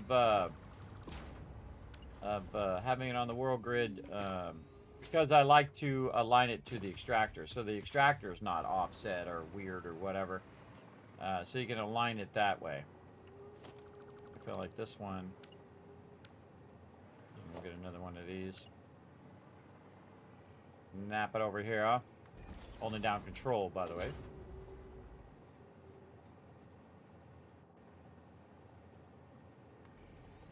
Yeah, that was already good. All right, and then this one at the same angle. Okay, now we're going to go ahead and align to the grid of the extractor here, and we're going to set this up so this side will be where it's at, and this is going to be for plates. And then we'll probably do rods up there on the top. So, and again, I already kind of gave you an overview of the blueprints that we're working on, and so we're just going to go right to it. So hold down control. I'm going to rotate this so it kind of snaps underneath here. I'm going to left click and see if it comes out. It should be coming out of there, not going in toward this, like this. If it does that, then it's rotating the wrong way. And then you left click. There we go. And we come out until it's right there, and then 1, 2, 3, and 4. And then we can use our foundation here and just snap it right in there. Same thing over here.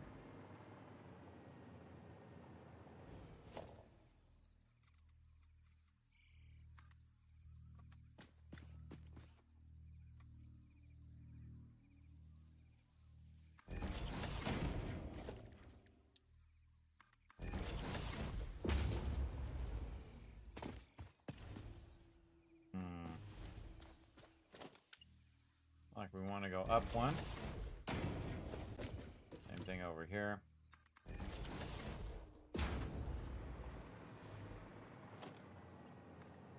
Pull this over here so we have some power while we're working on it. Okay. And our blueprints are going to align one out from the end of this. So we're going to go ahead and do this. And this, take this out. And this out. Now what we want to do is run this under here temporarily so we can take this and put this up on top, right? So it's now sitting up on the foundation itself, because when we go to align this, it's actually, the blueprint's going to end up underneath it. Same thing here. Take this one out. This is going to go forward for alignment with our blueprint. This one out. This one like this. Out here, and you just aim at the node down here, and that'll snap it up to that edge. Make sure we take out our alignment bar, and again, we're aligning to the grid of the extractor and not to the world grid. Okay, and then we're going to go ahead and do our extractor over here and snap that in there. Just like so. And again, it's got to line up to the fact that you put the extractor in first. We'll have a bit of overlap here, but we'll make it work. What are we missing? AI limiter. Okay. Now we could run back for those, or we could just put this over here. Make one. Make a few of those. Over here. Now again, we're going to be going through every single process and revamping it, maxing it out. Because why not? We're at that stage now. We can do whatever the heck we want. Which is pretty awesome. Alright, want to nudge this over. Oh, actually, I want to rotate that around the other way. It's going to be super helpful. There we go. I think I might have actually did the other one backwards, too. No worries, because we can just take the blueprint right back out again. Won't affect any of that. Get this to line up. There we go. Well, we got it. We don't need the power switch, so we can take the power switch out of that one. We only need it in the first one here. All right.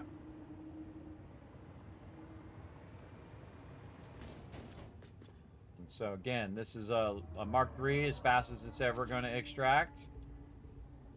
And so we'll overclock that. And we'll run our power. Not like that. Run that down there. Run around and we can get this started up. Right there. It's already going to be 300, so we'll leave it as is. Okay, we'll want to take all this out. That's all just for lining it up with the extractor. We'll take this side off so it's not lining up that. We'll come through and embellish this bottom part here later on. And then this, we'll go to this. And then this will cross connect from over here to over here. So if we turn that one off, we turn this power switch off, it'll turn off this and everything else it's connected to. But we can get it to spin up a little bit here first. We're going to need to put in our inner connection right over here. There we go.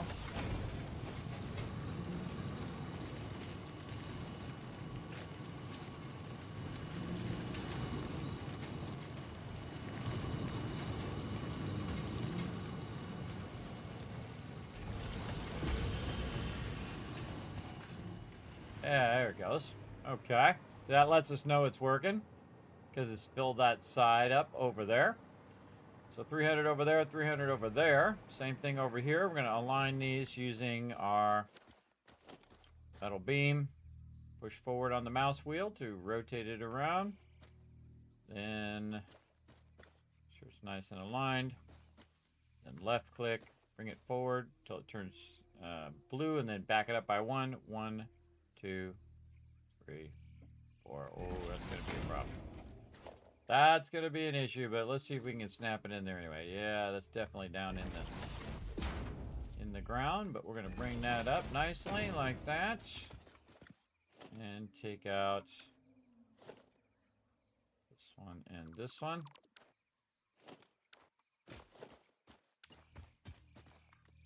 Our alignment here.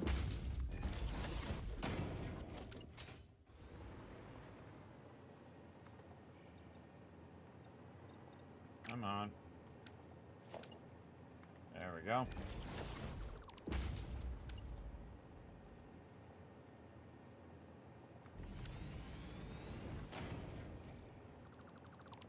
All right, you guys get the idea. I'm just going to repeat the same thing over and over to get all of these combined.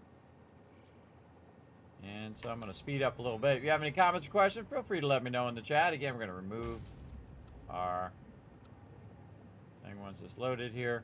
Don't need this priority switch.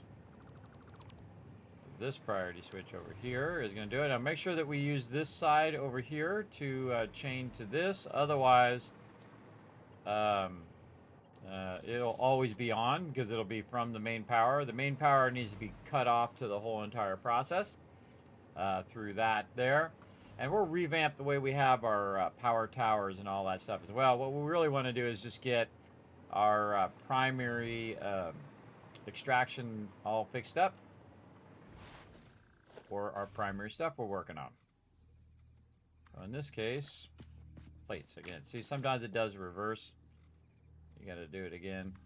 Nope, it does it again. I don't know why it does that, because you're doing it exactly the same each time. Sometimes I go out, come back in again. Forward rotation. Sure it's nice and straight to the thing. Alright, gonna be like that, are you? Holding down control, by the way. Nope, didn't want to do it. Let's rotate it the other way, see if it does it that way. There we go. 1, 2, 3, 4. And then we just aim it at it. It'll snap right to it, which is going to be at that same level. And then I'm bringing that level up by 1. Zooping off.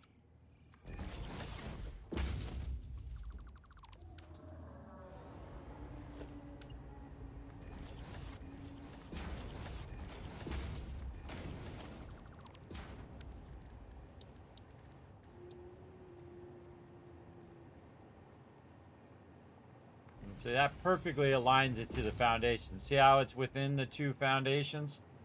That is something that I discovered after a lot of trial and error. I haven't seen anybody else do it like that. I feel like I'm the only one who does, and it's actually the best way of doing it. Everybody else uses that road barrier. That's the long and less aligned way to do that. And then again, we're going to go straight to this one. Remove this. Again, remove any excess parts that you're not going to use. I'm not going to use this here. Just going to go directly there and directly over that priority switch, and we can do it all from one spot. Let's go ahead and connect these into power. Right up here. There, right there. Up here, same thing.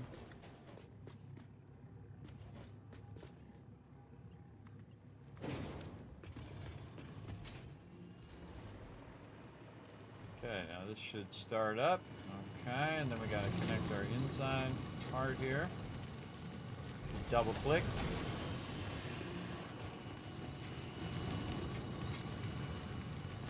And double click. And we should see it going on the outside edge. That's why I have that on the outside, so you can see what's happening. What it's doing is just filling itself up until it gets to a point where it can't go any further. Great way to know if that's working. That's an idea of my design.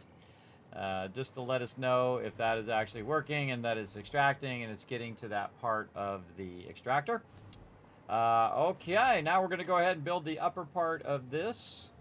We're going to start with our architecture here. We're going to use our big support pillar, which sits right on the top here. We're going to use both of these. Then we're going to switch our pillar the other way. And then that will be the start of our foundations. Right over here. 2 on that side, 3 on this side. And this is actually going to end up a bit further that way. So this is going to be here, and then this is where we're going to align it. This. That 1, 2, 3, 4, 5, 6, and we'll take all these out. Okay, now we're just going to use the same blueprints that we used before to align all this together. So I'm just going to rotate this and hit H, and we should now have our storage end up right up on top of there. Very nice, and we're going to color it in with this carbon finish. That. Now that one looks like it's holding up the building, so we might add one more support or just say that's good enough. Either way, But what we need to do is we need to combine all of these outputs together to equal it to go into our final deal here. And so the input of the storage is actually in the middle right here. So we're going to need to put a merger in there. We need to go in here around this way. This side or the other side? I don't remember what side it is. I think it's this side. Yeah, right here. Make sure we put this in and it's going the correct direction. There we go. Okay, so we've got this running up this way. If we did this correctly, all we'd have to do is just connect these two together and it should start running that. It does. Notice this side is now empty. That's saying it's not an overflow anymore. That is just running it up there. Now, they did add a feature since the last time we played in here, which is where we can actually add a merger to the actual pipeline itself right over here, which is awesome. I love these new mergers on vertical splitters because now we can just do basically that. So we can go ahead and just tie this into here, merge those two together, run it up there. Now we're running 600 over there. And we're going to do the same thing over here. And we're going to tie this one across over to there. So we're going to bring this up like this. And go ahead and put a merger right there. Bring this up, maybe turn it sideways, run it from here, right into that merger. Now we've got that 600 together. And then we want to get this over to here. So we can just go ahead and bring this, say, straight out. See if we can bridge it right underneath there. Oh, just doesn't quite reach. That's okay. Here's what we'll do. We'll do ourselves a solid. Just run this out just a bit.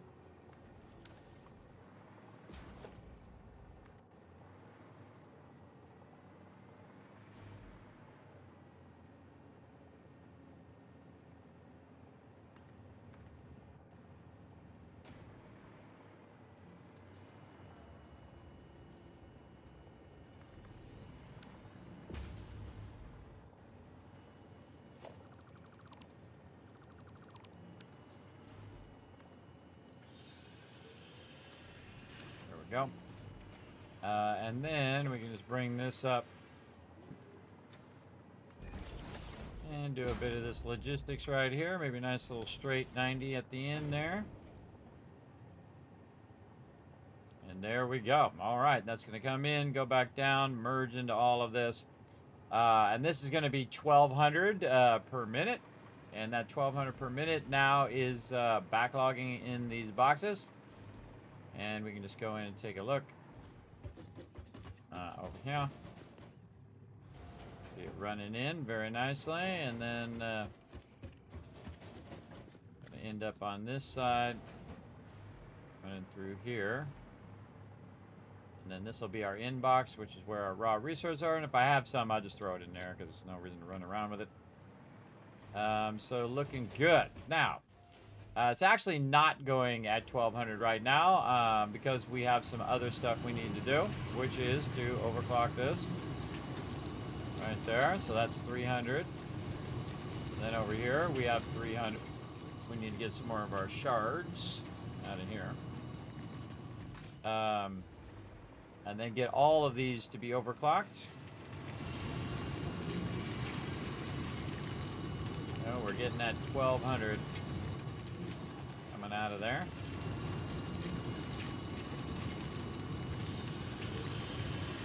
There we go. So now 600, 600 combined together, 1200. Just absolutely crushing it there. That's going to get really up to speed there. There we go.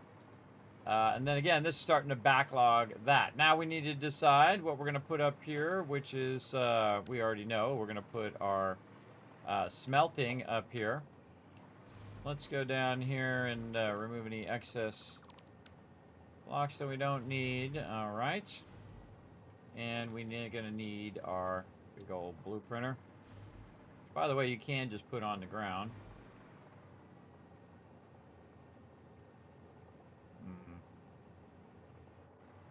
There's not stuff obstructing it, of course. There's a bunch of stuff on the ground obstructing it there.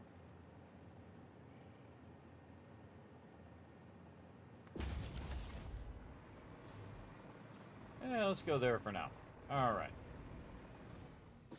And then again, we'll load our blueprint. We'll double check our smelters here before we get started.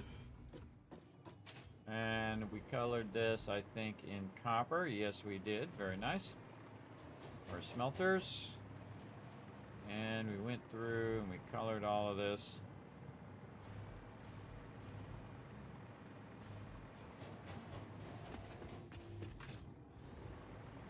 Yep, all looks good.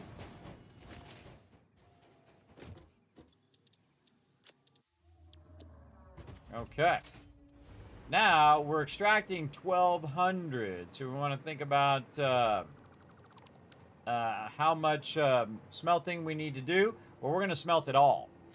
So when you take 1,200 and you divide it by 30, you're going to need 40 of the extractors. Now, there's also a guy who flies by over here, so we want to kind of watch where he's flying. Right? So he's flying by right here, and he's going right over the top of those nodes, which is probably why we shouldn't build over there. So we can build over here, and he's just going to fly around and not hit those nodes. Now, we might have an issue over there when we're doing those nodes, so we'll think about it. Look at my trains running over there. Very nice. But basically, we need 40 smelters. Now, that's good because we have exactly 10 of our smelters in the smelter blueprint that we have. So that's pretty easy. We just do 4 of them, and that would be running at 100% efficiency. So it's going to be running in 1,200, converting 1,200 into ignits, and then it's going to be 1,200 output because it's 30 input and 30 output, so it's 1-to-1. Whatever you smelt is what's going to be finished. And we're going to go ahead and just add a bunch of these now. Here we go. Let's make sure that it is putting that on top of that one. There we go. And then running this across here like that, and then we can align our smelting, our arrow forward.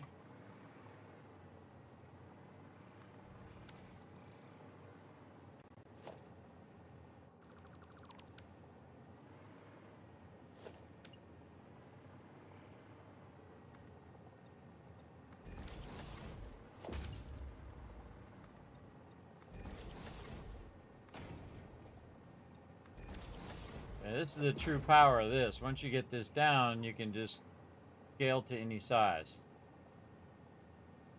Just let me line this up. There we go. Now, our biggest problem will be power. If we scale up too many things too quickly, we'll end up with stuff that is basically turning our power off, which we don't want to happen. We don't want it to kick our power off, so we got 1, 2, so this is going to be number 3.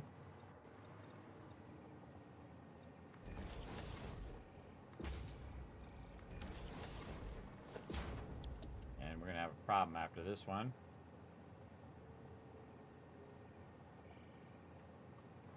I always go into hologram mode first before I let that run. Then you can see I just take out row after row. Might as well do it in the moment. This is starting to look really good. Like it, I like it. There we go.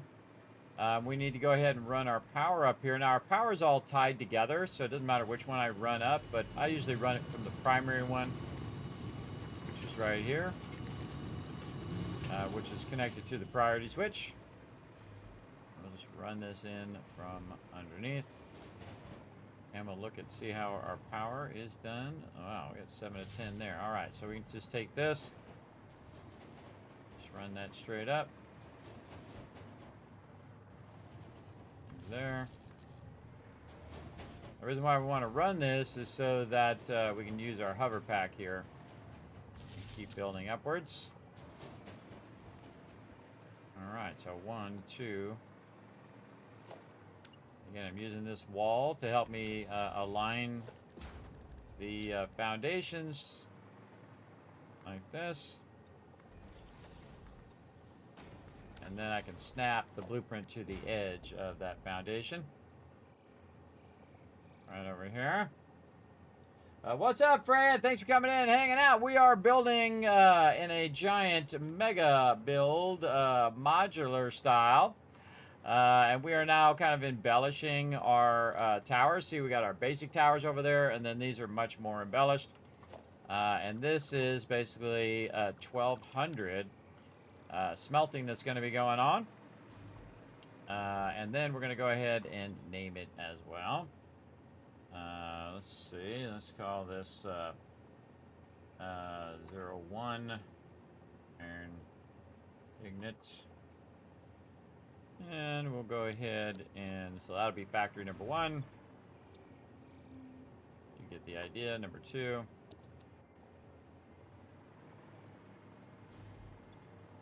And we're even going to label it. Look at this. I know, it's Kismet's in here labeling today.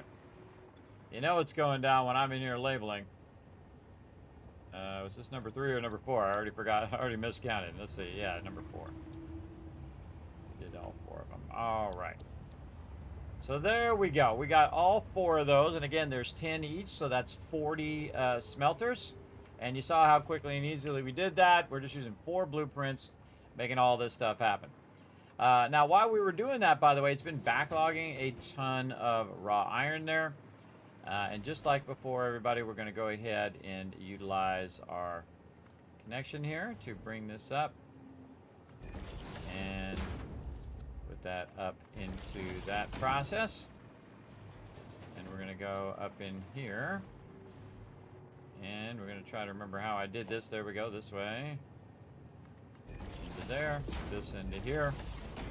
And then we're going to work with the raw ore. So the raw ore is going to go up there. Now, these are not set to anything yet, so we want to go to Iron Ignite. And I'm just going to copy it and then hit E and paste. And now we got those ones running. So easy to do. It could have been set to whatever, but I do like to keep it blank. So I can set it to whatever I want. Set, double check. Okay, looking good, looking good. Let's get it started up. All that's being fed. I always like to kind of give it a little once over. Check those green lights, make sure all those green lights are firing. Yeah, very nice. Okay, now we're going to work with the raw resource. We'll work with the finished resource here in a bit, but now it just requires us to chain the raw resource up.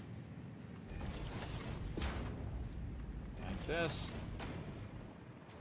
and we just do the same thing over and over because, again, remember, this is a template, so we can just, it makes it way easier too when you know the next one is very similar to the one you already did or identical to the one you already did.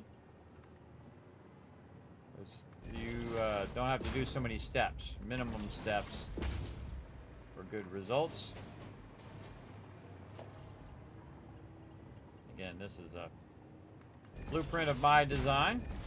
Works pretty awesome for modular building, which is what we're doing.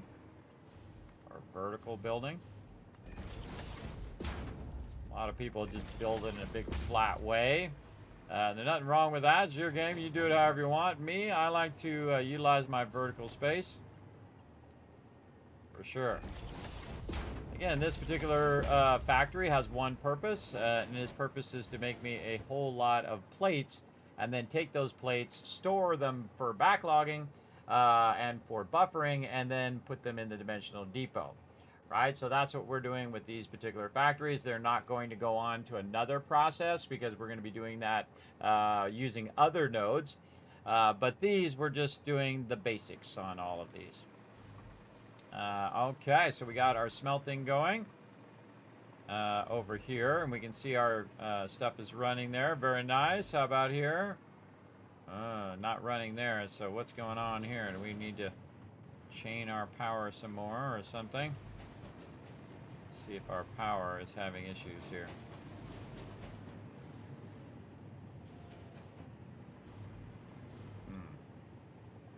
Oh, I need to tell it what to make. That's going to be helpful. Right here. That's what I need to do.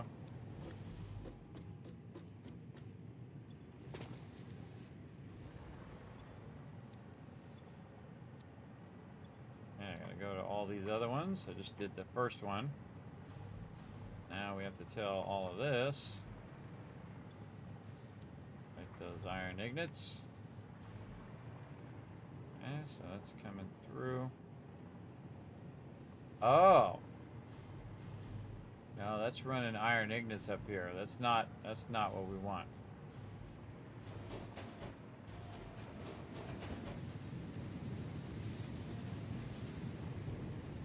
That's running here.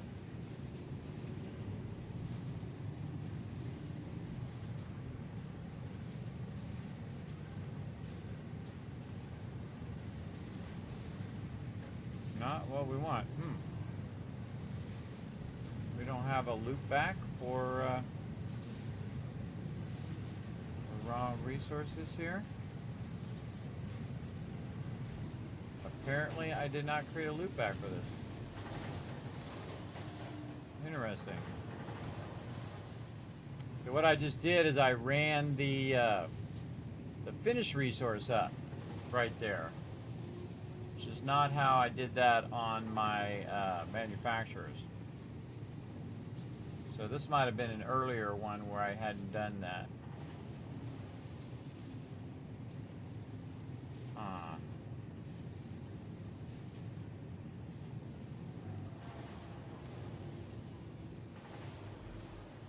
Yeah, we might need to revamp that. Okay.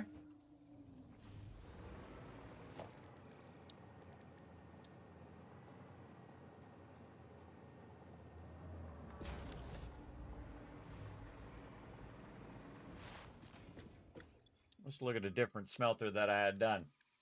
Okay, over here. Copper, cerium, ignite, smelting. Let's get this one. Oh, I don't have the resources for it. What do I need? Plates. That's funny.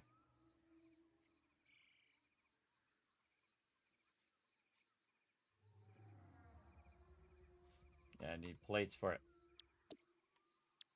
What's funny about that is this is the plate making factory. All right, we got to take this back out because this is not going to end up correct. Let's take that back out. We can leave the storage in for now. Let's take this and this. These little small things that we did to connect. And try to figure out what's going on with that.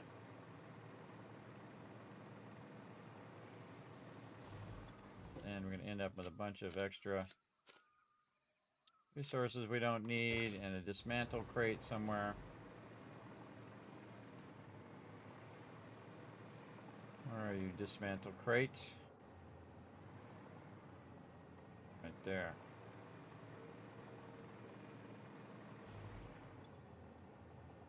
Throw this away. This away. We can take all of that. Alrighty. Let's go ahead. We need a better smelter than the one we're doing. Let's get our cerium. Figure out why I didn't chain that.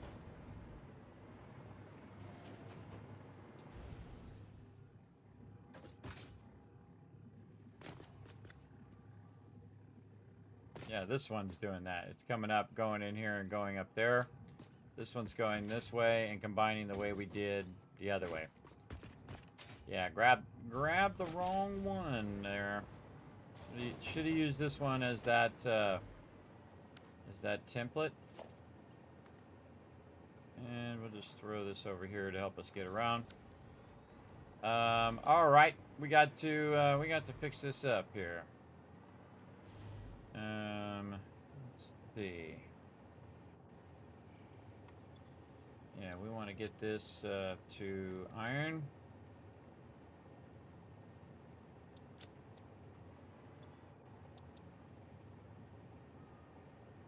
And we'll just say ignis smelting.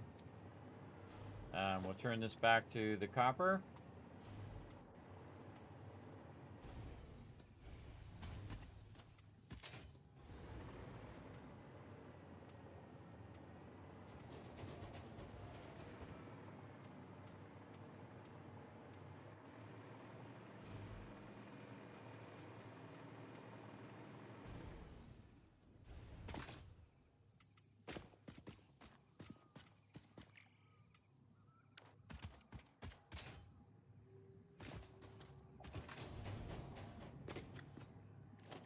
And this is what happens sometimes. You'll make modifications to stuff, and then you'll improve upon that design. And then if you still have the old design, you might get them mixed up, like I just did.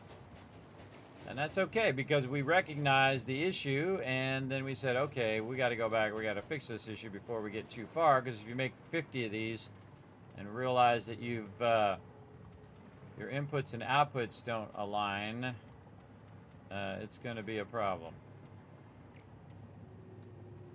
This is a much better design where it cycles back, so I can chain it to the next thing. Go under the belt. There we go. I can chain it to the next one after it, which is why we need this one, not the other one. And we're just kind of aesthetically going in here and changing it all to copper, just because it'll stand out versus the other ones.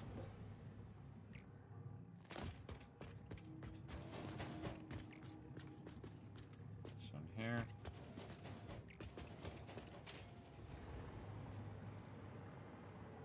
Again, I would put this in if it would let me. Oh, it is letting me.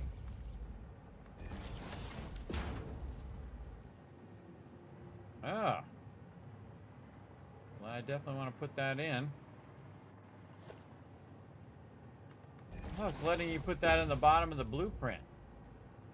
It didn't let you do that before. It would say, hey, you can't connect that down there. Oh, man, that saves me so much time. All right, awesome. Then all we have to do is connect the two together, and it will just start working. And then also, if we're chaining it from down below, we'll just connect. We only have to do the 2 connections as opposed to keep putting that in every single time. Awesome. See, sometimes you try stuff that might not have worked before, and now it does. Awesome. I like it when it saves me steps.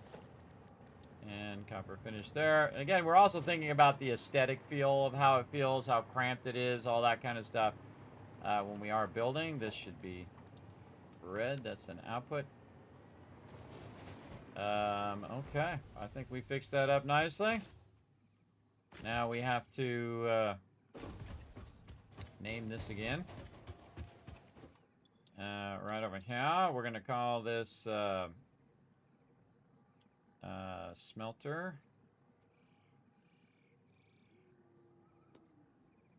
And this is Mark 3. And it's mega. 10 smelters preset. 10 smelters. Modular style for chaining inputs and outputs vertically. Yeah, see there, I fixed that up. Nice. Okay. Looks good, looks good. Let's save it.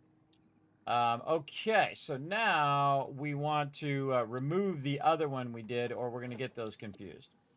See, we're going to have 2 of these smelters. Now, this one probably went into factories. Yes, right here. And then this was the previous one that we did that we thought was the right one, but was not. So we're going to remove that blueprint. It permanently deletes it, by the way. So watch out when you're doing that. You might want to back those up if you're not sure. And then this one we're going to take and we're going to put out here, which is the one we're going to use now. Okay, so let's go ahead and clear the blueprint designer. Let's load it again just to make sure that this is the one that we want. What we want to do is to go into this one and then chain up to the next one and chain over and over again. Yeah, it's actually putting those ones in that are in the bottom. Awesome. I like it a lot better. All right, there we go. And we'll clear this out. And we'll go ahead and put these back in again. Again, it's a lot of times you have to take stuff in and out, work your way to where you want to end up. And this is still storing away at all of this, so it'll all be fine in the long run. And we'll redo all of this again.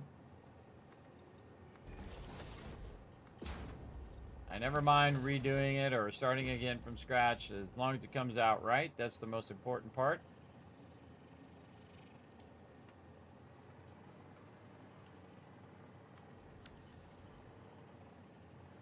All right. We'll do this. We'll go get our power again. Chain that upwards.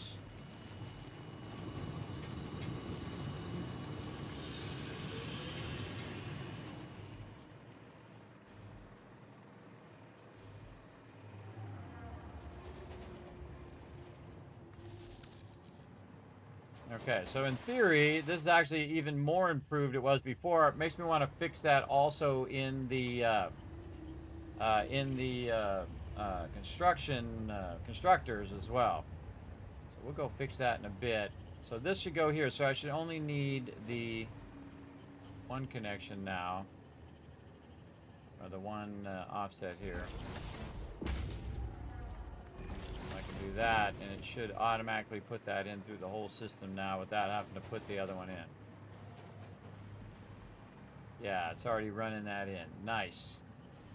Okay, we need to tell it what to be. It's iron ignits. We're going to copy.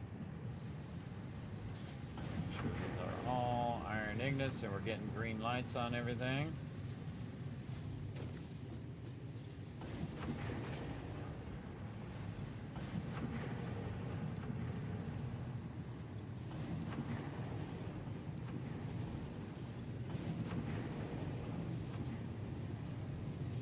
Okay, green lights, yep. Over there, these two, or three. That should end up here, chaining to the next one, this automatically going there. Alright, yeah, I like that a lot better. So we improved upon the design that we had done before. And I was using the old design, but now we've got this going. And now we'll see. Iron ignite. 01 iron ignite. Melting. Okay.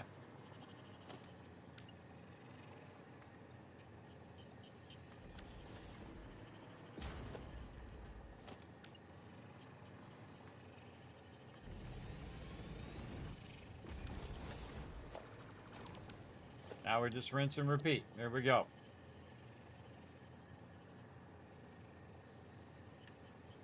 I love the blueprinting in this game. I love the fact that you can nudge as far as you want now. That's also awesome. So I can do this while it's even putting that in.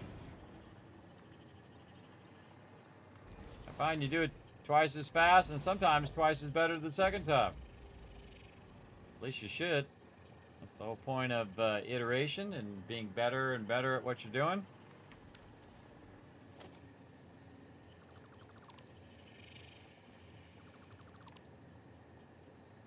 Taking all that out.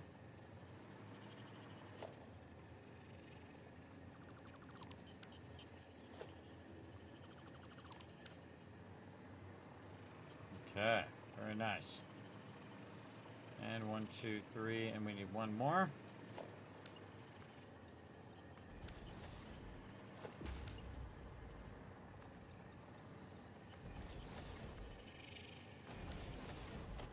If you don't mind me speeding up here, but I actually play at a much faster speed.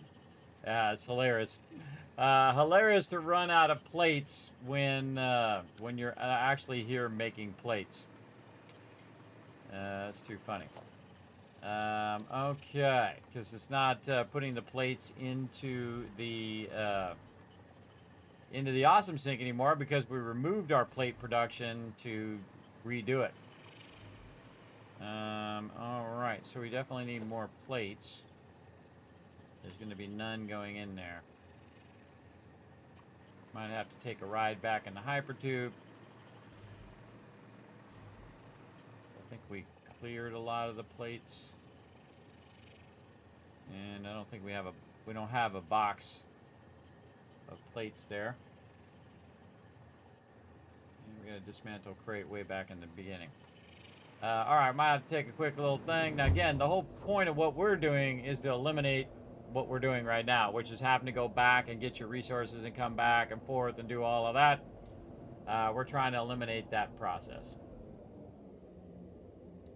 But that's why we have all this hypertube and all this stuff set up, so that we can do all of this.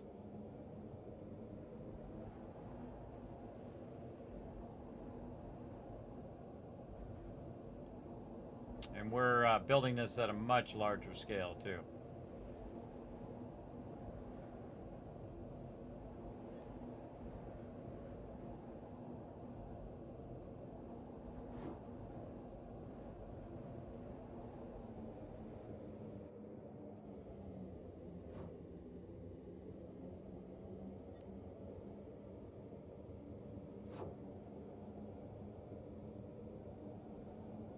All the way back to our primary base, which is cranking away at a whole bunch of stuff.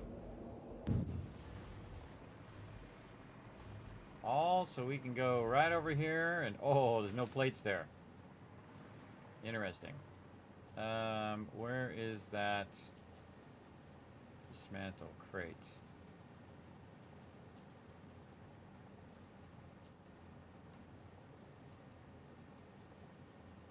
This way somewhere.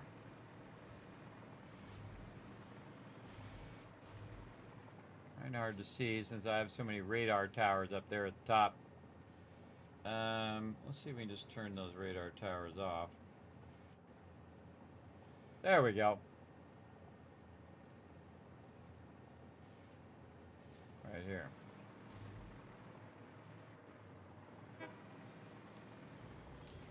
What do we got in here? A bunch of concrete and raw limestone. Alright, this we can get rid of. It's already remaking our concrete for us, so we can get rid of that. Let's take all the rest of it. Okay.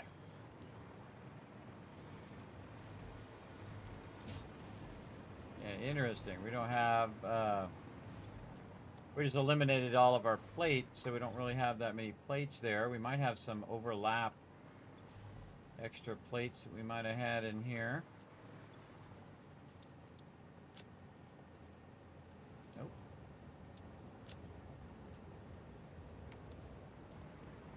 Nope. I'd used up all the plates to build those other smelters.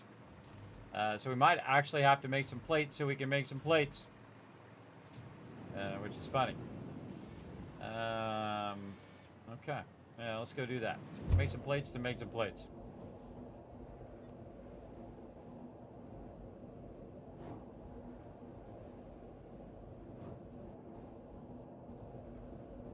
Oh, wrong way. Wrong way.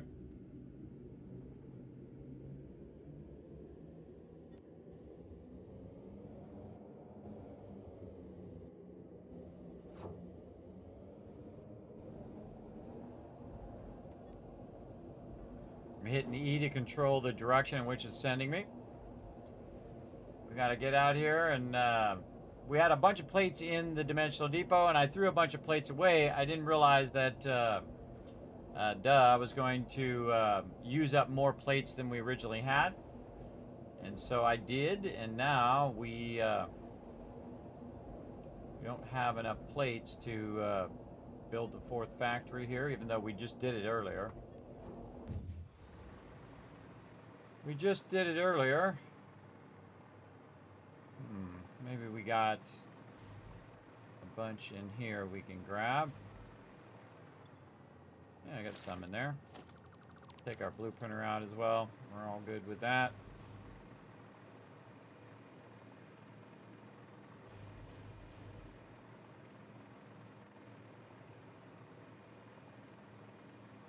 if we can get this one in now. Smelter. Oh yeah, okay, we got enough now. Awesome.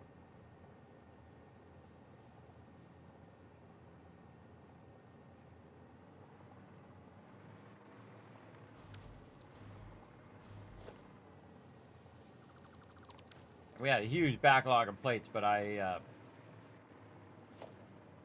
I took them out so they wouldn't be in that box. I hate that box, everybody. I can't stand that little box doing its little box thing. All right, let's go to the back here and connect this power.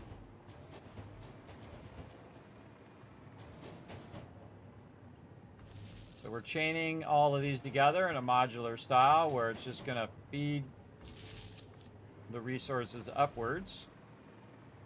The next item to the next item like this. There we go. Now it's got power.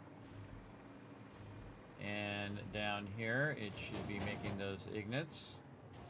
It has done, but now it's maxed out. Okay, no worries. Let's just copy this iron ignite thing again here. Hide our thing here. These on iron ignits. Oh, we didn't transfer the resources from down below, which we'll get to here in a second. Let's get all these properly set up.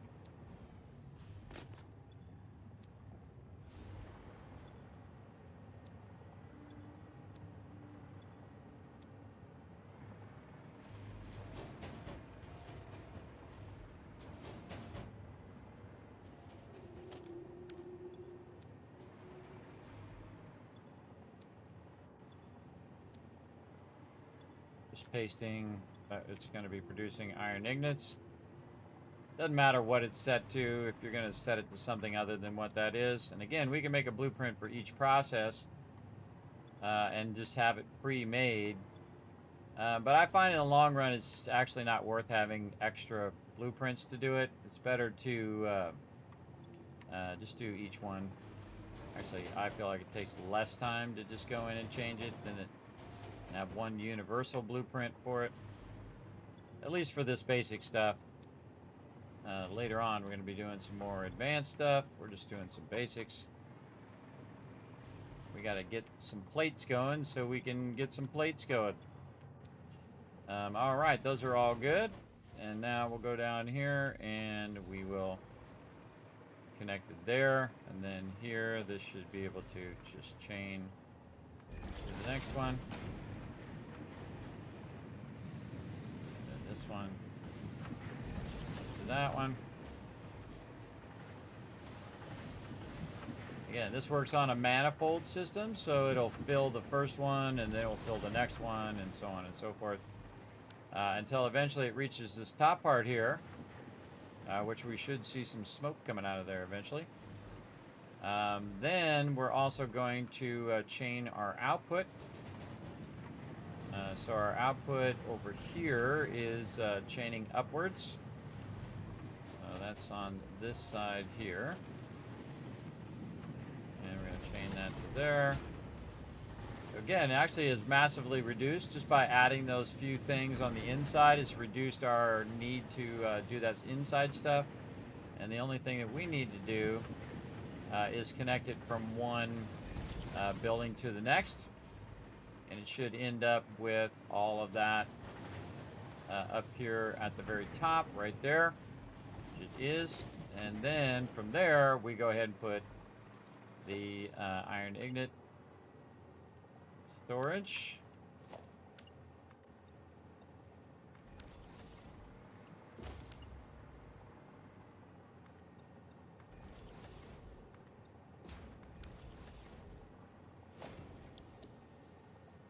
Let's see if we have enough for that. Yes, we do.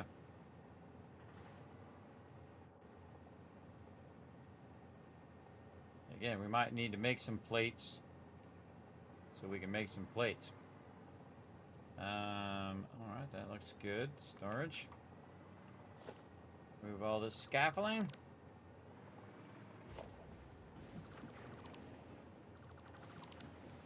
Okay, let's label all this iron smelting. over here needs to switch to iron ore. There we go. Iron ore storage. Looking good. Okay, iron ore storage, iron ore smelting here. We can just copy this. And then relabel all of these.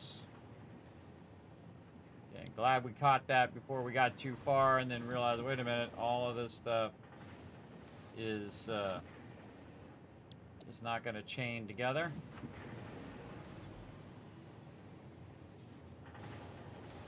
Was that 4 or was that 2? Did I get it out of number sequence? Let's see. 1, 2, 3, 4. All right, awesome. Then up here, this is iron ignite storage here.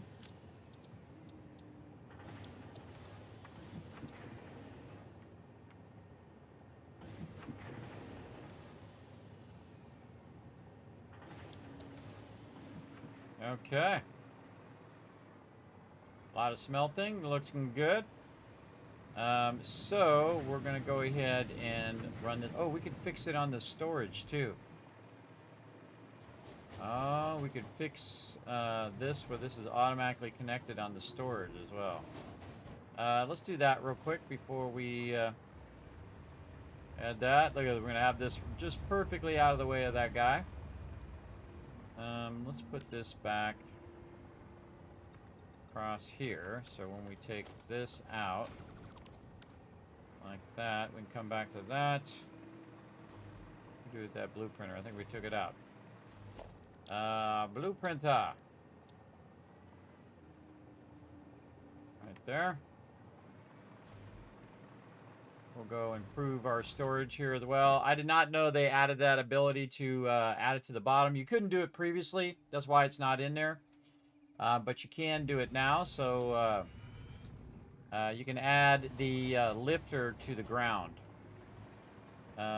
which has always been an issue in blueprinting, where you can't put a lifter in there usually in a blueprint. But now it lets you do that, and that just saves me a lot of time, so I have to keep adding that every single time on every single storage.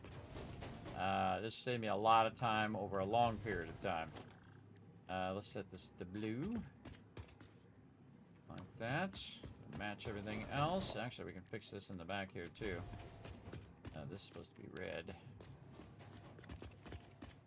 And again, usually with the thing you start with is not the thing that you end up with at the very end, because you just keep making modifications to it, and that's okay. That's okay. It just saves us time. So not only does it save us time on this, but all the future ones that we're using in. Now you can see I start with some raw storage, then I convert it, and then another storage on top of that. And this just allows me to store stuff at each step of the process. What am I on? Iron plates, 202. Oh, I got to get this back over here.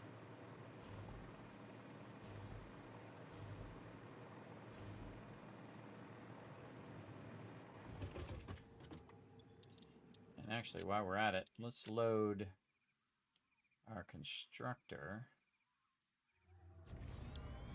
Fix that too. The constructors, these are all set up in such a way that that they're very similar, and so this way they can chain from one to the next to the next. And so if we fix it on this one, it'll then be fixed on every one after that one, which is awesome. And then we will save over that one. Much better. Clear the designer. Select all of this. We can take out the blueprinter for now. And all we have to do is get, and again, I could just skip one of these and just put it up here. But we're trying to get to the storage, and then we're going to try to get to at least one round of it making some plates here. And then we should be good to have those plates as well. So this should just go out of here and end up in this. We shouldn't have to do anything else other than just this. And, oh, with a curve. And that should just start running that in there. Yeah, oh man, that's actually much improved over 1.0. So yeah, that's already pre-connected in there. That's now running that in and backlogging all of those. Very nice.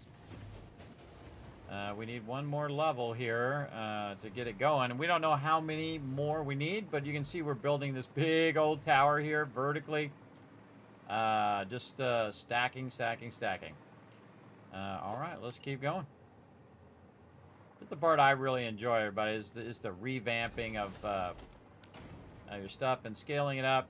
Again, this is as high as this is ever going to scale.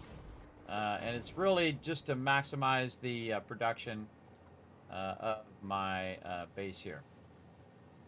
So again, I need more plates. Yeah, it's kind of funny. Funny that we need plates. Now, here's the thing. This is going to be iron ignis smelting. Now, we can go down here, by the way, and just copy this and paste it up here. And this can be this. We can just copy this, paste that right there. And then we can just call this iron ignis storage. Not to retype all of that. There we go. Very nice. Now, because we have a bunch of iron ignis ending up here, we can just put a crafting bench here and make ourselves a few things here. A few plates to get us make this. Yeah, look at that. All right. And I probably actually have some in the dimensional depot as well. I don't put the in-between parts in the dimensional depot all that often. Unless it's like in my inventory, then I'll just throw it in there. But a lot of times I'm just interested in the end result of it, like concrete or plates or any of that kind of stuff. I don't really need the in-between part because that part's the part that's being converted anyway. Now, I could go and just get all of the iron, bring all of the iron over and convert all of the iron. But we're just doing the basics here so we can actually do our trains. So this actually is going to lead to doing our trains here in a bit. All of those resources that we're going to need. We're going to need a lot of plates and a lot of things. Oh, I'm making iron ignis, not plates. So it's going to make a lot of the resources that we need to get our trains, which is going to allow us to do power, and that power is going to allow us to scale up the amount of other resources that we're going to do, right? So that's really, really useful in the long run. All right, now all we really need to do is get one of these constructors going.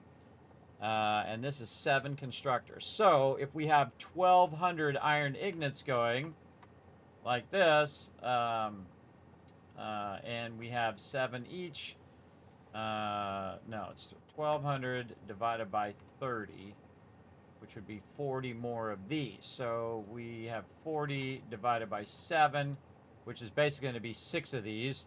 Let's start with 1 to get going. Let's just get 1 in there and then go from there.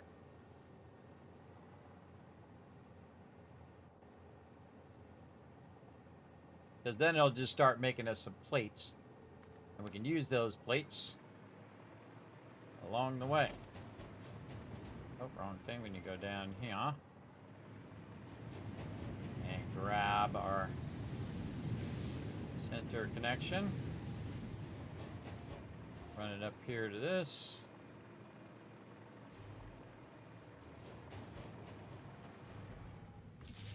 Right there.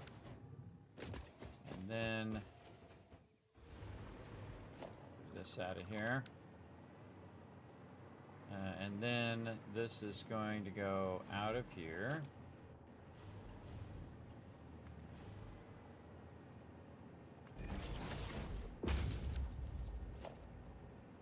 Into there. And that should start making us some plates up here once we tell it what we want it to be. We're going to say plates, copy those settings. And then I like to open the window so I can actually see that it's doing it. We'll come back and we'll check all of our lights are green and they are processing and producing plates. There it goes. All right. Lots and lots of plates being produced. Now, we don't actually need this right here because it's not actually being fed from underneath. So you can't come back and just take those excess things out if you really want to.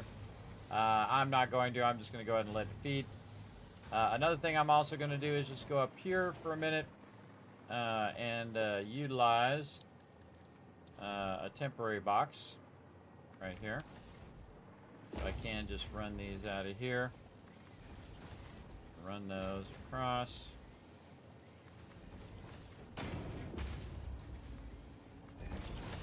Actually, just do it like this. Straight into this box.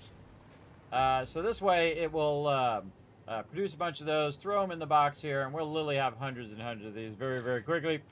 So we can add the next level. So while it's doing that, I'm going to go ahead and prep for the next level. Like this. Like that. We can even make it easy on ourselves and switch it like this. And throw this also in the dimensional depot. Yes, so that'll start backlogging the depot as well. Okay, so we got to check our math again. So this is coming in at 1200. And this is going to use, in here for plates, it's going to use 30. So basically we would divide it by 30. So it would be 1200 divided by 30. So that's 40 machines is what we need. So each factory has 7 machines in there. So 5.7. So we're going to need basically 6 of these on top of here. I know, pretty crazy, right? And right here, this is 01 iron plate production. It's going to be very, very tall.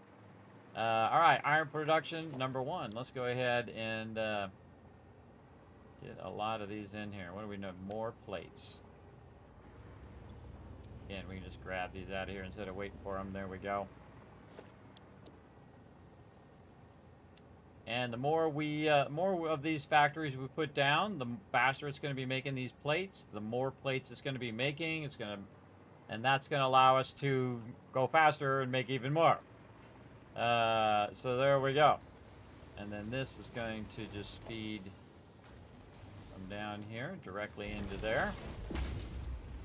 We're going to get our power. I'm going to take this out. There we go. And feed that power up.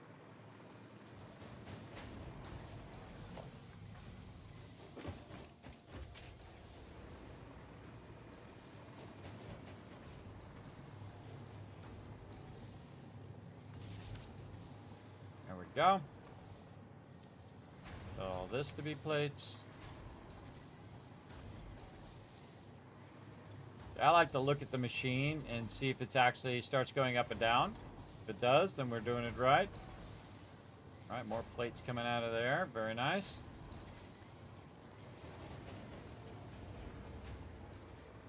And again, we're going to just temporarily tap into the side of this here. Get out of curve mode here.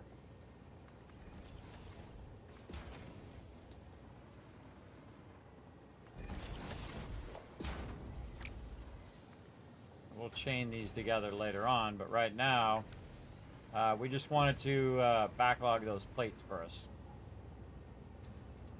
Oh yeah, now we're talking. All right, so we're producing the thing that helps us produce the thing. That's what I really like about this game. It's very much like that as you're playing through the game. You produce something that helps you automate the thing that you're producing.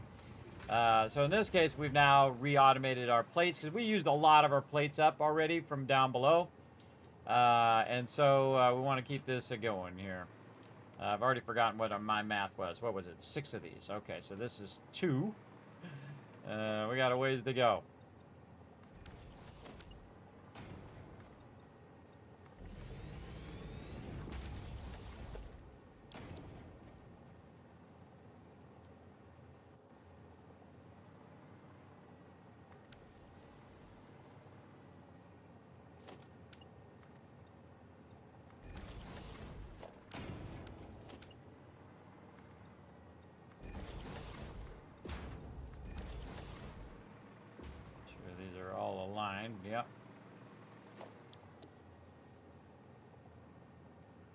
Some more plates.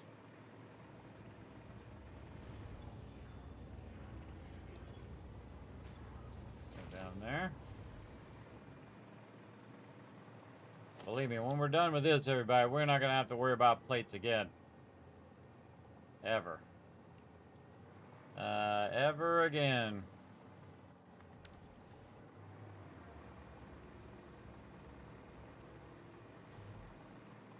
Yeah, 1, 2, 3, or 4. And we need 6.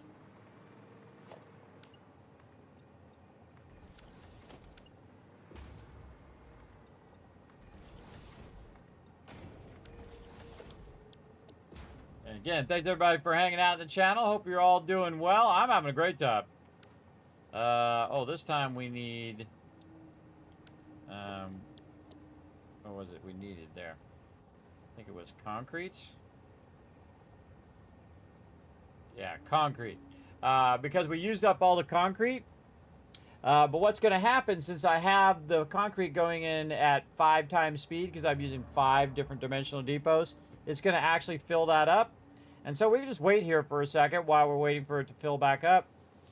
And eventually we're going to go get some Mercer spheres, which are going to speed that up as well. So it'll go in there faster.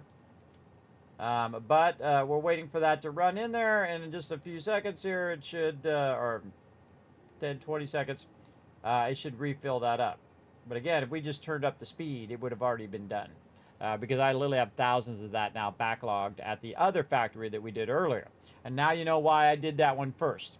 Is so that when I'm doing this one, we have that. And I have a bunch of this other resources already backlogged. And a lot of this is running into the Dimensional Depot automatically. So I don't have to go track it down. Almost there.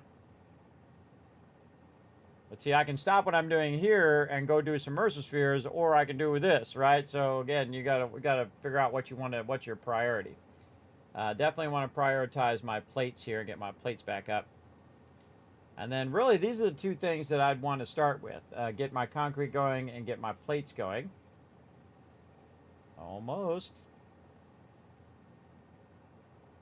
Yeah, I'm just kind of putting it out of the way. There we go. All right, H. And there we go again. Now, I just used it all again, and so I have to wait for it to go in there again. But I don't have to run all the way back and grab it. I can just let it run. And while that's running, I can get all this production up and running here as well. So let's get this iron plate here. Copy that. We'll name all this stuff first.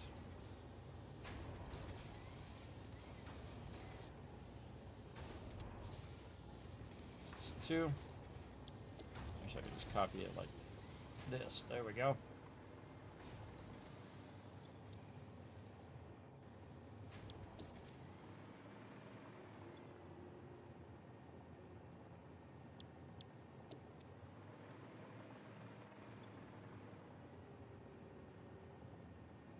It's 5.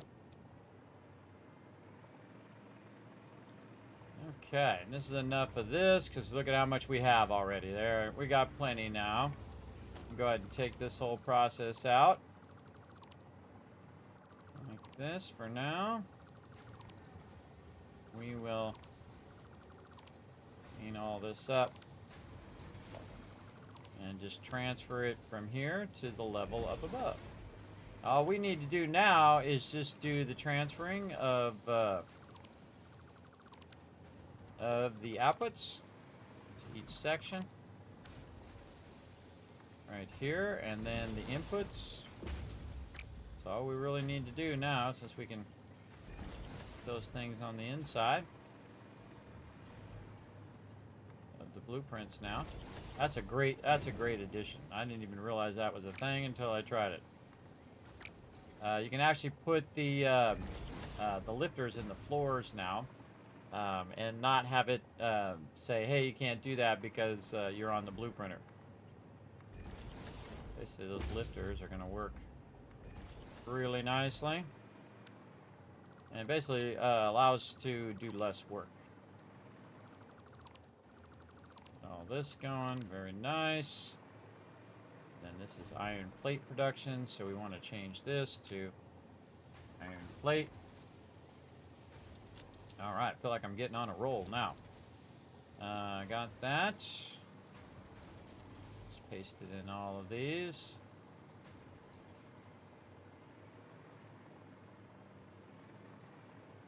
Okay, nice. Then we need to get our power going. We have our power going at number 2 here. We do, because I can see it's all green. And we'll grab... Try anyway, grab our power connection. Get up here to number 3. Connect it, grab it for the next one.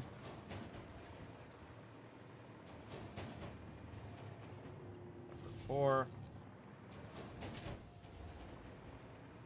Number 5. There we go.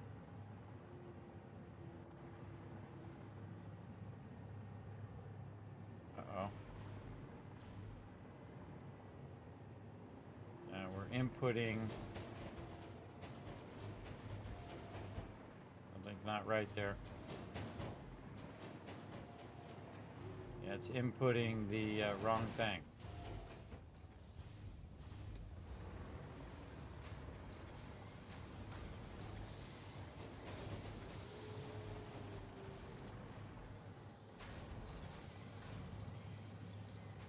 Alright, iron plates. No, that's right. Iron ingots going into iron plates. We just need to tell it what to do.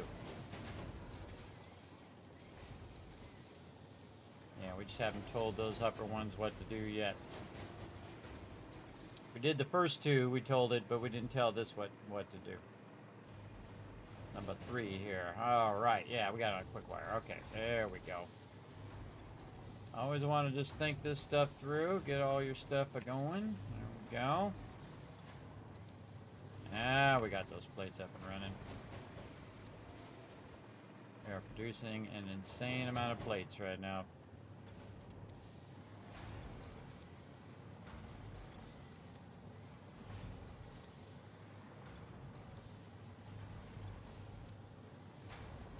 Look around, see if you got all your green lights on. Yep.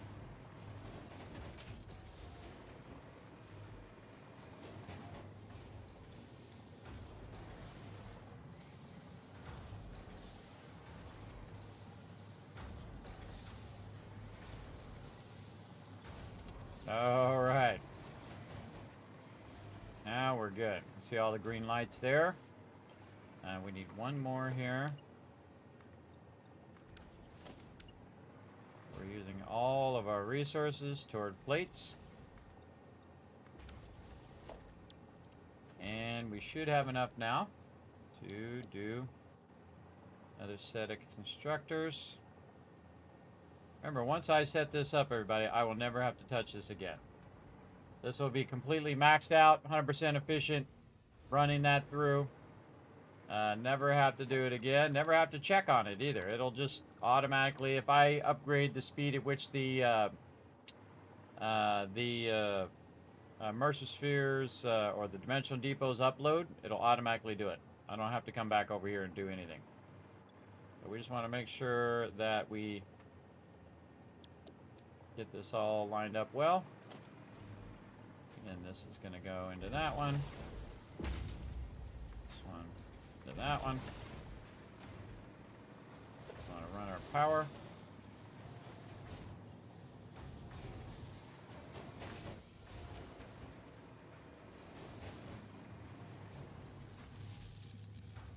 Like that, and then tell it what it should be doing.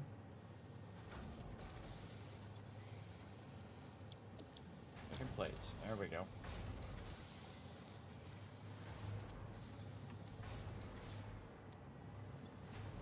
That's a lot of plates.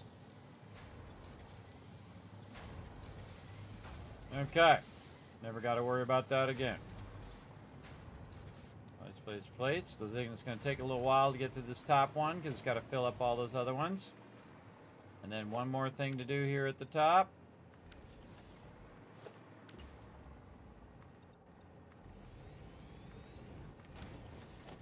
And let's get our storage in there. Ooh, not enough concrete for the storage yet, but that's okay. We'll let this run. take out this stuff here while we're waiting.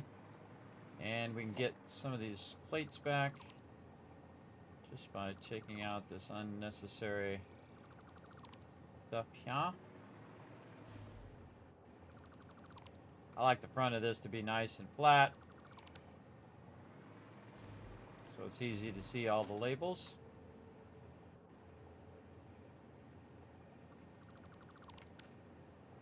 There we go. Oops. Accidentally took one out right here. Let's put that back in. There we go. Looks good, looks good. Awesome.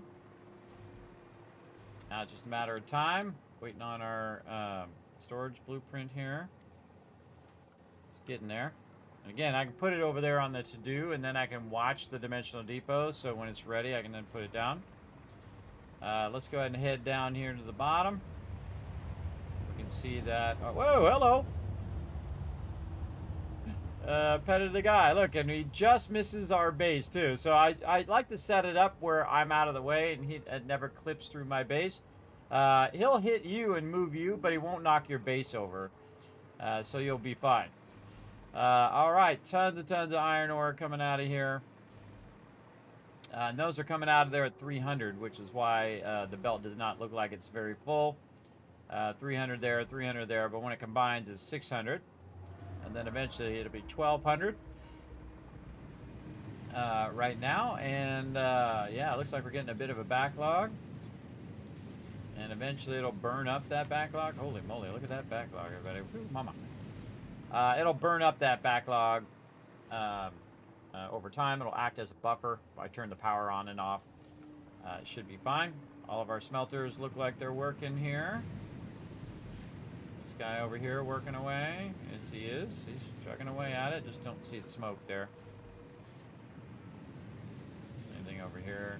He's got 100 right there. All good. It's all good there. You can also just go inside and see if all the things are green. Super green.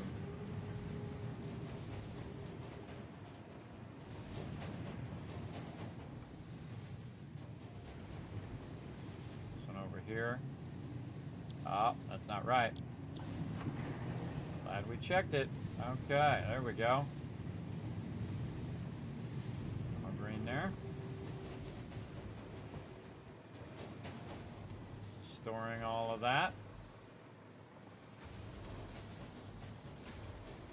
Green, green, green. You want to come back and double check it because again, like I missed that one right there when I was copy pasting that stuff. And if you look like with different eyes, right? Like when you're trying to paste it in there, you're looking to see if it went in there. But now you're trying to see if that stuff's actually producing what you wanted to produce. Green there, double green there, green, green, green. Okay. Also a good thing to do while you're waiting for your concrete to go in there.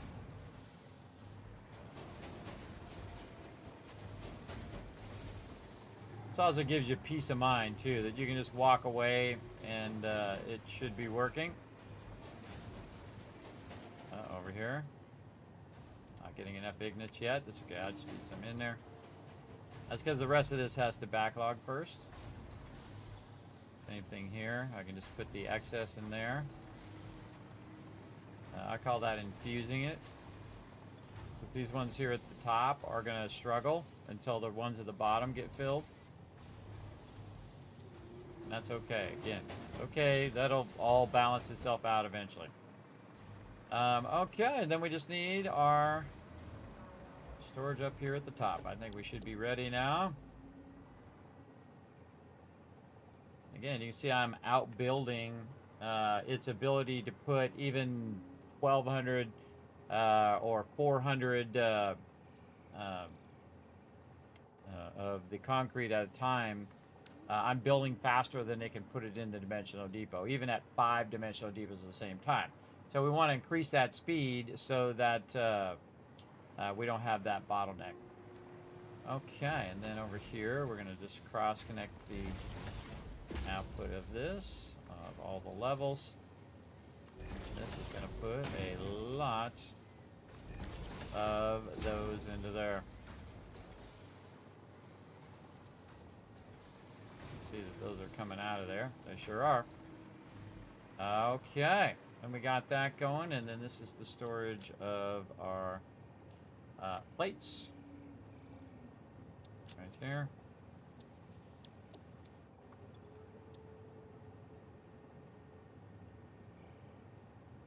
Plate storage. Okay, now we want to go ahead and take this and output the back of this here, like we did on the other one. We want this to go ahead and go right out the back here. And then we're going to run this up into some dimensional depots. Run this out just a little bit. Like that. Run this up. There.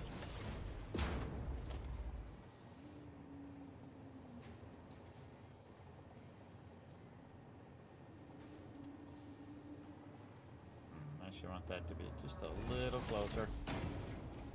Like that, and then put our 5-dimensional depots back in here again. 2, 4, and 5. And soon we will never have a plate problem again. Get this to snap. Come on. Is it snappy snap? Make me nudge, aren't you? You sure are. Alright, there we go.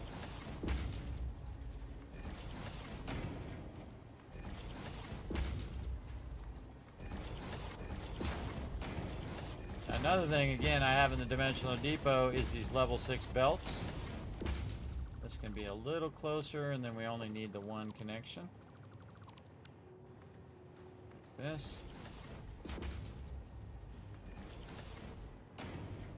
Not close enough.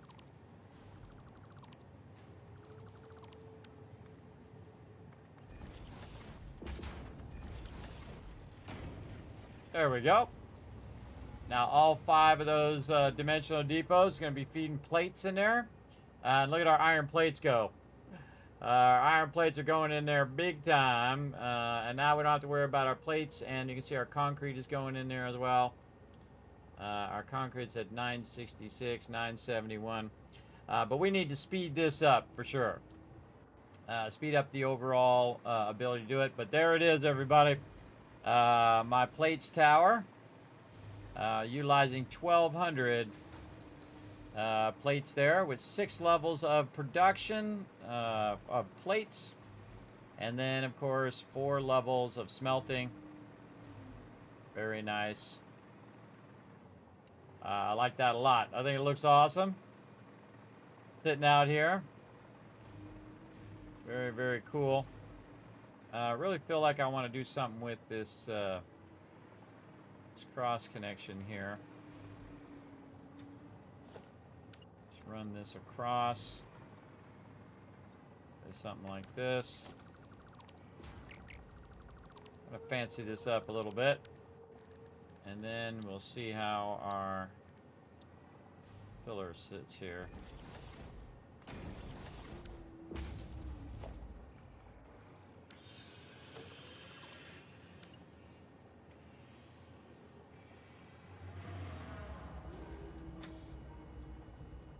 White line up. Kind of feel like we want to put one little block there. It's not going to go like that.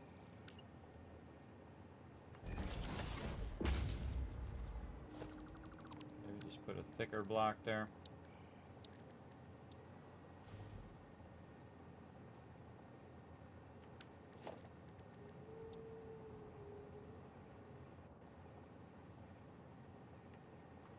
What you can do is use page down to bring that down. Doesn't quite look like it's sitting on there.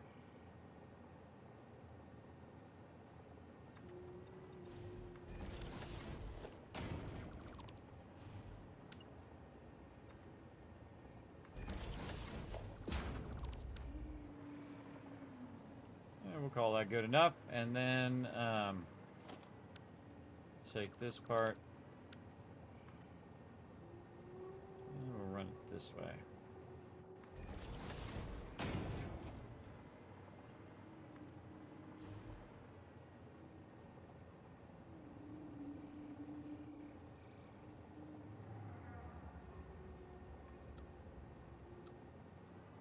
Let me rotate it. There we go.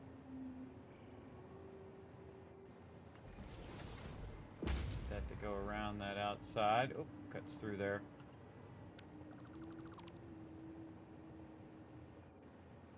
I don't like that. But this is a curve. I want it to kind of curve around that thing. Oh yeah, there we go. And then go straight that way.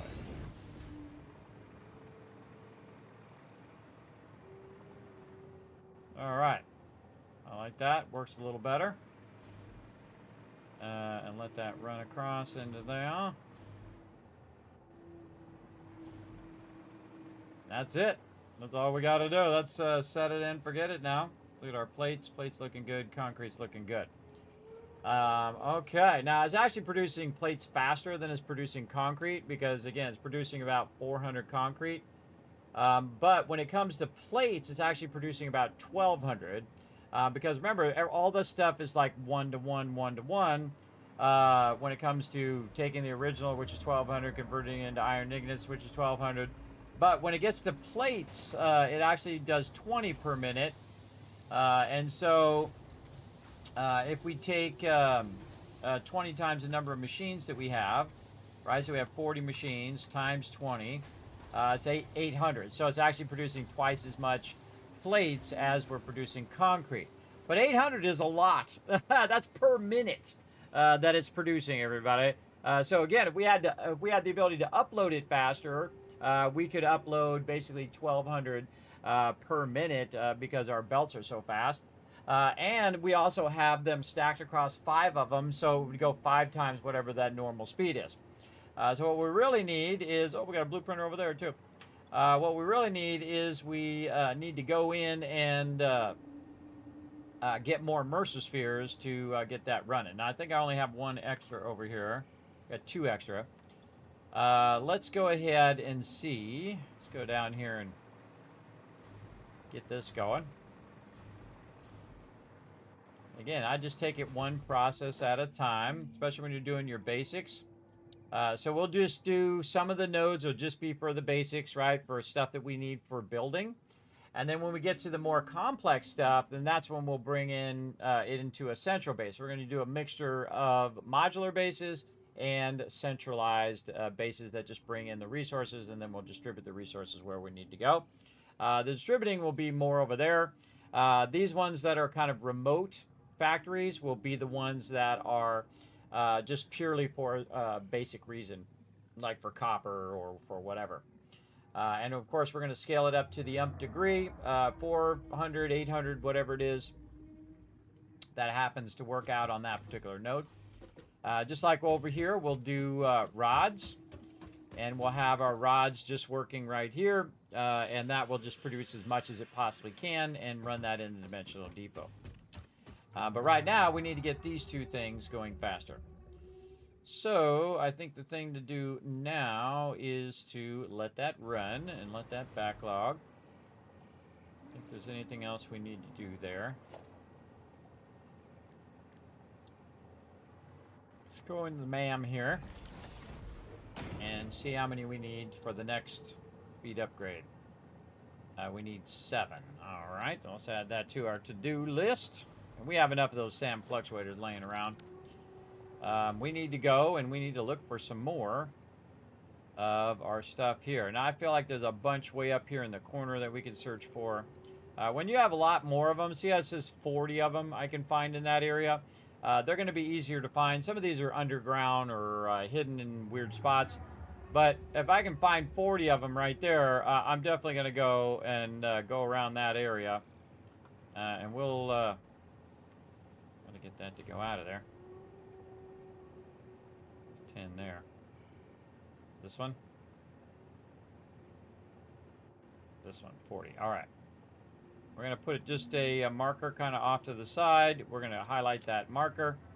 And now we need to get way out over there. And if we have any way of kind of getting there a bit faster, we could take our trains or whatever it is. And then we're going to see it on the thing here. No, we're just going to head our way out there. And look for some Mercer spheres along the way. Let's get our thing out. Just in case we run into one on the way.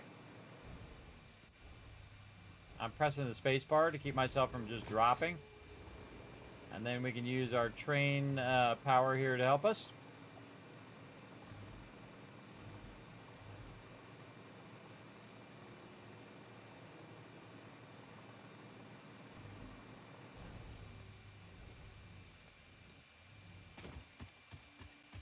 Much more resources over here to get later.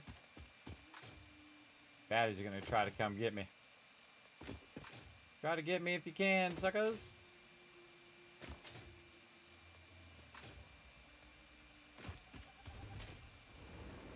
Now I get connected to this power, so I can just go ahead and use this power now. Also, no more spheres nearby. We can do some of this kind of fun. We're going that way, but we can kind of follow along our current power.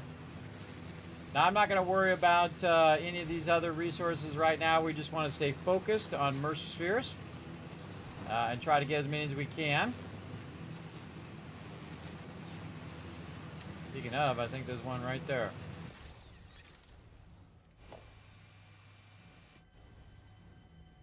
What up, guy?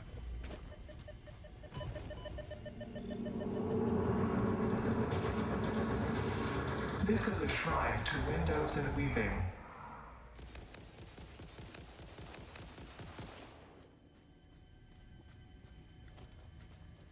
Of any of our ammo.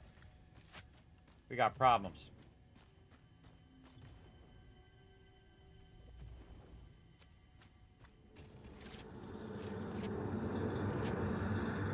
Listen to the rhythm. All right. Good start. Found one already. Just happened to see it there, too. Okay. And we were in the middle of zip lining, so we got to get over here where we have more power. All right. And we're actually going to go that way. Where are we at right here? We're right here, and we're going to try to get all the way up to here. And we have these radar towers here, which means that we have used this stuff to run this power out to those radio towers, right? So we have a bunch of connections that we've already made, so we might as well utilize those connections. And if you didn't know, everybody, you can actually go up on the power lines as well. Not only zip lines, you go down, but because it's powered, it will actually power you up into the thing, which I only discovered recently, by the way. I think a couple playthroughs ago, that it would let you go up the stuff like this. Again, we're kind of going that way, but we're using what we've already got. And you can see I put out here, and I'm going to redo, again, all this power, because I won't need these anymore once I run all my trains. And we're going to be running our trains through the terrain itself. We're going to be building out supports and all sorts of fun stuff for it eventually.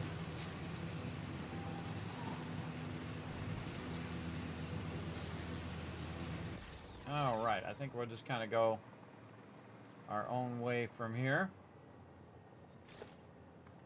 And we're going to just take this, put it right here. Check for any Mercer spheres nearby. Oh, there is one. That way. I think I see it over there.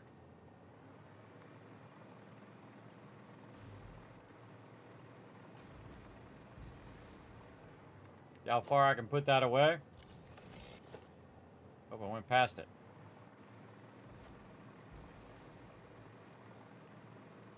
Oh, it's right here, but it's down there. Somewhere. Let's get up here because this guy's going to try to shoot at me.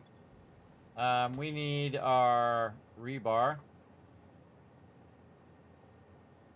We're gonna have some fun now. Oh, snuck around the other side and got me.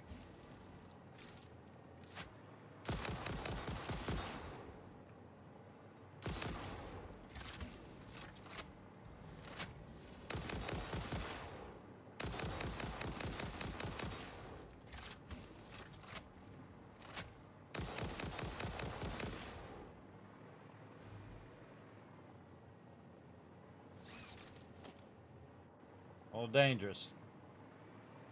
Yeah, actually, I think it's down from where we are.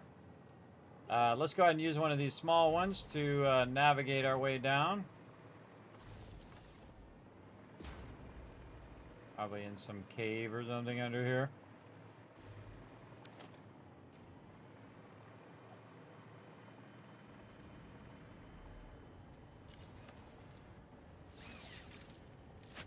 Reload first before you shoot. Your waves lap at our shores. When will you land?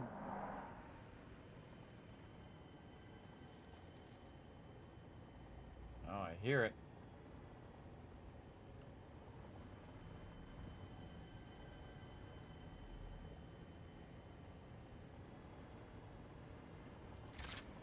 Something activated on me. Down here, this guy.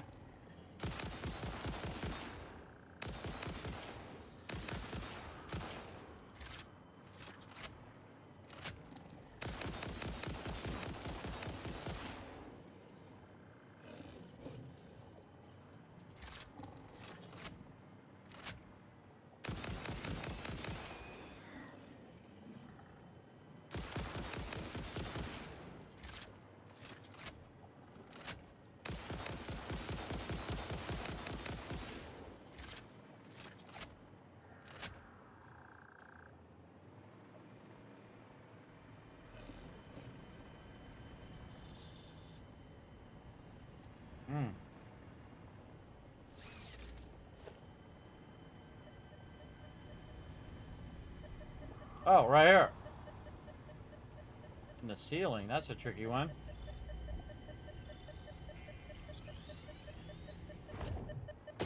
Yeah, I don't need to kill all the mobs. I just need to get the Mercer Sphere. Alright, back up we go. Any more Mercer Spheres? Went off that way. Yeah, we got a little purple guy here. Might as well grab him.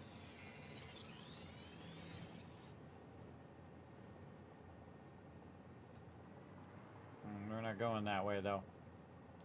We're going this way. Let's go ahead and just zip line our way. Oops. Grab it. There we go. Zip line our way over this way.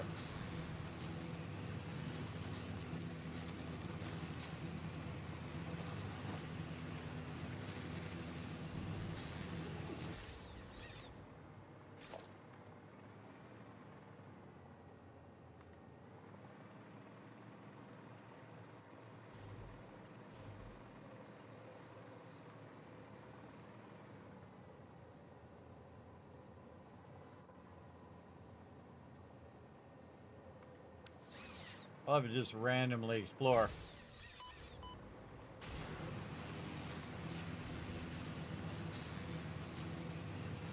Yeah, there's a crash over here.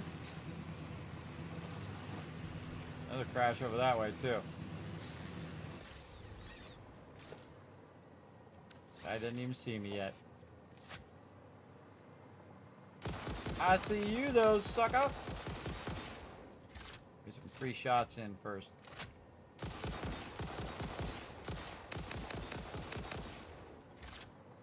Anybody else? Nope.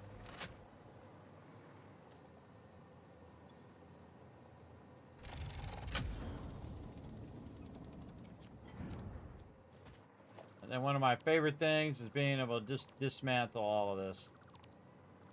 So great. And you're not always looking over there saying, I wonder if I looted that or not.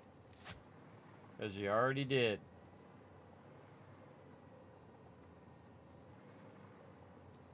Various other resources. Take all that. Alright, Mercer Spheres. Which way? Again, we're not going that way. We want to go this way.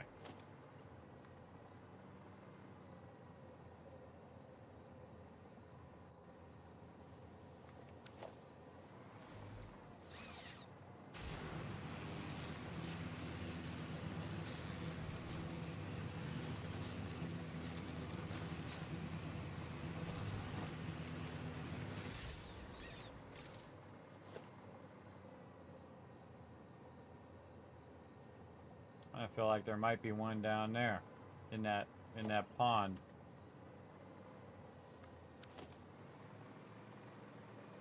Yep. Luckily we got something just for this.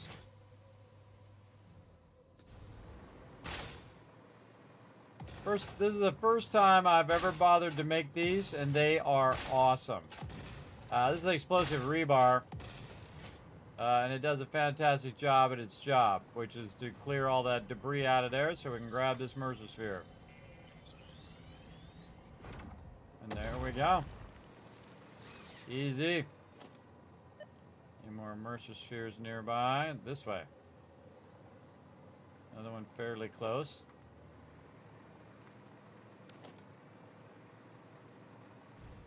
Oh, we went past it.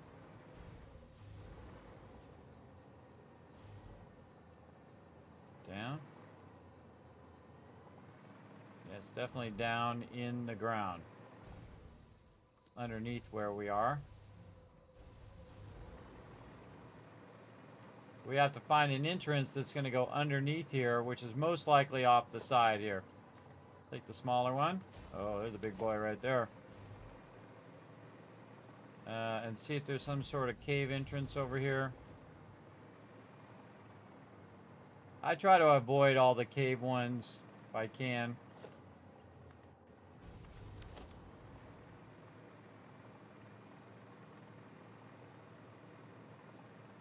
There's one over there.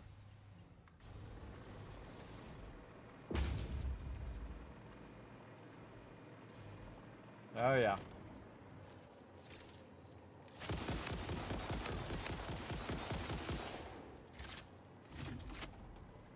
Not dead, huh?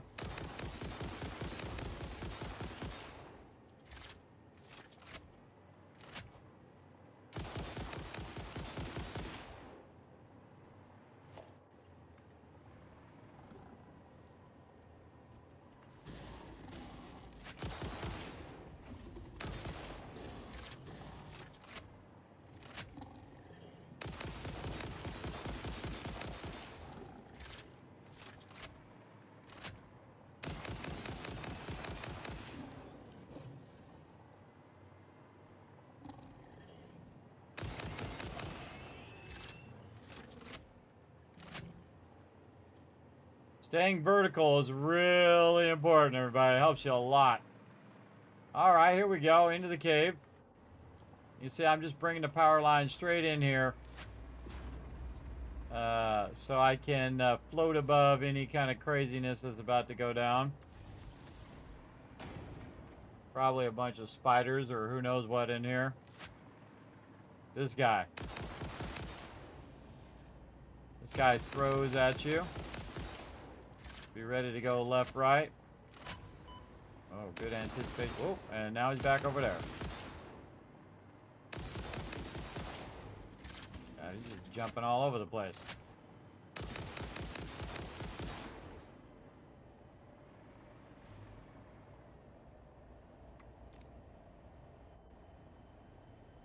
I don't know where his loot is because he was jumping all over. All right, grab this Mercer sphere and get on out of here.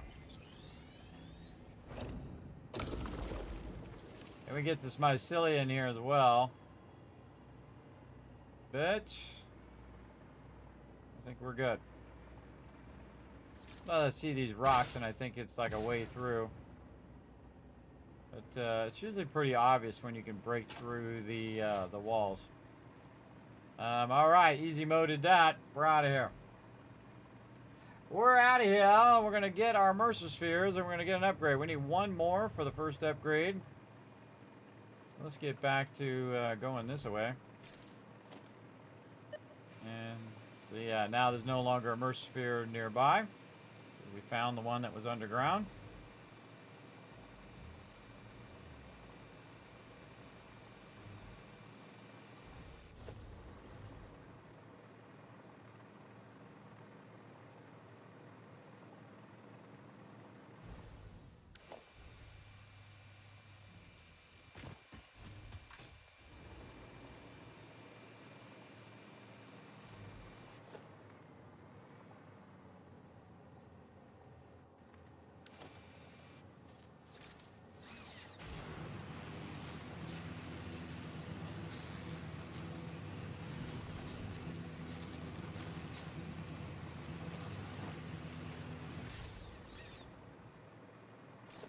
Lots of mobs out to get me today.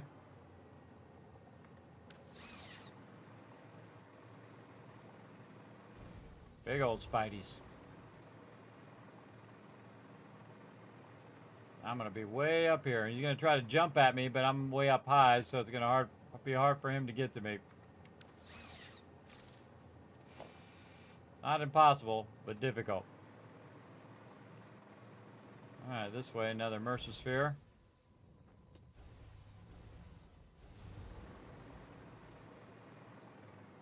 Oh, right there in the center. I'm up so high, they don't even know I'm here. Let's try our explosive stuff. Now, our explosive stuff actually works better on these guys.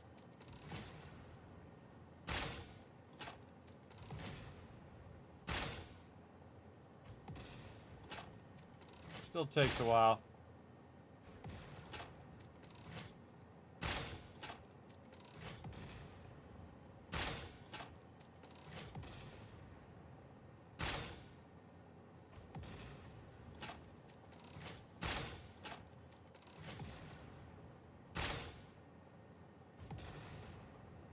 Not dead yet. Wow.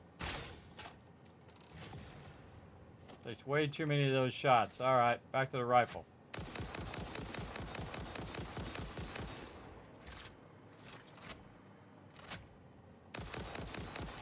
Jeez, finally. Alright.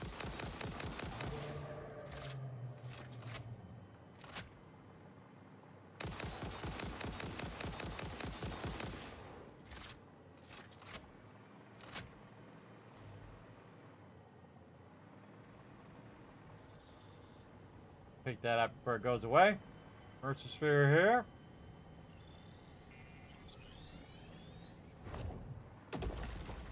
All right. Throw down our MAM.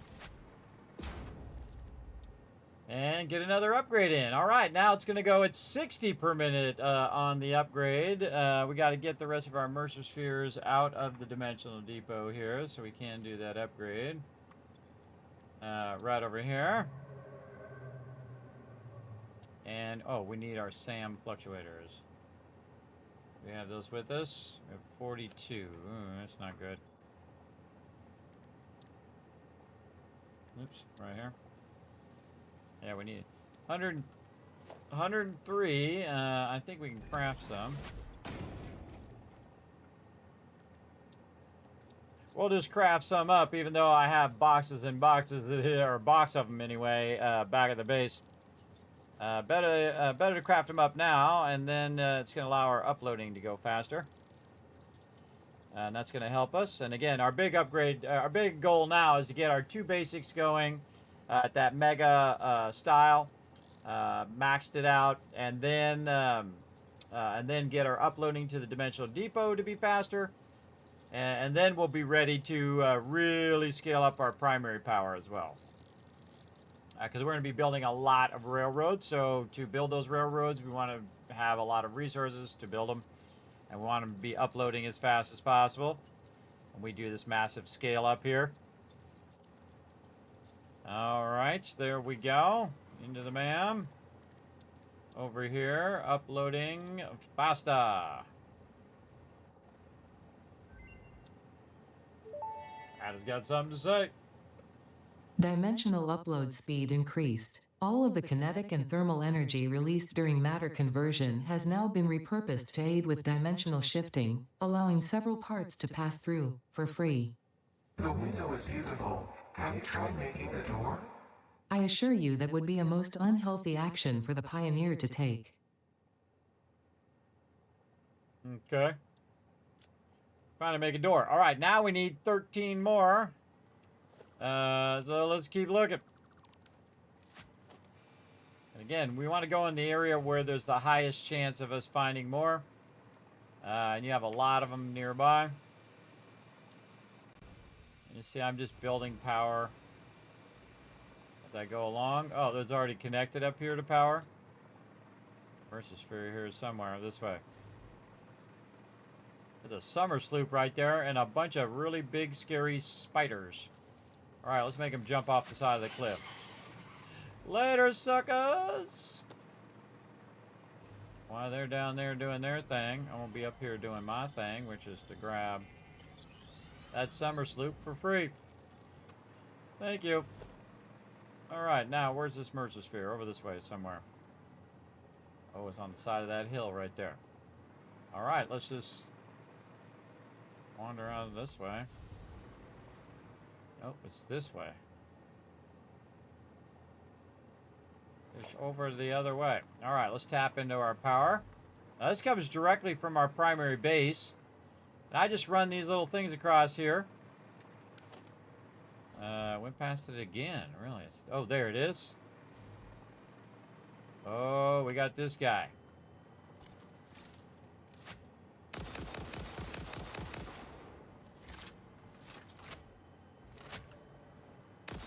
This is rock throwers. Oops, got the move on that one. Just go a little bit side to side. And shoot them till they're dead. Yeah, he's falling off. Alright. Those actually are radiated too, so if you don't have radiation protection, you definitely want to wait for them to fall off the side or disappear. Alright. More Mercer spheres. This way. Again, we're going to let the loot guide us. Past it again, huh? Yeah, right there. Okay, wow, a couple of them right next to each other. Going to use our explosive rebar to get rid of some of this poisonous stuff. If I'm going to get rid of one of them, I might as well just get rid of all of them. And then we'll run some power down there in case things get dicey. And the cool thing about when you're using your hover pack is you can actually grab stuff from further away.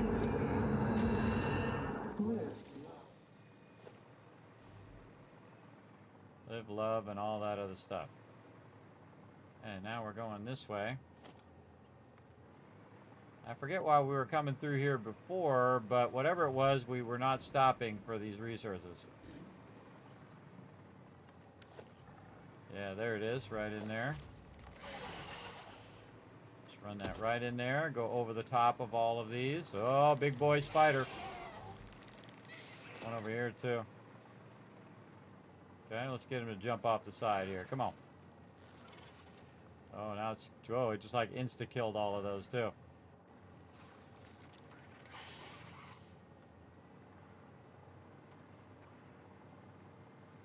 Oh, yeah, they're fighting down there. Yeah, you guys fight among yourselves.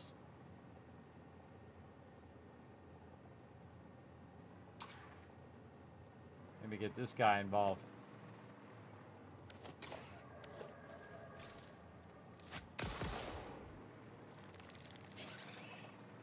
And you jump down there and fight that guy. Yeah, make them fight each other. Yeah, they killed that dude. All right.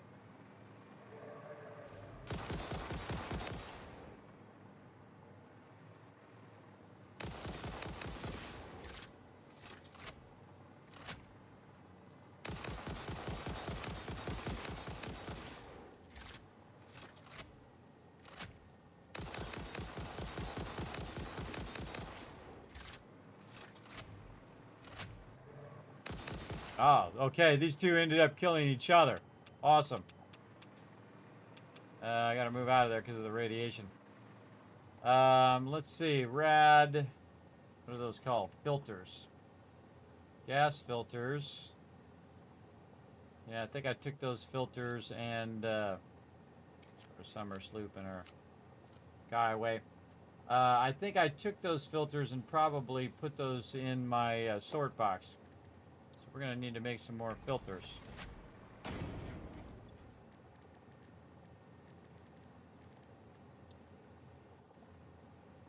Coal. We are gonna need coal. I don't have any coal in here. Got compact coal.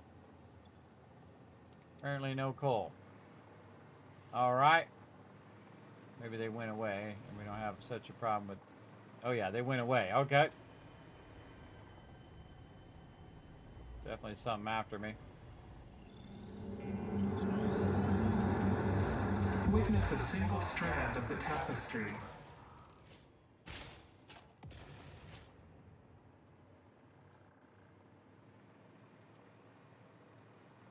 Alright, we good. No, it's these things here that was after me. Alright, that's a win. And now we got 3. Okay. More this way. Keep on exploring. This is how I prefer to explore, everybody. It's really fun to just float around over the top of all this stuff. Looks like it's that way.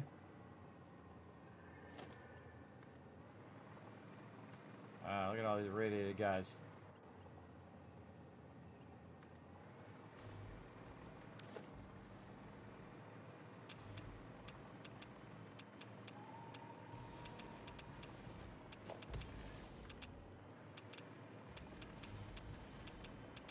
Yikes, there's a ton of radiation around here.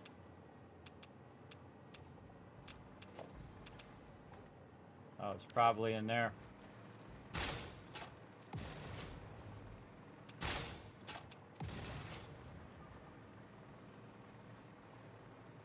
Big old spider in there right next to it.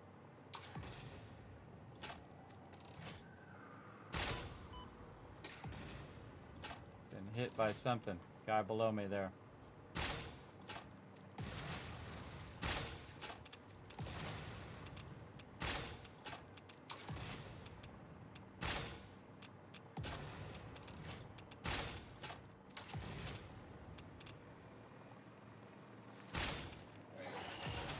There we go. Yeah, go fight that guy down there. These guys on the top shooting at me. Alright, screw it. Let's just go for it. Stop grabbing it. That's not good. Gotta get away from this radiation. Alright. That actually worked. Alright. Let's go ahead and get some of our barrel nuts out. And actually, we'll leave that. We'll put this here. And we'll just chomp on a bunch of these. Alright, there we go.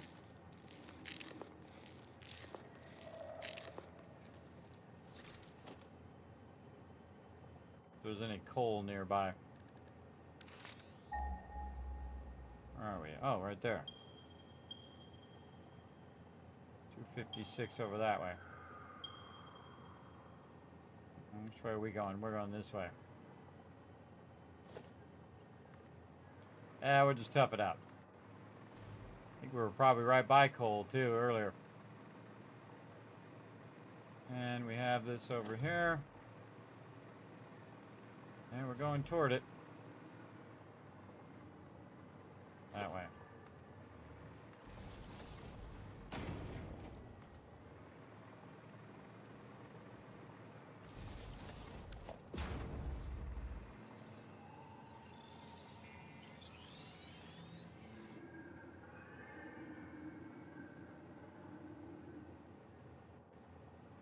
Down below.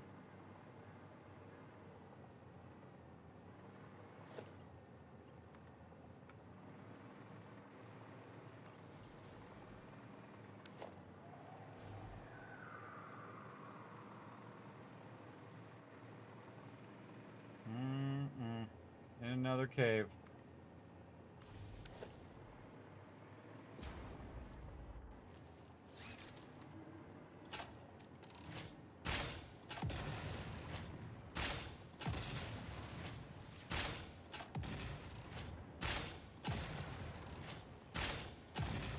This is satisfying to take those out. I think actually it's coming in from that side.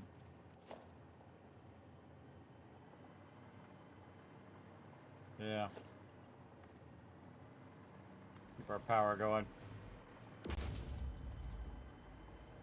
Oh, I hear it. Another ceiling one. Up above where we are.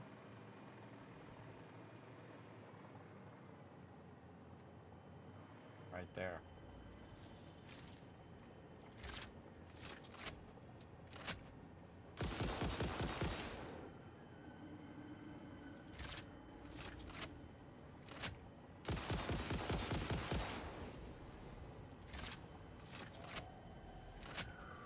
Shooting at me from somewhere.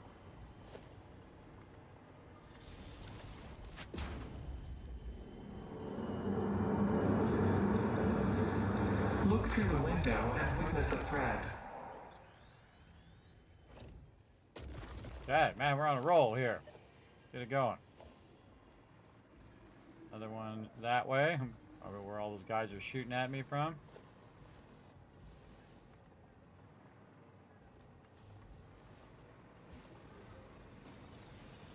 Bunch of punks.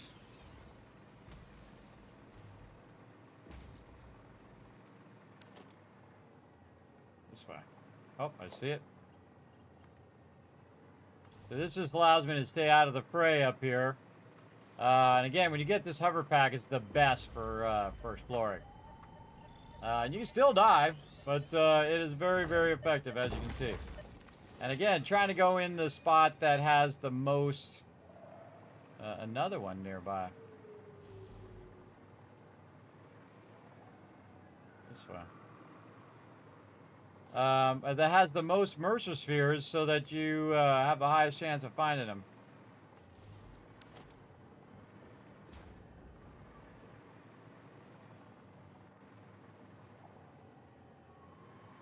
Yeah, see, it went up.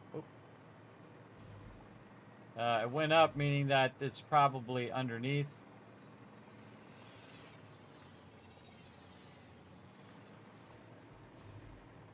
Oh yeah, there it is. We're gonna have to take some radiation hit. We're gonna try to sneak by this spider over here. I hear the spider. This bleeding temple hums a resonant song. Play for us. Got it. Sometimes you just dip in, grab what you need, and get the heck out of there. Another one that way. Dang, a lot of them right here in this spot.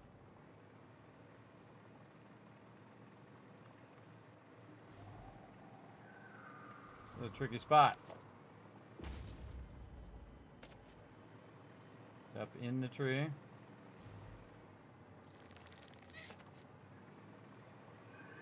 Oh, he's down there somewhere. There's a squad up here in the tree.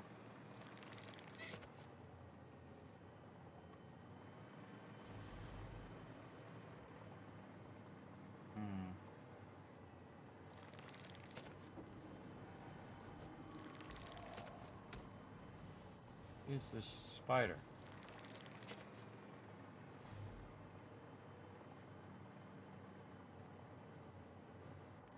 I hear him, but I don't see him. And that's a scary thing.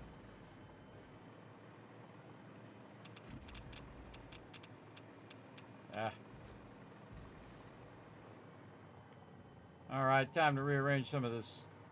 Oh, I bet over there. That's who's shooting at me, too. Get rid of that guy first.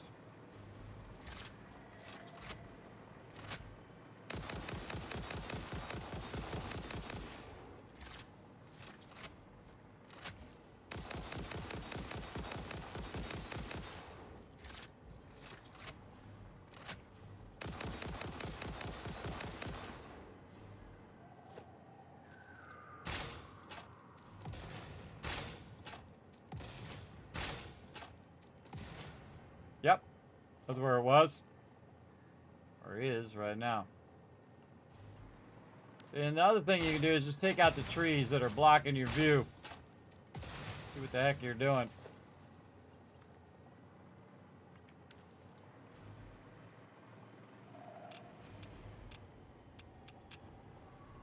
I think I should have probably healed up.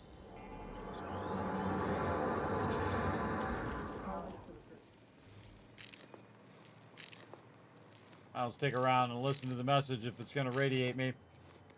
All right, more Mercerspheres. Another one nice and close. And this is like the apex of all these suckers.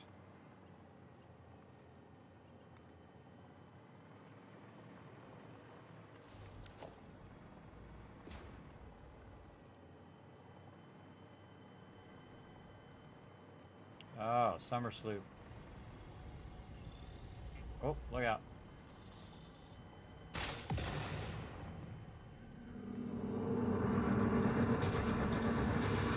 This is a shrine to windows and weaving.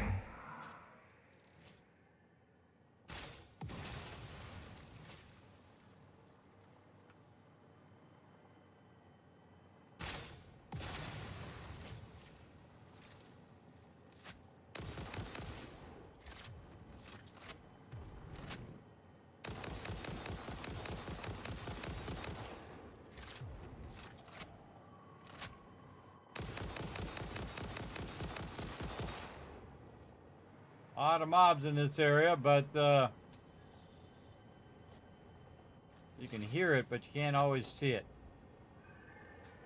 Right here somewhere, probably underneath. Yep.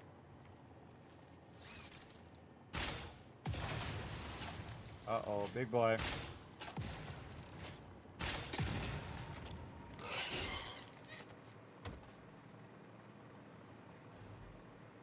Can't see. Where'd he go?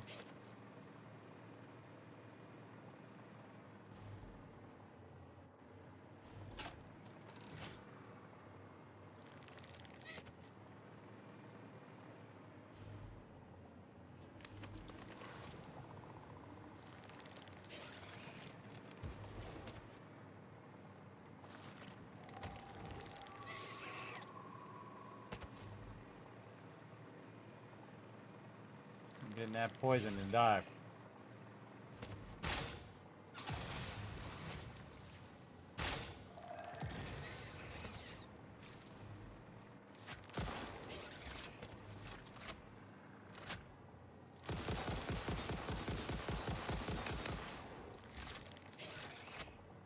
Stuck in that tree.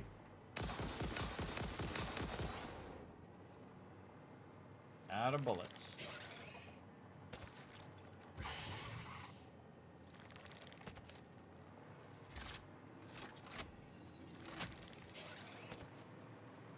Oh, you enjoy being stuck in that tree. I'm going down here.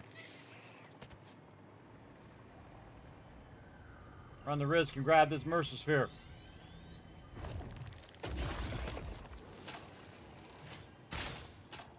Blow that up just for fun.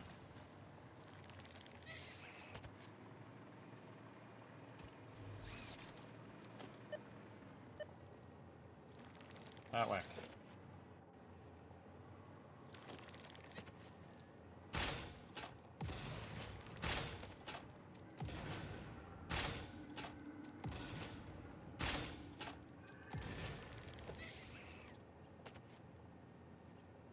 They'll reset eventually and get out of there, but I'm out of here.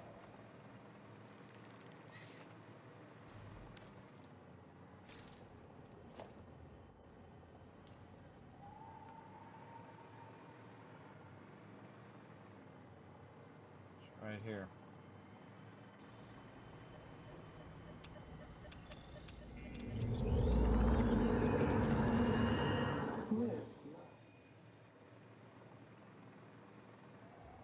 Or this way.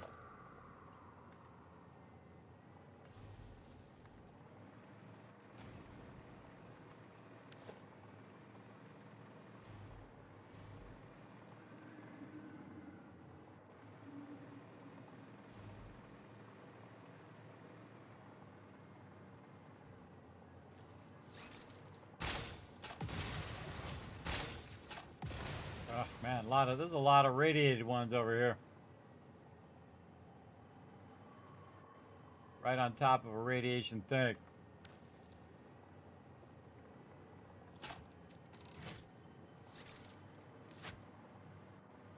The radiated ones. Let's try to take out the radiated guy first.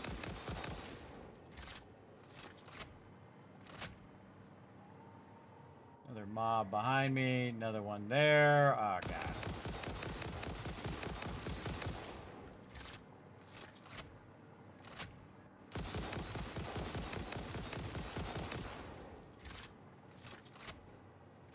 The mob on the left shooting at me as well. Getting radiated. Two mobs on that side shooting at me.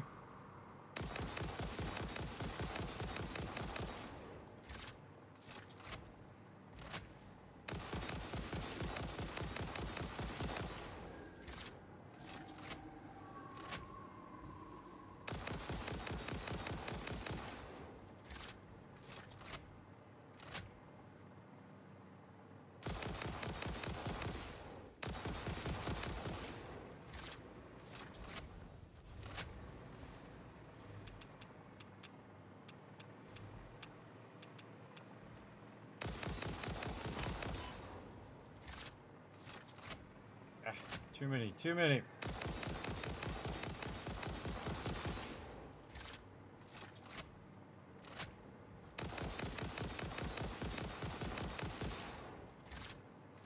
All right, got that one.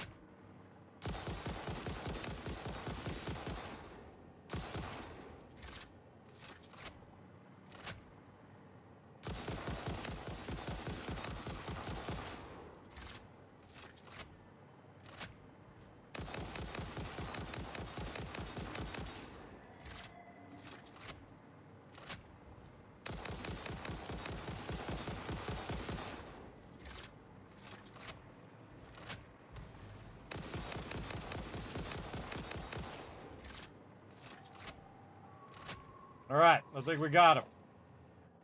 A lot of mobs.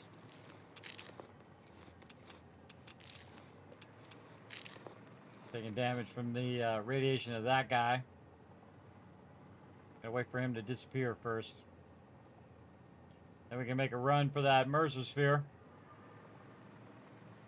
Now, if I was smart, I would have brought my little filters and I wouldn't be having this problem right now. But I didn't. I put them away. That was my bad.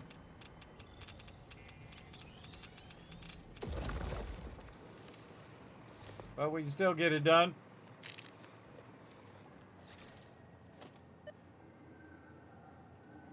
Now that way. We got 11. Couple more, and we're going to do another upgrade.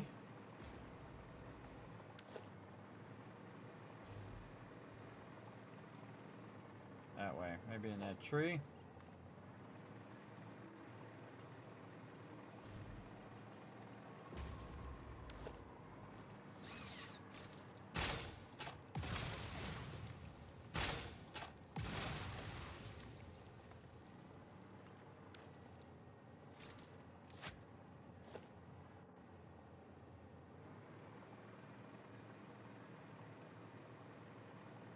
Nope, down here somewhere.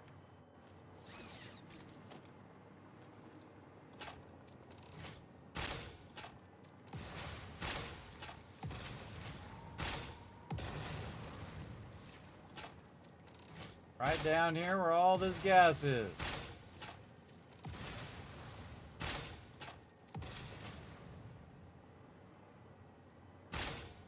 Again, using this works great, everybody. Just kind of clear the area out with your explosive rebar. Very, very effective. Thanks, everybody, for coming in and hanging out. My name's Kismet. They call me the Gaming Tycoon. I've been gaming for 50 years. That's right, for half a century. We're having some fun right now in Satisfactory. Some delicious chaos going on right now. As we look for some more Mercer spheres to upgrade our uploading of our resources. And we started doing some mega building today where we are building out our resources out. Oh, I see it right there. Try to run on up in there. Oh, I know what to do. Get over on this side and say, come on, guy. Come on, come get me.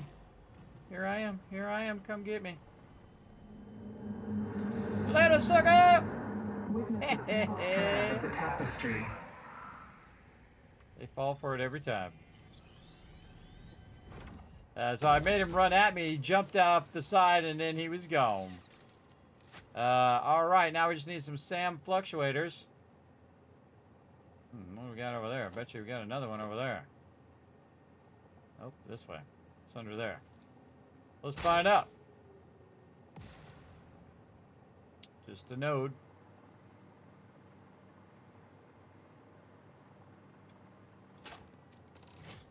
Okay, time for another upgrade. Let's go. We got to make some more of these things. Put it right here and kind of hide from the mobs a little bit.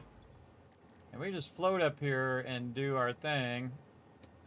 What do we need? Some more reanimated SAM, maybe. Yeah, we gotta make 151 of them.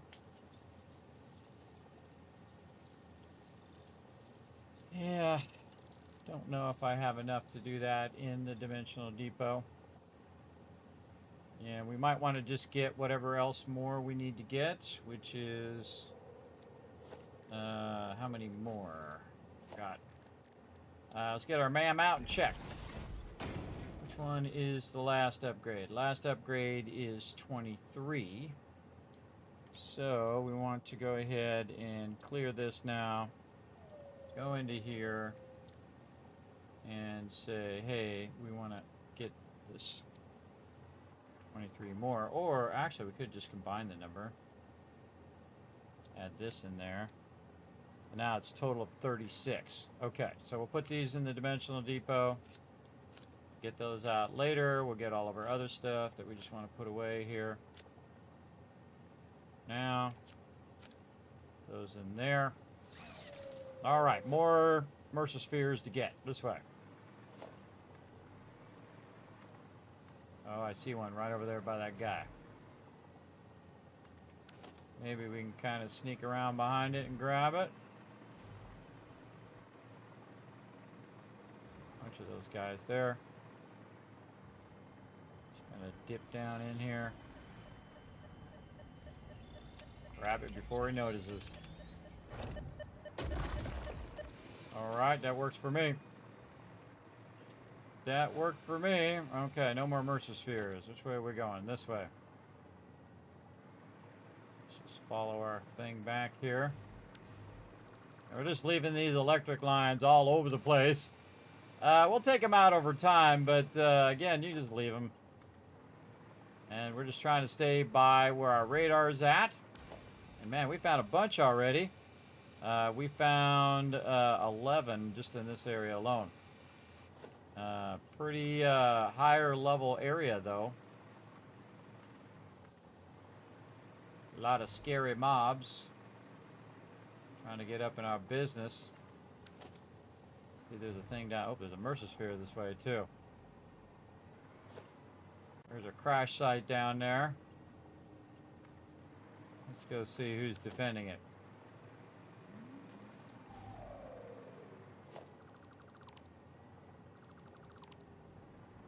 You don't have to grab the hard drive first, by the way, to dismantle the stuff. You can full on just dismantle it without even getting the hard drive. Let's cross connect these. Grab all this loot. The stators down here. Operational. That hard drive. There we go. Now we never have to look at that again. See any other loot? We can definitely upload a bunch of that though into there. Put our chainsaw in there. This. Another Mercer sphere. Go ahead and offload a bunch of this stuff. Yeah, limiters. This. Oh, got enough quick wire in there. Just to make us some room in my inventory. Just the end. There we go. More immersive spheres is what we're looking for. This way.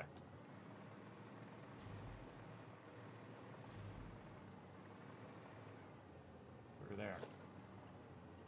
No, that didn't actually connect to that. It's too funny. Alright, this way. Oh, there it is. Right there.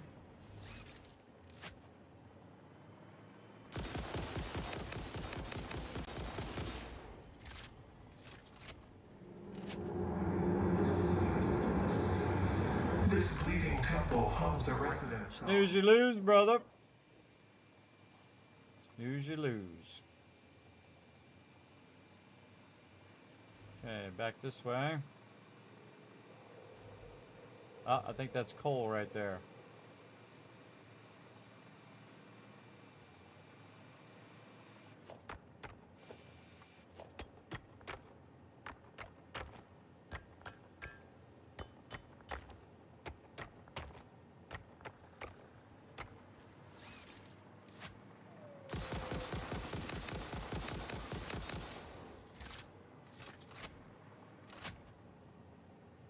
Okay, now we needed some coal to make some filters. Oh, somebody else up on me.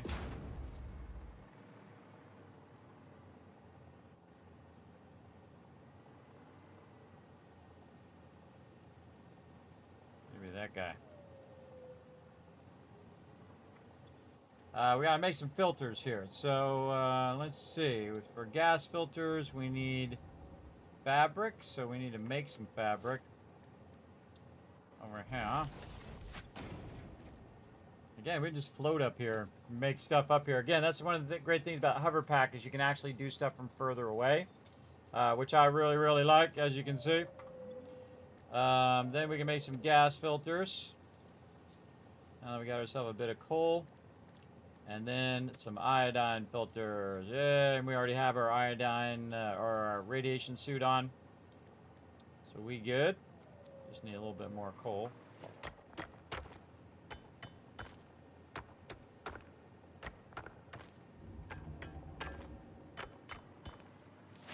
The pure coal node. We're going to be back for that.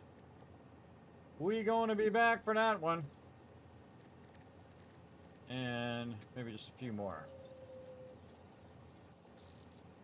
All right, there we go. Improvising in the field. Now we don't have to worry about radiation, and now we're not going to find any radiation. You'll see. All right, we're going this way.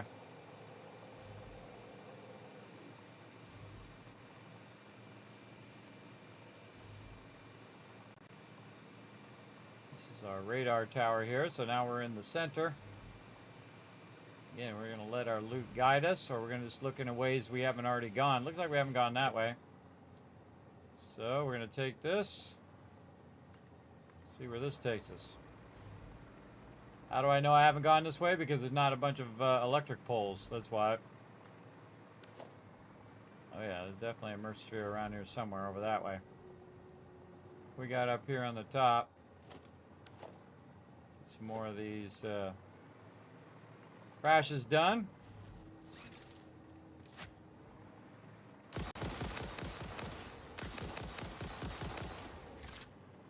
Right up on him on that one.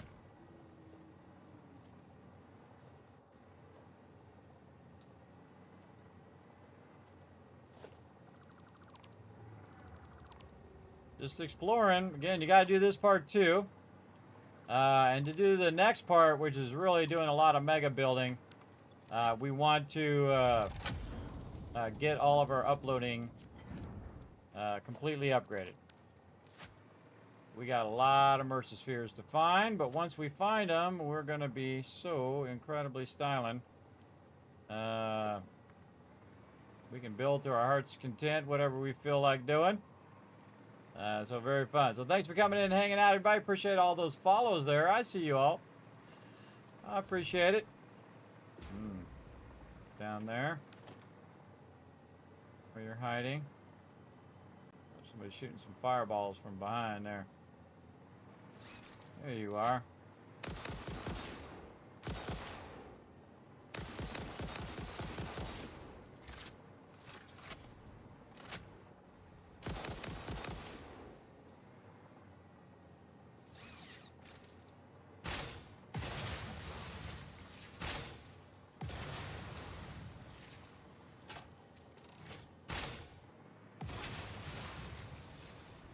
I see you there, Mercer Sphere.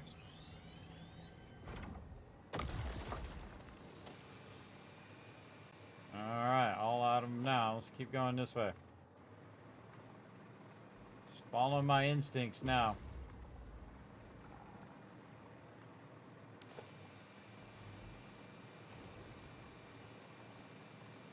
We're getting way over here to the side of the map. 30 more up this way. Well, keep wandering around, see what we can find. Oh, we can take care of this right now. Deuterium node being covered up there.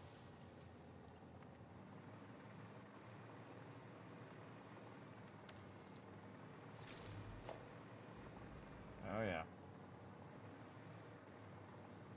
Right over there.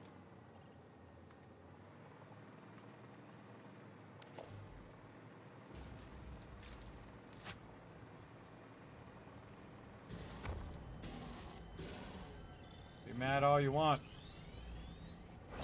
I'm still gonna grab it, sucker.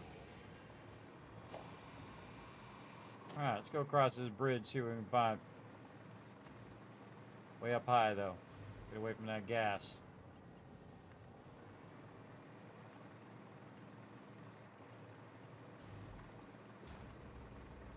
Yeah, cool rock formations down there.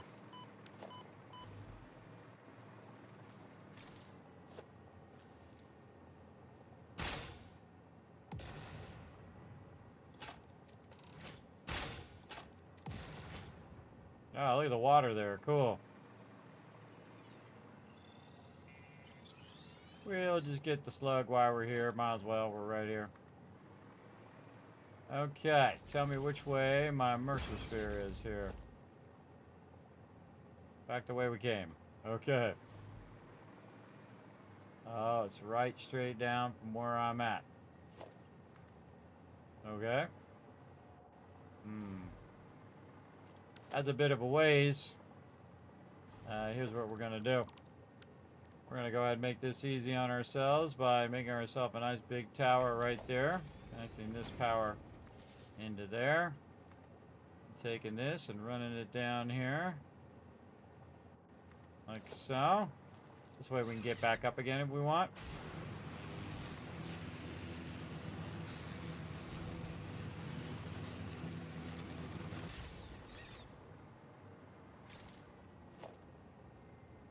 Yeah, there it is.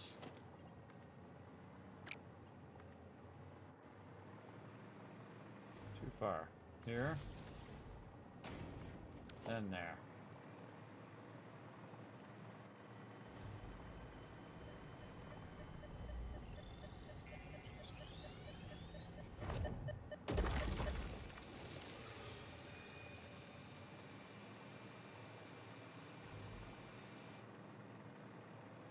Oh, another one this way.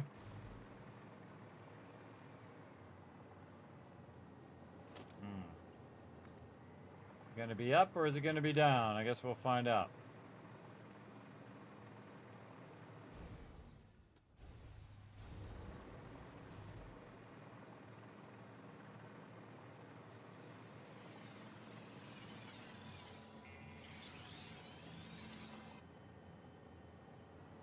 Right here somewhere.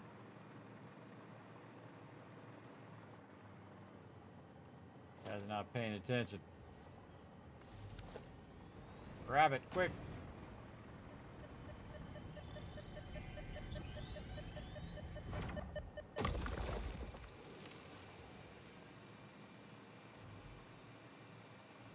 We already gone.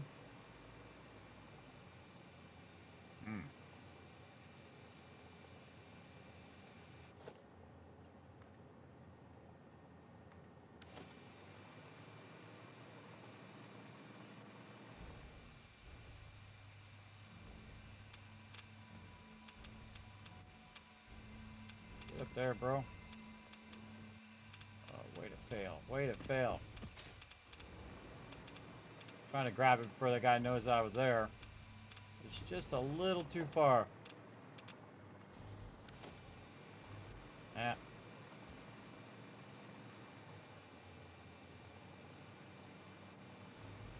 it.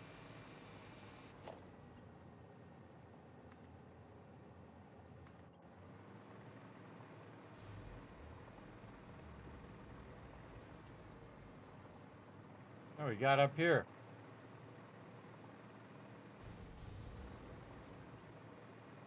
I'll go back and snag it. Go back and grab it. Now I got my radiation filter on so I don't take damage. But they do run out over time. Not a Mercer Sphere, which is what I'm looking for, but we keep looking. Now I'm kind of using these big towers. Big towers can span a much further distance than the smaller ones.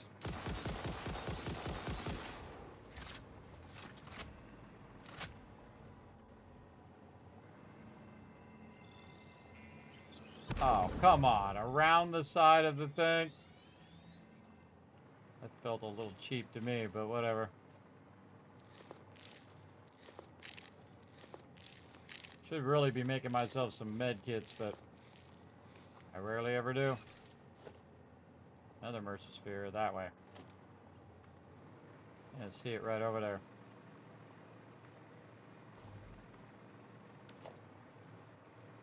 I see it. It's plain as day. Grab it quick before that radiated guy sees me. Grab it.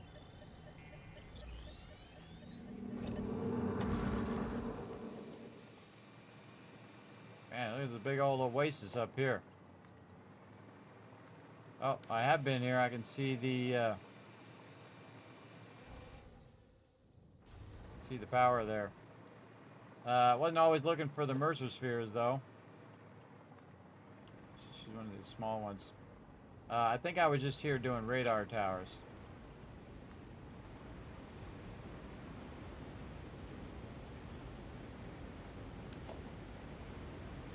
I think we can probably get up high and wipe one of these guys out.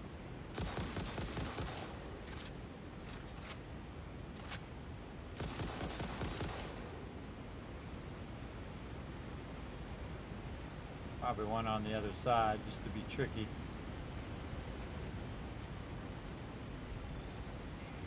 Oh, there's uranium right there too. Yeah. Impure node. We're getting there. Just takes due diligence. Definitely dipped all through here.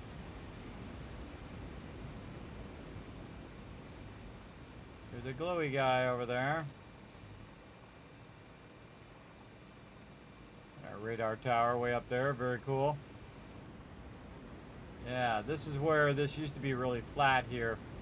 I built my water to go down into the desert because you can start in the desert area and you build that water going down. You never need any pumps.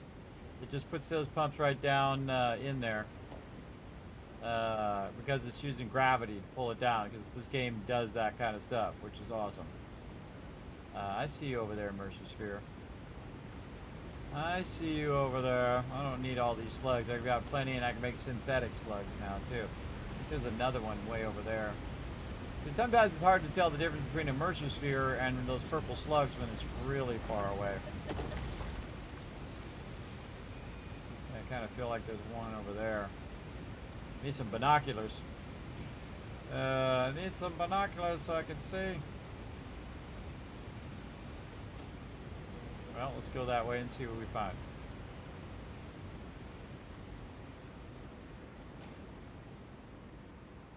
Oh, there's one right there. Now I'm just tripping over 'em.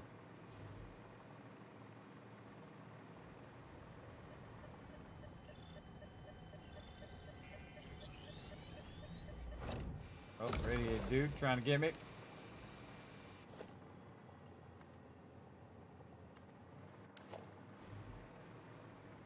Another one this way. And I feel like there's one over there. Get from here to there. How do we get there? Down.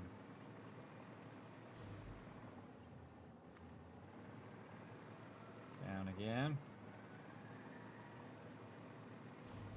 Then across this bridge.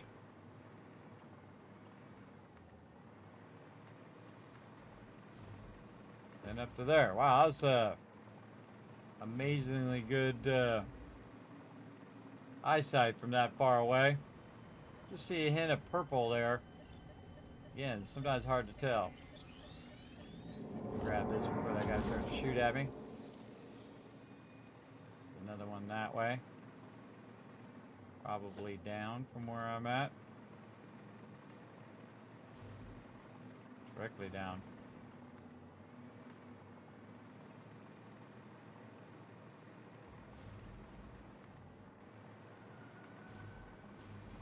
One of my favorite things, because you have this verticality, is just to kind of dip down in, grab it, and then just disappear back up into the clouds. There's a lot of them right here. It's a good spot. All right, let's keep looking this way. After a while, you get a general idea how far they are. It's down in there somewhere. Let's go ahead and clean out some of this foliage.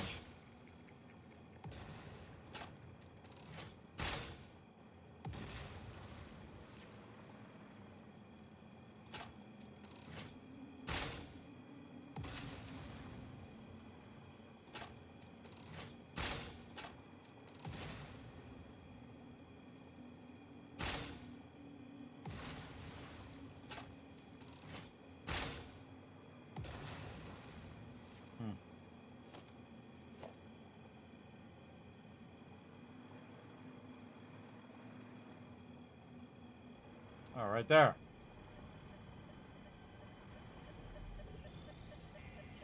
Man, we're almost there, too. 10 more. Yeah, let's go back up to the top here. Where were we? We were way up over there.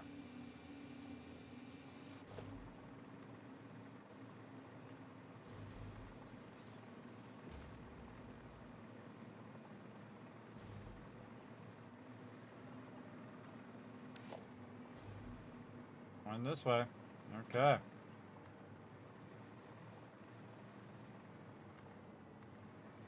Hopefully it's not some cave down there.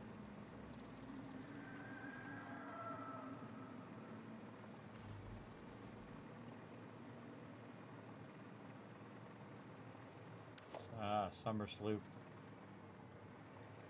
Oh yeah. Oh, there it is.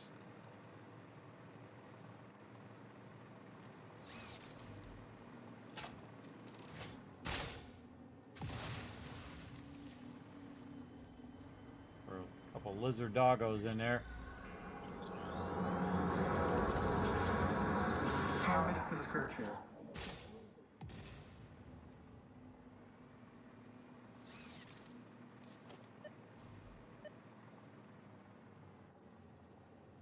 That way. There was a number sloop here somewhere. Let's get that. Where'd that bad guy go? He walked off that way. Quick, grab it.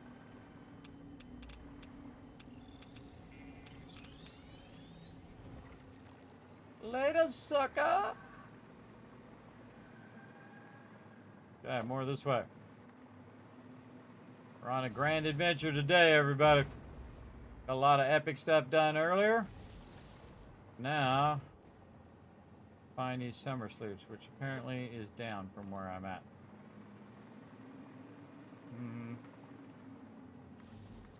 There, oh.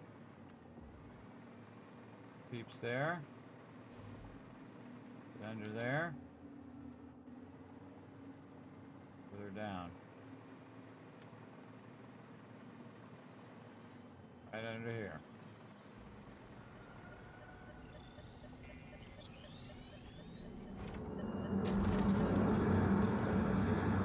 Look through the window and witness the thread. Look through the window and the thing and the stuff and the thing. Anybody ever figure out what the heck they're talking about? If you did, let me know. I think that lady is crazy. Man, I'm just eyeballing them now. Just eyeballing them from afar.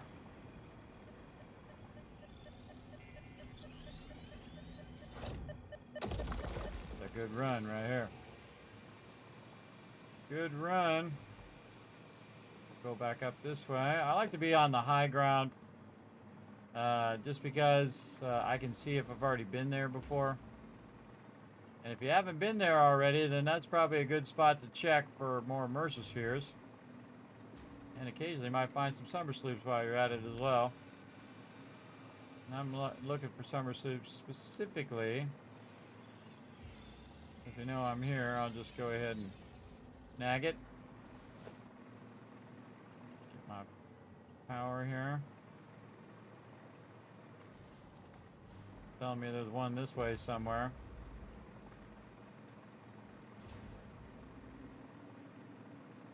Oh boy, getting hit by those guys. Right there.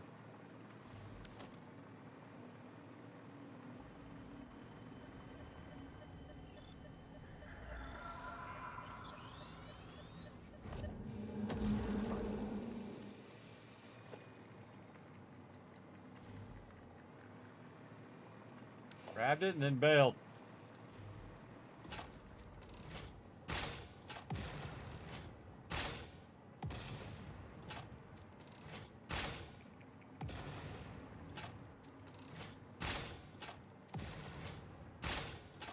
Never get tired of blowing stuff up with this.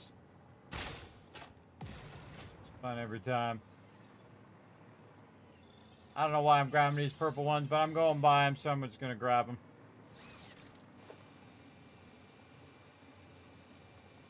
Okay. Maybe this way. I see some sand ore over there.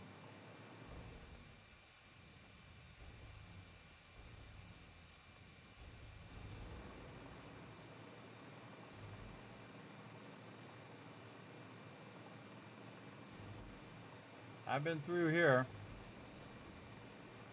That's the edge of the map that way. Bunch of radiated mobs. Oh, there's one.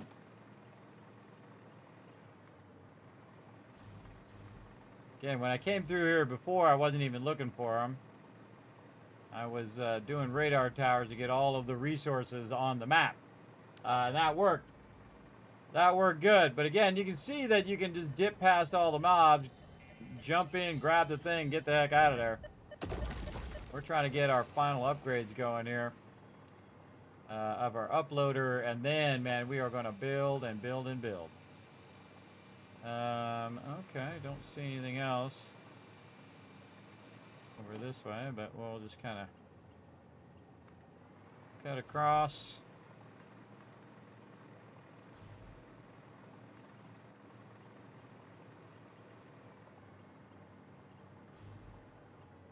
I come back for some of these other ones here. Oh, another immersive sphere. That way. Again, see, I'm trying to trick this guy into going that way, and while he's going that way, I just kind of just roll up,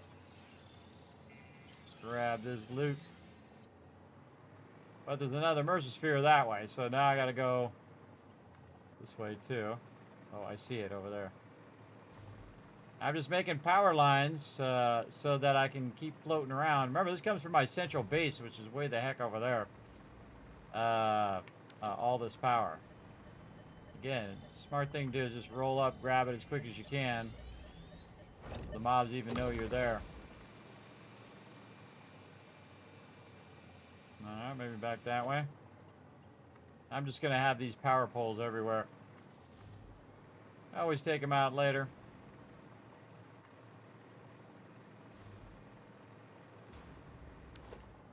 Oh, another one that way. Just lucking out on these now.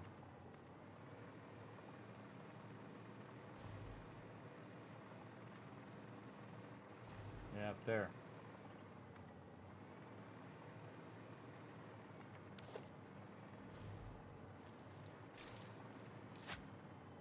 I always take this one out first, because that's the most annoying of both of those.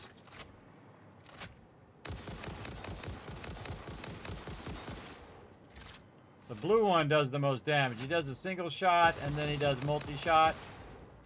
Watch out for that dude. He does a lot of damage.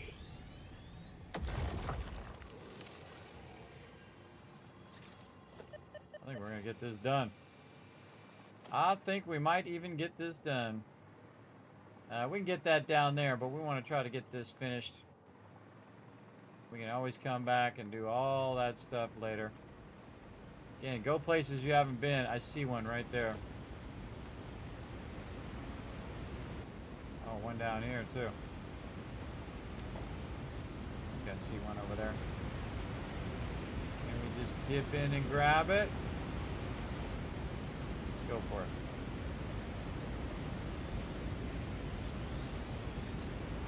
Oh yeah, man, we're on a roll now. Over here. Yep, that is one.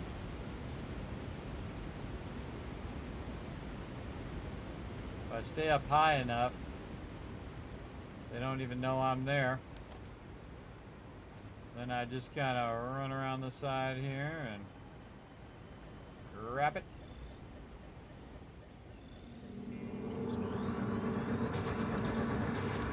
This is a shrine to windows and weaving. Another one that way. Man, we need one more. Again, you can stay out here and get all of them, everybody, if you want to. And I'll know when I have them all because I put all the radars down. I can also calculate it based on how many you found so far, how many you're using, all of that kind of stuff. This one definitely feels like it's underneath here somewhere. Yeah, right there. Let's bring some power with us, though, in case some mobs get rowdy. And whenever you have these, everybody, you know there's some mob nearby somewhere. We're going to grab it. We're going to get on out of here.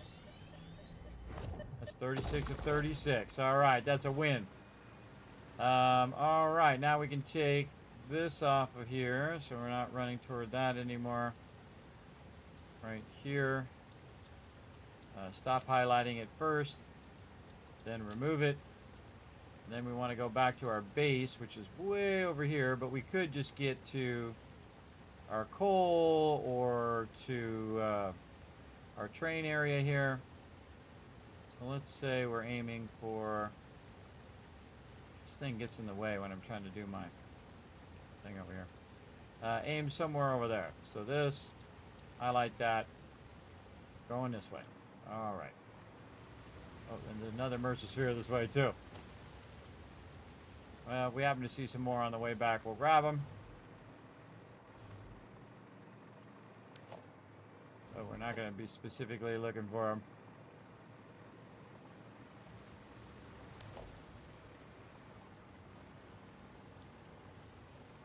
Oh, right there.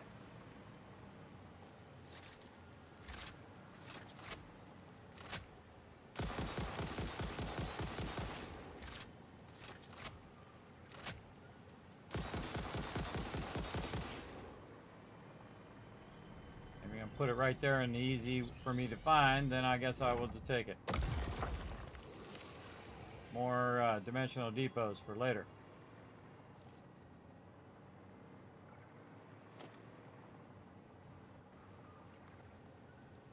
Going this way.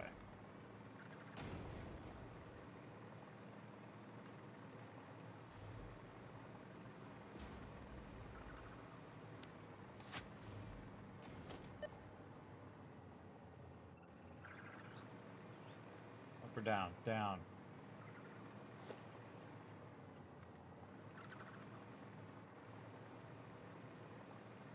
Every one of the rest of these Mercer Spheres, by the way, will be for dimensional depots. So if I grab extra ones, that means more resources I can run in there. There's another one this way. Really? Another great spot right here for a whole bunch of these. Right in there. Keep yourself off the ground. Again, I reload before I shoot these things. The reason why you want to reload is because you'll run out of bullets while you're shooting them, and then all of a sudden you have a bunch of those mobs on you. Reload each time. Wipe them out.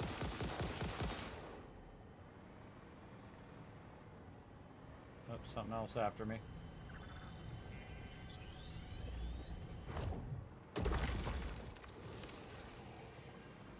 Where did I get this one? And it didn't matter. No more mercy spheres. Alright, we're out of here.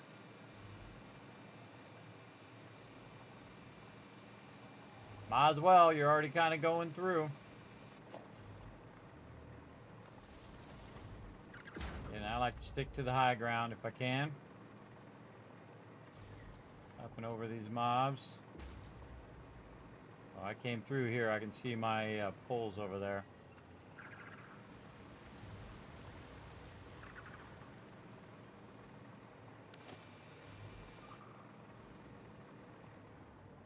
This way.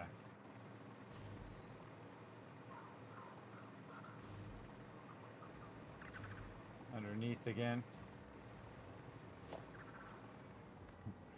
Right in their mother over there shooting at me.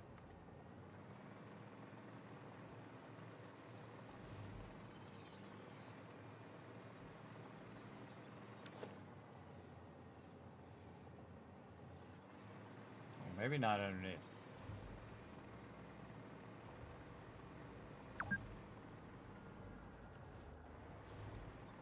Guy right there, which tells me that it might be right there. Another thing there.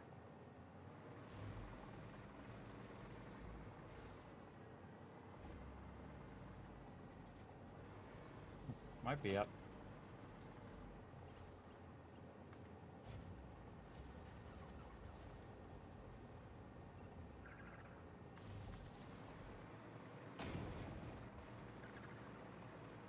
A lot of these purple guys.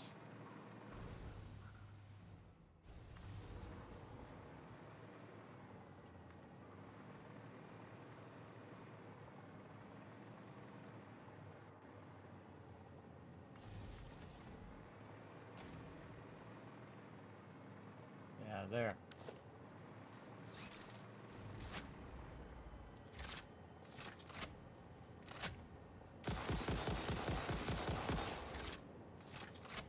Also, if you noticed that it didn't activate the other one when you shot the first one, smart idea. Take out them individually.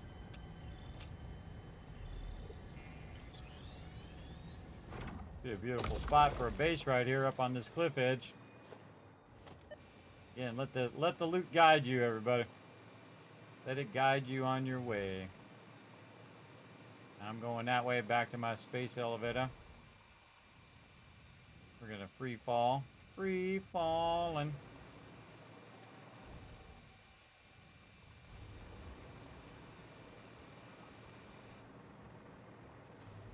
Another Mercer sphere in the direction in which we're going.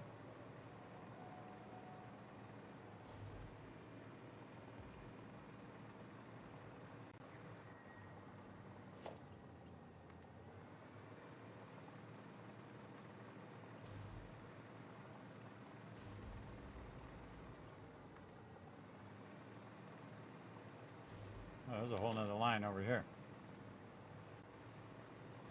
Oh, right there. So you can tell I went right past a bunch of this before doing these things. It's like the most I've ever found at the same time. I just keep the scanner on while I'm moving through, and then if it's nearby, I'll grab it. Now, if it's really far away, I'm like, bah.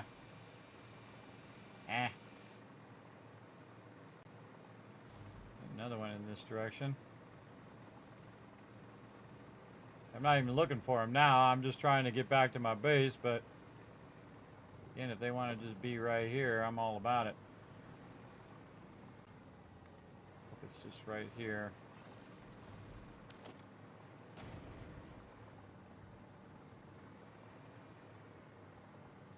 Underground. feel like it's down.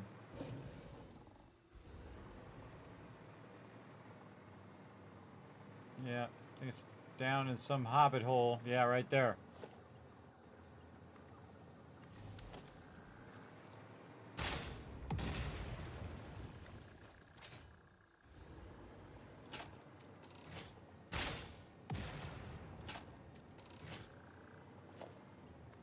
All right, here we go.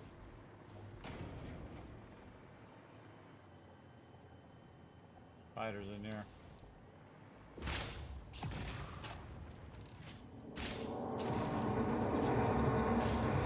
Follow the veins to the altar and chant. Good against these spiders too, by the way.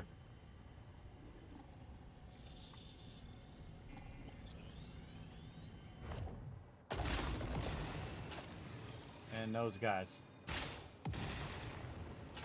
Where are you going?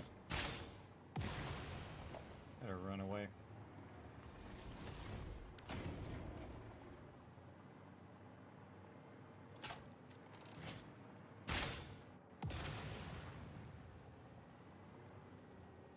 Like just another entrance on that direction. Let's get this loot.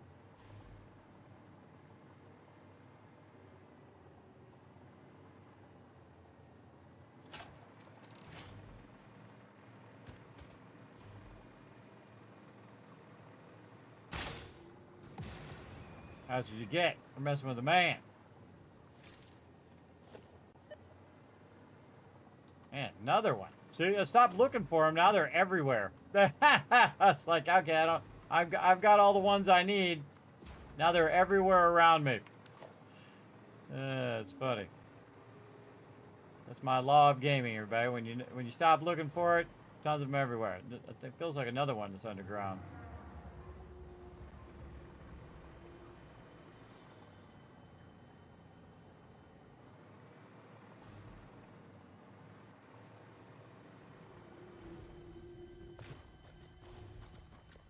And I can hear it, but but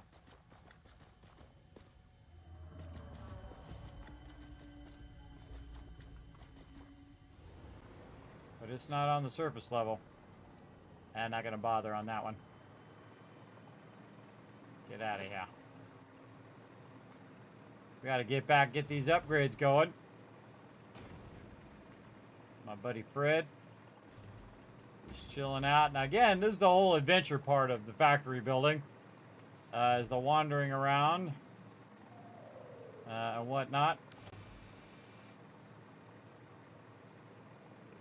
If there's one on the way or one close by on the way, then I'll do it. But I'm gonna have to go find some caves and splunk down some caves for a while. Might not do it.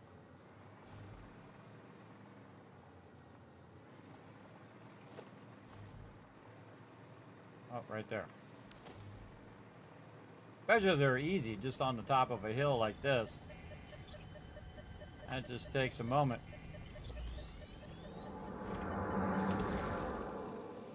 And huge benefit later. This way.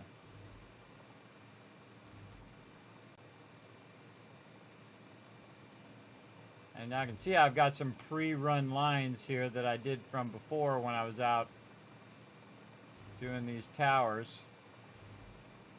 And so now I don't have to make those. Just run along here. Use what I've already got.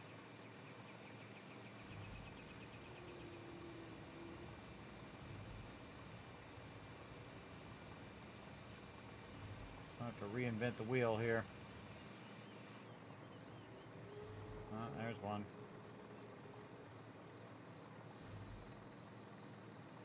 That waterfall, no doubt.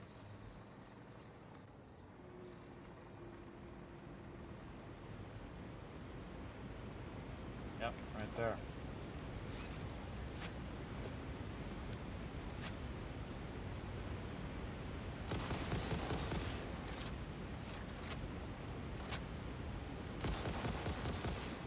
Might as well just get rid of them, because the second you go for it, they're all going to be on you.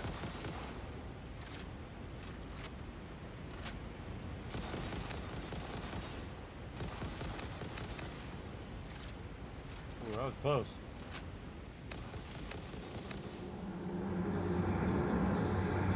This bleeding temple hums a resonance song.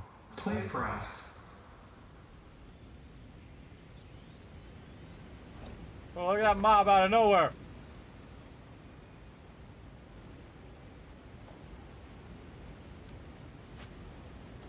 Go this way. Gonna go this way. Yeah, just like it slid into the zone. Oh, look at this. Maybe one in there. All right, in we go. This is also where how I know I've been in those caves, because I run a power line in there. Oh yeah, we got problems.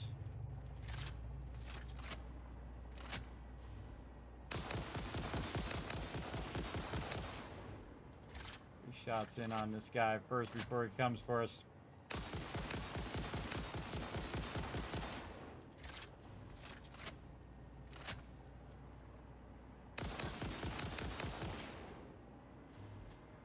Out of bullets too.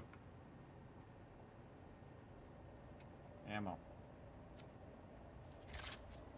Luckily got him with the little bit of ammo I had left there. Alright. Well, we might as well take this guy while we're in here. Start with that. Then make things to go boom.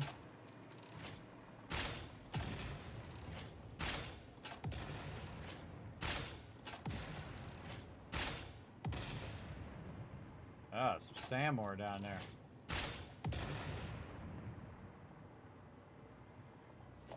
Where's our Mercer sphere, though?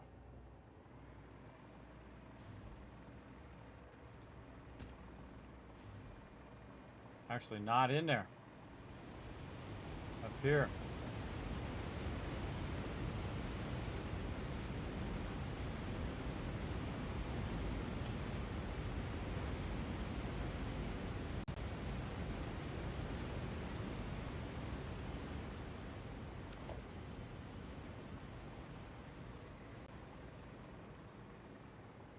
They're pretty tricky where they put these.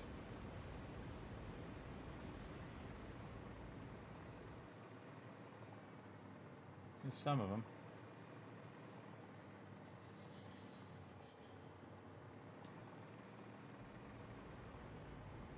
Let's see it.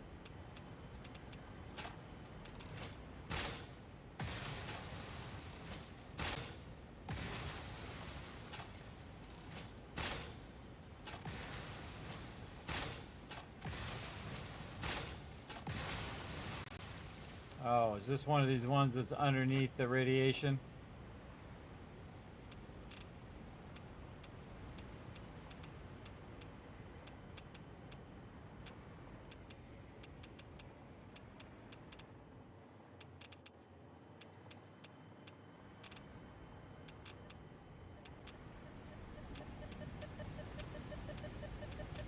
Yep. Now this is what you don't want to do.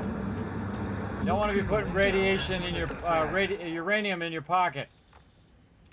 This bad, very bad. But you want to take it immediately, get it out of your pocket, drop it, and then grab the Mercer sphere. Consume. All right, that was tricky. Very tricky, but Kismet more tricky. Because I know your little tricks. Coffee stain, I know your little tricks hiding it underneath the uranium. Alright. That way.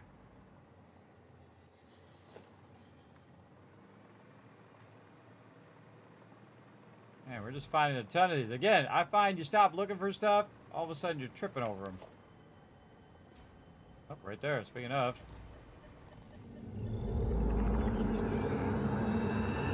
Live, laugh, consume.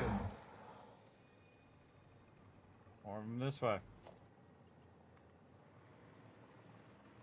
Again, let the loot guide you until you run out of loot. And we're gonna have a ton extra here too. Right here.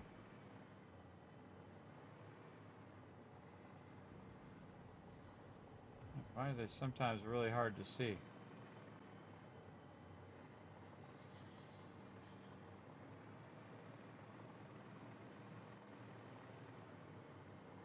Over there, maybe.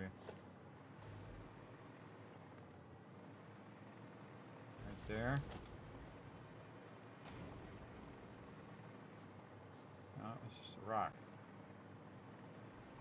All right, guy.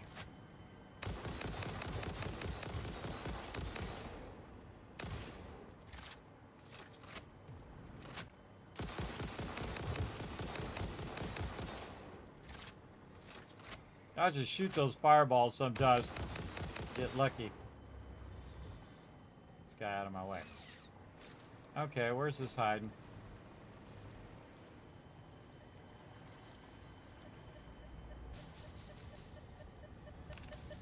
Ah, right there.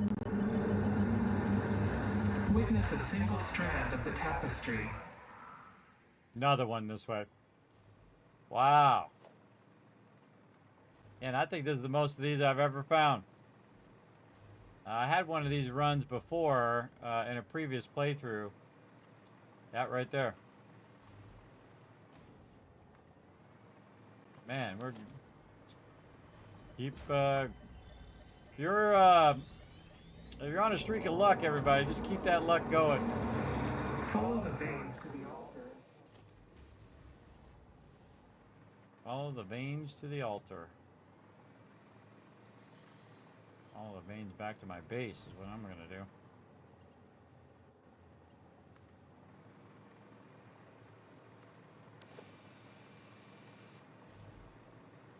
Again, I can tell I haven't been through here because, again, there's no power lines ran through here. Just gonna move forward a little bit, put these down, turn the thing on, see if I see some more. That way. Trying to go toward my base, but I'm also letting the loot guide me, because when you get in a streak, everybody, you got to stay in that zone. Stay in that zone. It's going to help you. That way. And I'm just trying to eyeball it, but it's actually hard to find these sometimes. They're in really weird, obscure spots. They kind of blend in with the ground.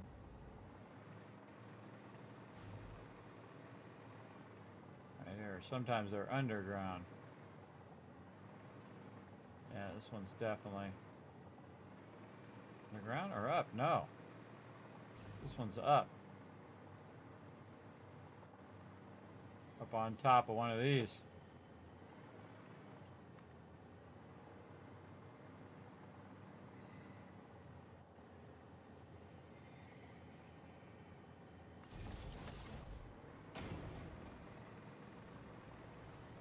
Aha! Way I tell is I went up and down to see if the bar went up and down, and when I was going up, the bar started going up, meaning that's up. And witness a thread. Okay, cool.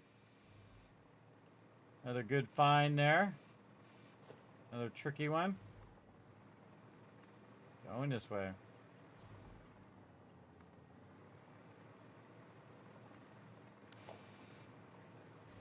Yep, another one. That way.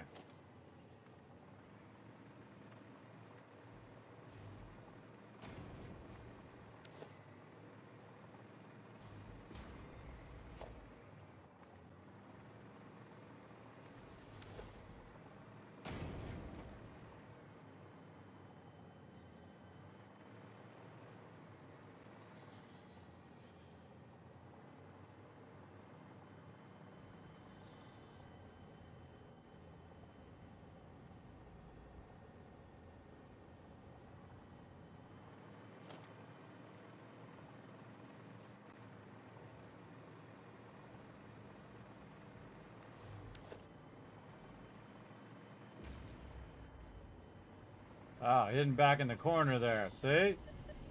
Tricky.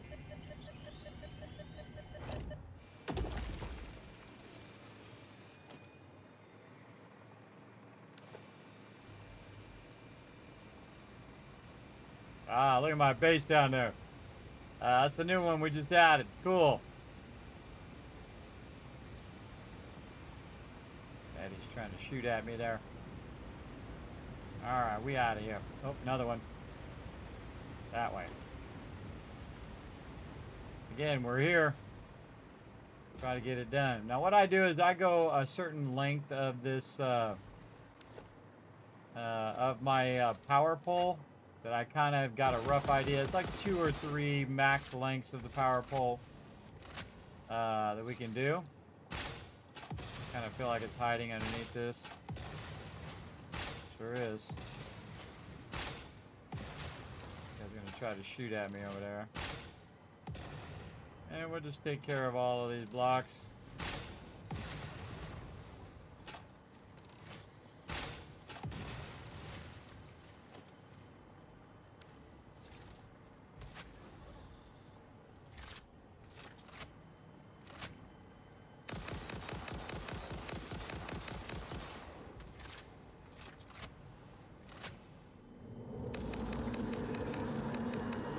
Live, laugh, consume.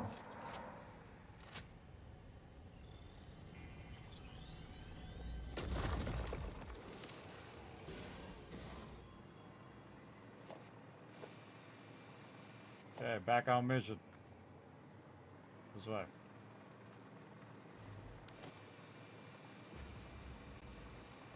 Mission to get back to my base.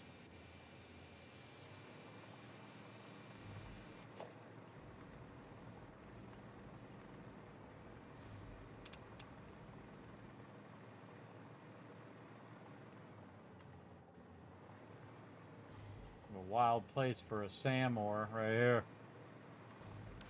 That is a wild spot for a sand ore node. That's a pure node too. I could put a thing there, run it off the side, run it down, and run it down to my train station down there. Let's do this. And again, if we want to come up here, we could zip line up here. We can zip line up to this spot and then to another spot. That doesn't seem like it wants to work. Oh, right there. And then down we go.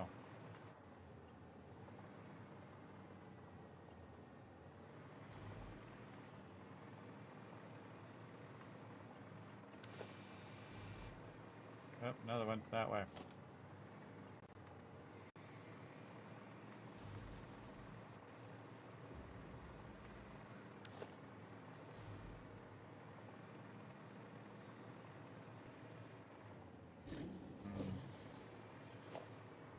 In the cave area.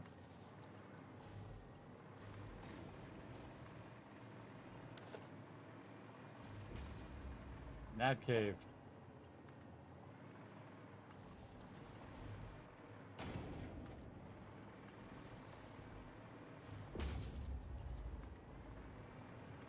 And I know I haven't been in here because I haven't run the line in there. Spiders.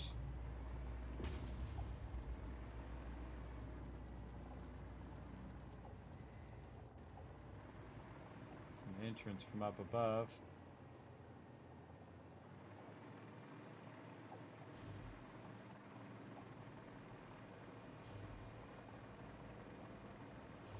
Not in there.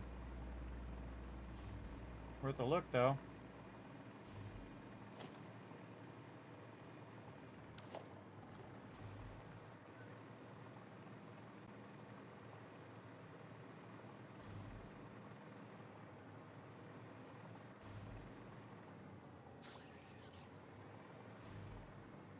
Oh, it's like right under here. It's like in a different cave than that cave.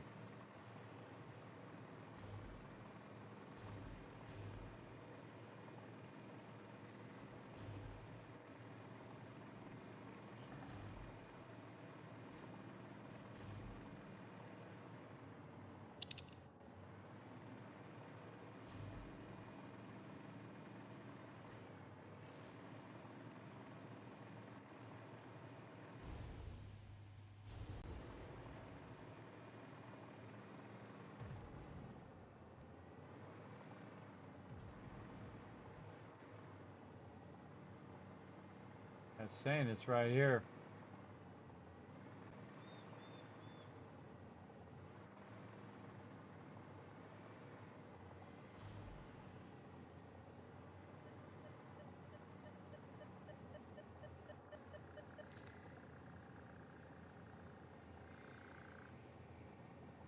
Oh, I got on barrel nut. Hello. I accidentally switched it to barrel nut, everybody. That's funny. All right. Well, now we got to go try that cave again with the actual thing on Merzosphere.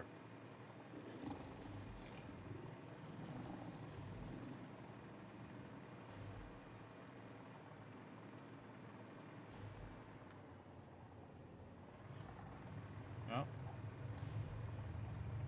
Looks like I've already been in here.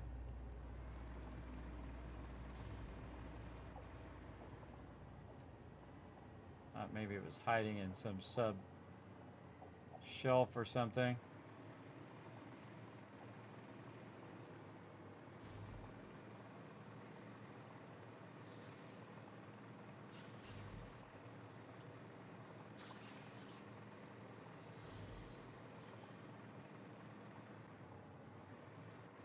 Oh well, not worth that much time. So you spend a certain amount of time on it, and then if I feel it's not worth the time because it's like hiding some awkward spot, I just move on. Like so.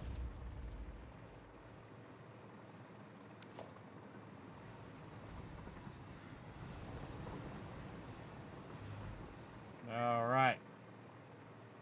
Now we're finally working our way back here. Let's go ahead and get out of that. Switch the thing. There we go. And put a train down. Get on the train. We out of here. Could have took our coal train there.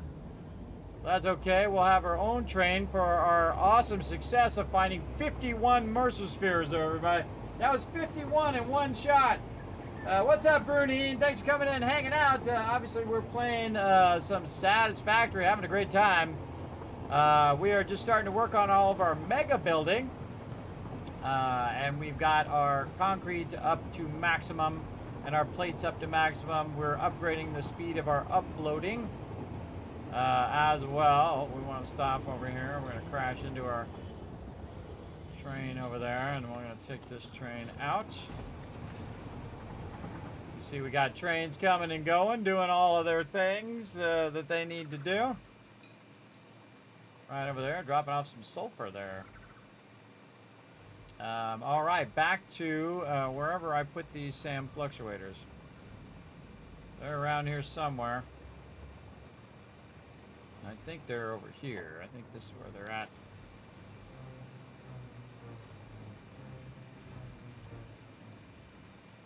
Yep. I bet you I got a whole box full of them over here. Sure do. First thing we should do now that we have all of these dimensional depot extra Mercer spheres is take this and get that going in the dimensional depot so we don't have to hunt those down in the future. Oh, right there. Very nice. And we'll go ahead and grab some for us. Oh, we're going to need 350, so we better grab a whole bunch. There we go. And that's it, everybody. We got a last of our alien upgrades ready to rock. And now we're going to have maximum upload speed. It's going to be awesome. ×5 on both of those. And we're not going to have to worry about it again. We're going to set it and forget it. Let's do it. Right over here in the MAM. All right. Finishing up all of our alien technology here. All right. Get that one going. Now it's going to be 120 per minute. And Adam's got something to say. Dimensional upload speed increased. The dimensional shift now no longer cares how complex the components of the original part are, and will save each part as a single collection of particles that can be instanced easily. Grow shift the body core flow cycle song of the 5-layered shallow state. I'm working on it, but are you saying there is another layer? Is it a sensor limitation? Deepen. Helpful. Okay. Well, we'll just do the next one then. Let's go. Now it's going to be 240 per minute upload.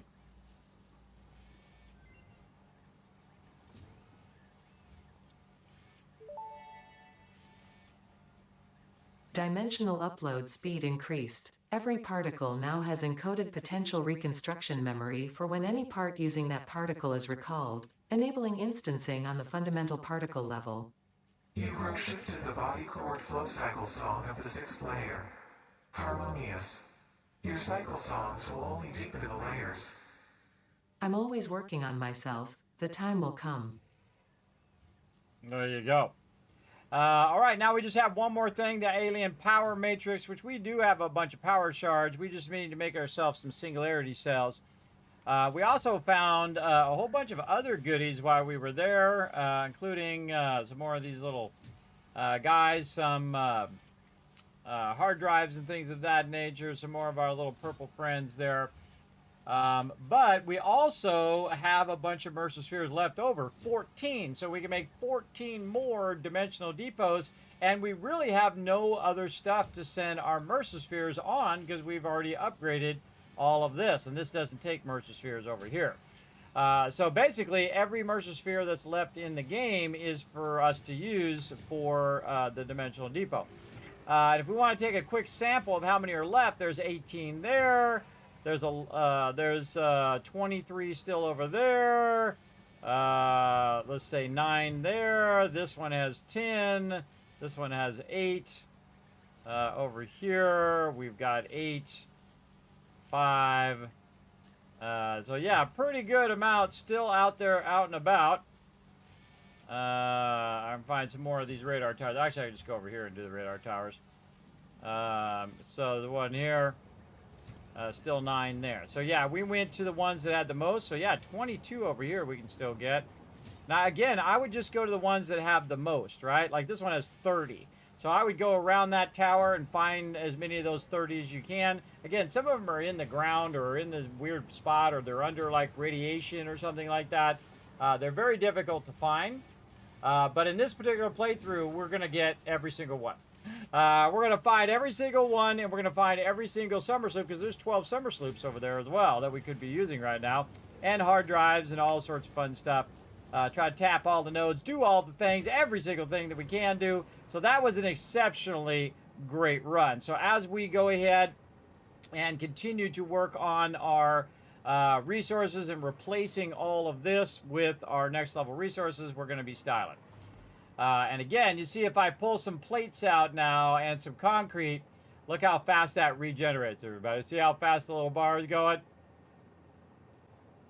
Again, it's going to fill so incredibly fast, which means that we can do it. Now, one of the tricks is, of course, you take it out, you put it in your inventory like I just did, and then you let it fill up. If what you're building exceeds what you can max put in the dimensional depot. Right, like if I need 1,800 plates to build whatever I'm building from a blueprint, it only goes up to 1,000. So I take a bunch out, and then I let it fill back up again, and then I can build whatever I need to build without having to run back. Because these iron plates and this concrete will run forever. It'll never run out of resources. I never have to touch it again. It'll just constantly be putting those in there, and I never have to think about it again, which is awesome. Very, very awesome. Speaking of things, we want to go ahead and run in here. We'll run a bunch of this in here. We'll put our ammo back in there. Oh, that's already maxed out. How about some of this? How about these?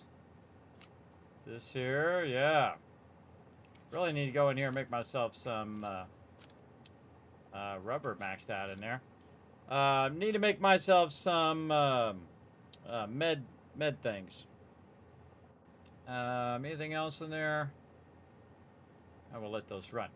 All right, we'll let those run for a bit. Now, again, while I'm busy off doing something else, everybody, it is working on all of my various resources and backlogging those resources.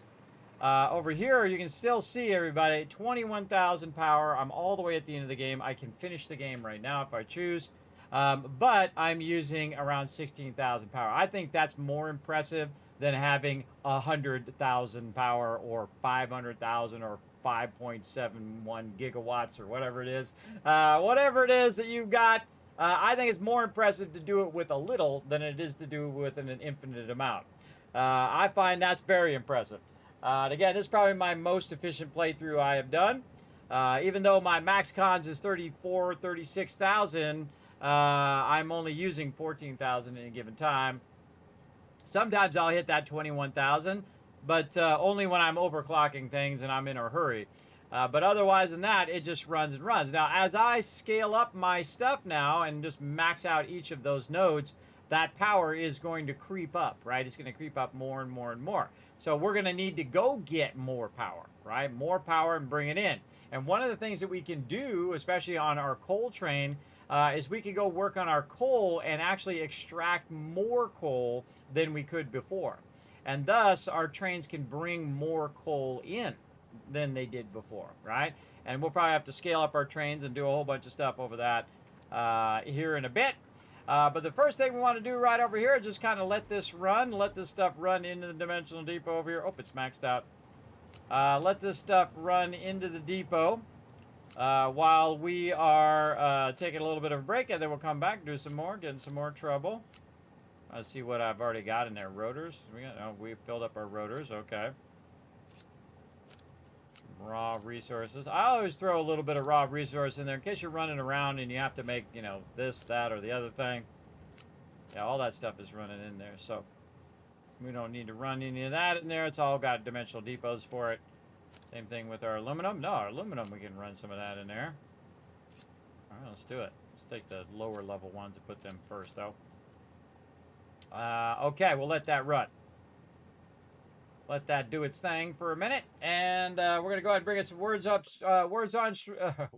stream for you guys to play for a bit while I go ahead and take a break, and then I'll be back. We'll be back with more Satisfactory. We're gonna go ahead and move into our massive train network that we're gonna create to get all of the coal, all of the oil, and bring it back for a massive power plant that we're going to build, and we're going to massively exceed our 21,000 as we work on that. And of course, we're going to work on level Mark III blueprints, which is our 6x6s, as well as auto joining stuff together and building out and really embellishing our train tracks. That's going to be really fun.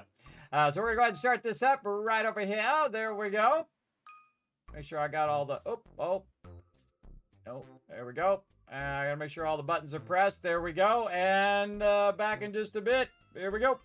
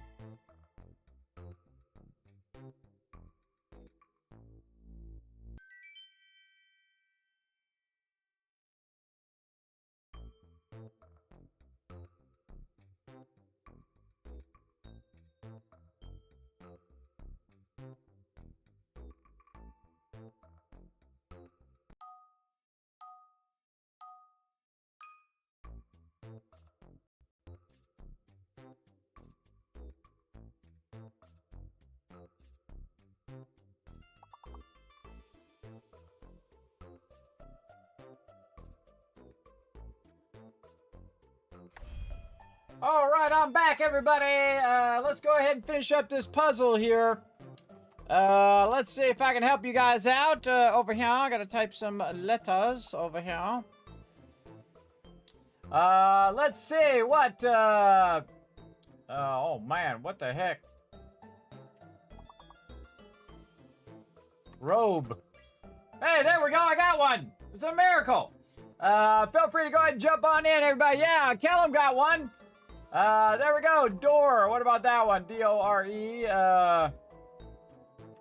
Bodie. Yeah, there we go. All right. Bode. Doer. D-O-E-R. Is that a word? I don't know. D-O-E-R. It sure is.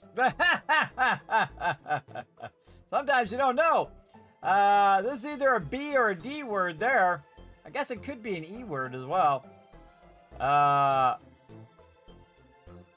Broad. Door. B-E-R. Bird. It'd have to be an O word. B-O-R-E. We already got that. B-O-R-D. D-E-R-R. D-E-O-B. That feels like that's a D word. And so is this one, or an R one. Those are some hard words right there, bro. We need one more. Can you get someone get it? B-O-R-D. Oh, we already got it. Close. There we go, everybody. There we go. All right, we gave it a good try. I'm going to give you guys a bunch of kiss caps for working together there in the chat for future giveaways as well. All right, everybody. Not feeling so hot, so we did a nice 9-hour stream, everybody, but I feel like we're going to go ahead and head on out of here. We're going to go ahead and head to the Kismet Love Train. We got a lot done today, though. We've got our Mercer-spheres upgraded. We've got our concrete and our plate factory going, and then we'll be ready to do our trains next time. So it's time to get on the Kismet Love Train and roll on out of here.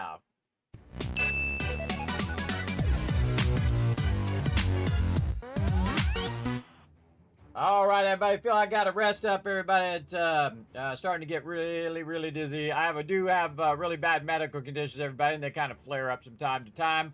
I have a really bad dizziness and also a really bad insomnia and sleep apnea. Just going to go and try to rest and come back later tonight, 10 p.m. Eastern Standard Time, and play some more Fallout 4 right over here, Rise of the Tycoon Empire. We're going to go ahead and continue our ultimate modded playthrough and have some fun, both on Wednesday and Thursday, and then come back on Saturday for some 7 Days to Die, and on Sunday for 7 Days to Die as well. Gonna go ahead and rest up. I appreciate each and every one of you for hanging out in the stream. Now, you can help out the stream by following these links right over here. You're going to see pop up, popping over to youtube.com/KismetBP. Hit that subscribe button. Pop on over to twitter.com/KismetBP. Hit the follow button. Check out the website. And check out the Discord, and of course check out patreon.com/Kismet. Again, I post a lot of my blueprints up there for you guys to use as well. We're revising them, making it even better than before. You can see we've stacked those, and now we can just do that over and over and over again, but we will need the power to power all of that. So we definitely want to work on our trains and get our trains running and going, and have basically blueprints that we can auto connect, and then very quickly run those trains all the way across the whole entire world wherever we want them to run, and then we can just go ahead and grab all the resources and bring them back and create a distributing area for our fluid power that we're going to do in this one. We're going to really scale it up. Insanely huge, everybody. Insanely huge. But I got to rest up before we do that, so we're going to head on out of here. So I appreciate everybody who does follow those links. Going to press the right button here. There we go. And then I'm going to go ahead and give you a bunch of kiss caps for being super smart, hanging out all the way to the end of the stream. Thanks to these people who are scrolling up over here. And, of course, thanks to all my patrons right down there. I appreciate everybody hanging in there. Again, I'm going to go rest up because, again, otherwise I'm going to fall out my chair. Just getting really dizzy. Sometimes I try to rest, you know, I go lay down, I get up, and I'm worse than I was when I started laying down.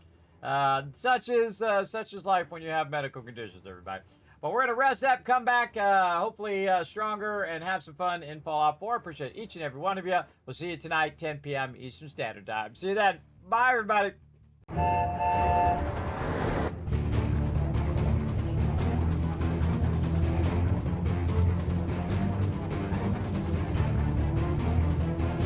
Hi, this is Norbert. Thanks for watching. Press the subscribe button. We'll see you on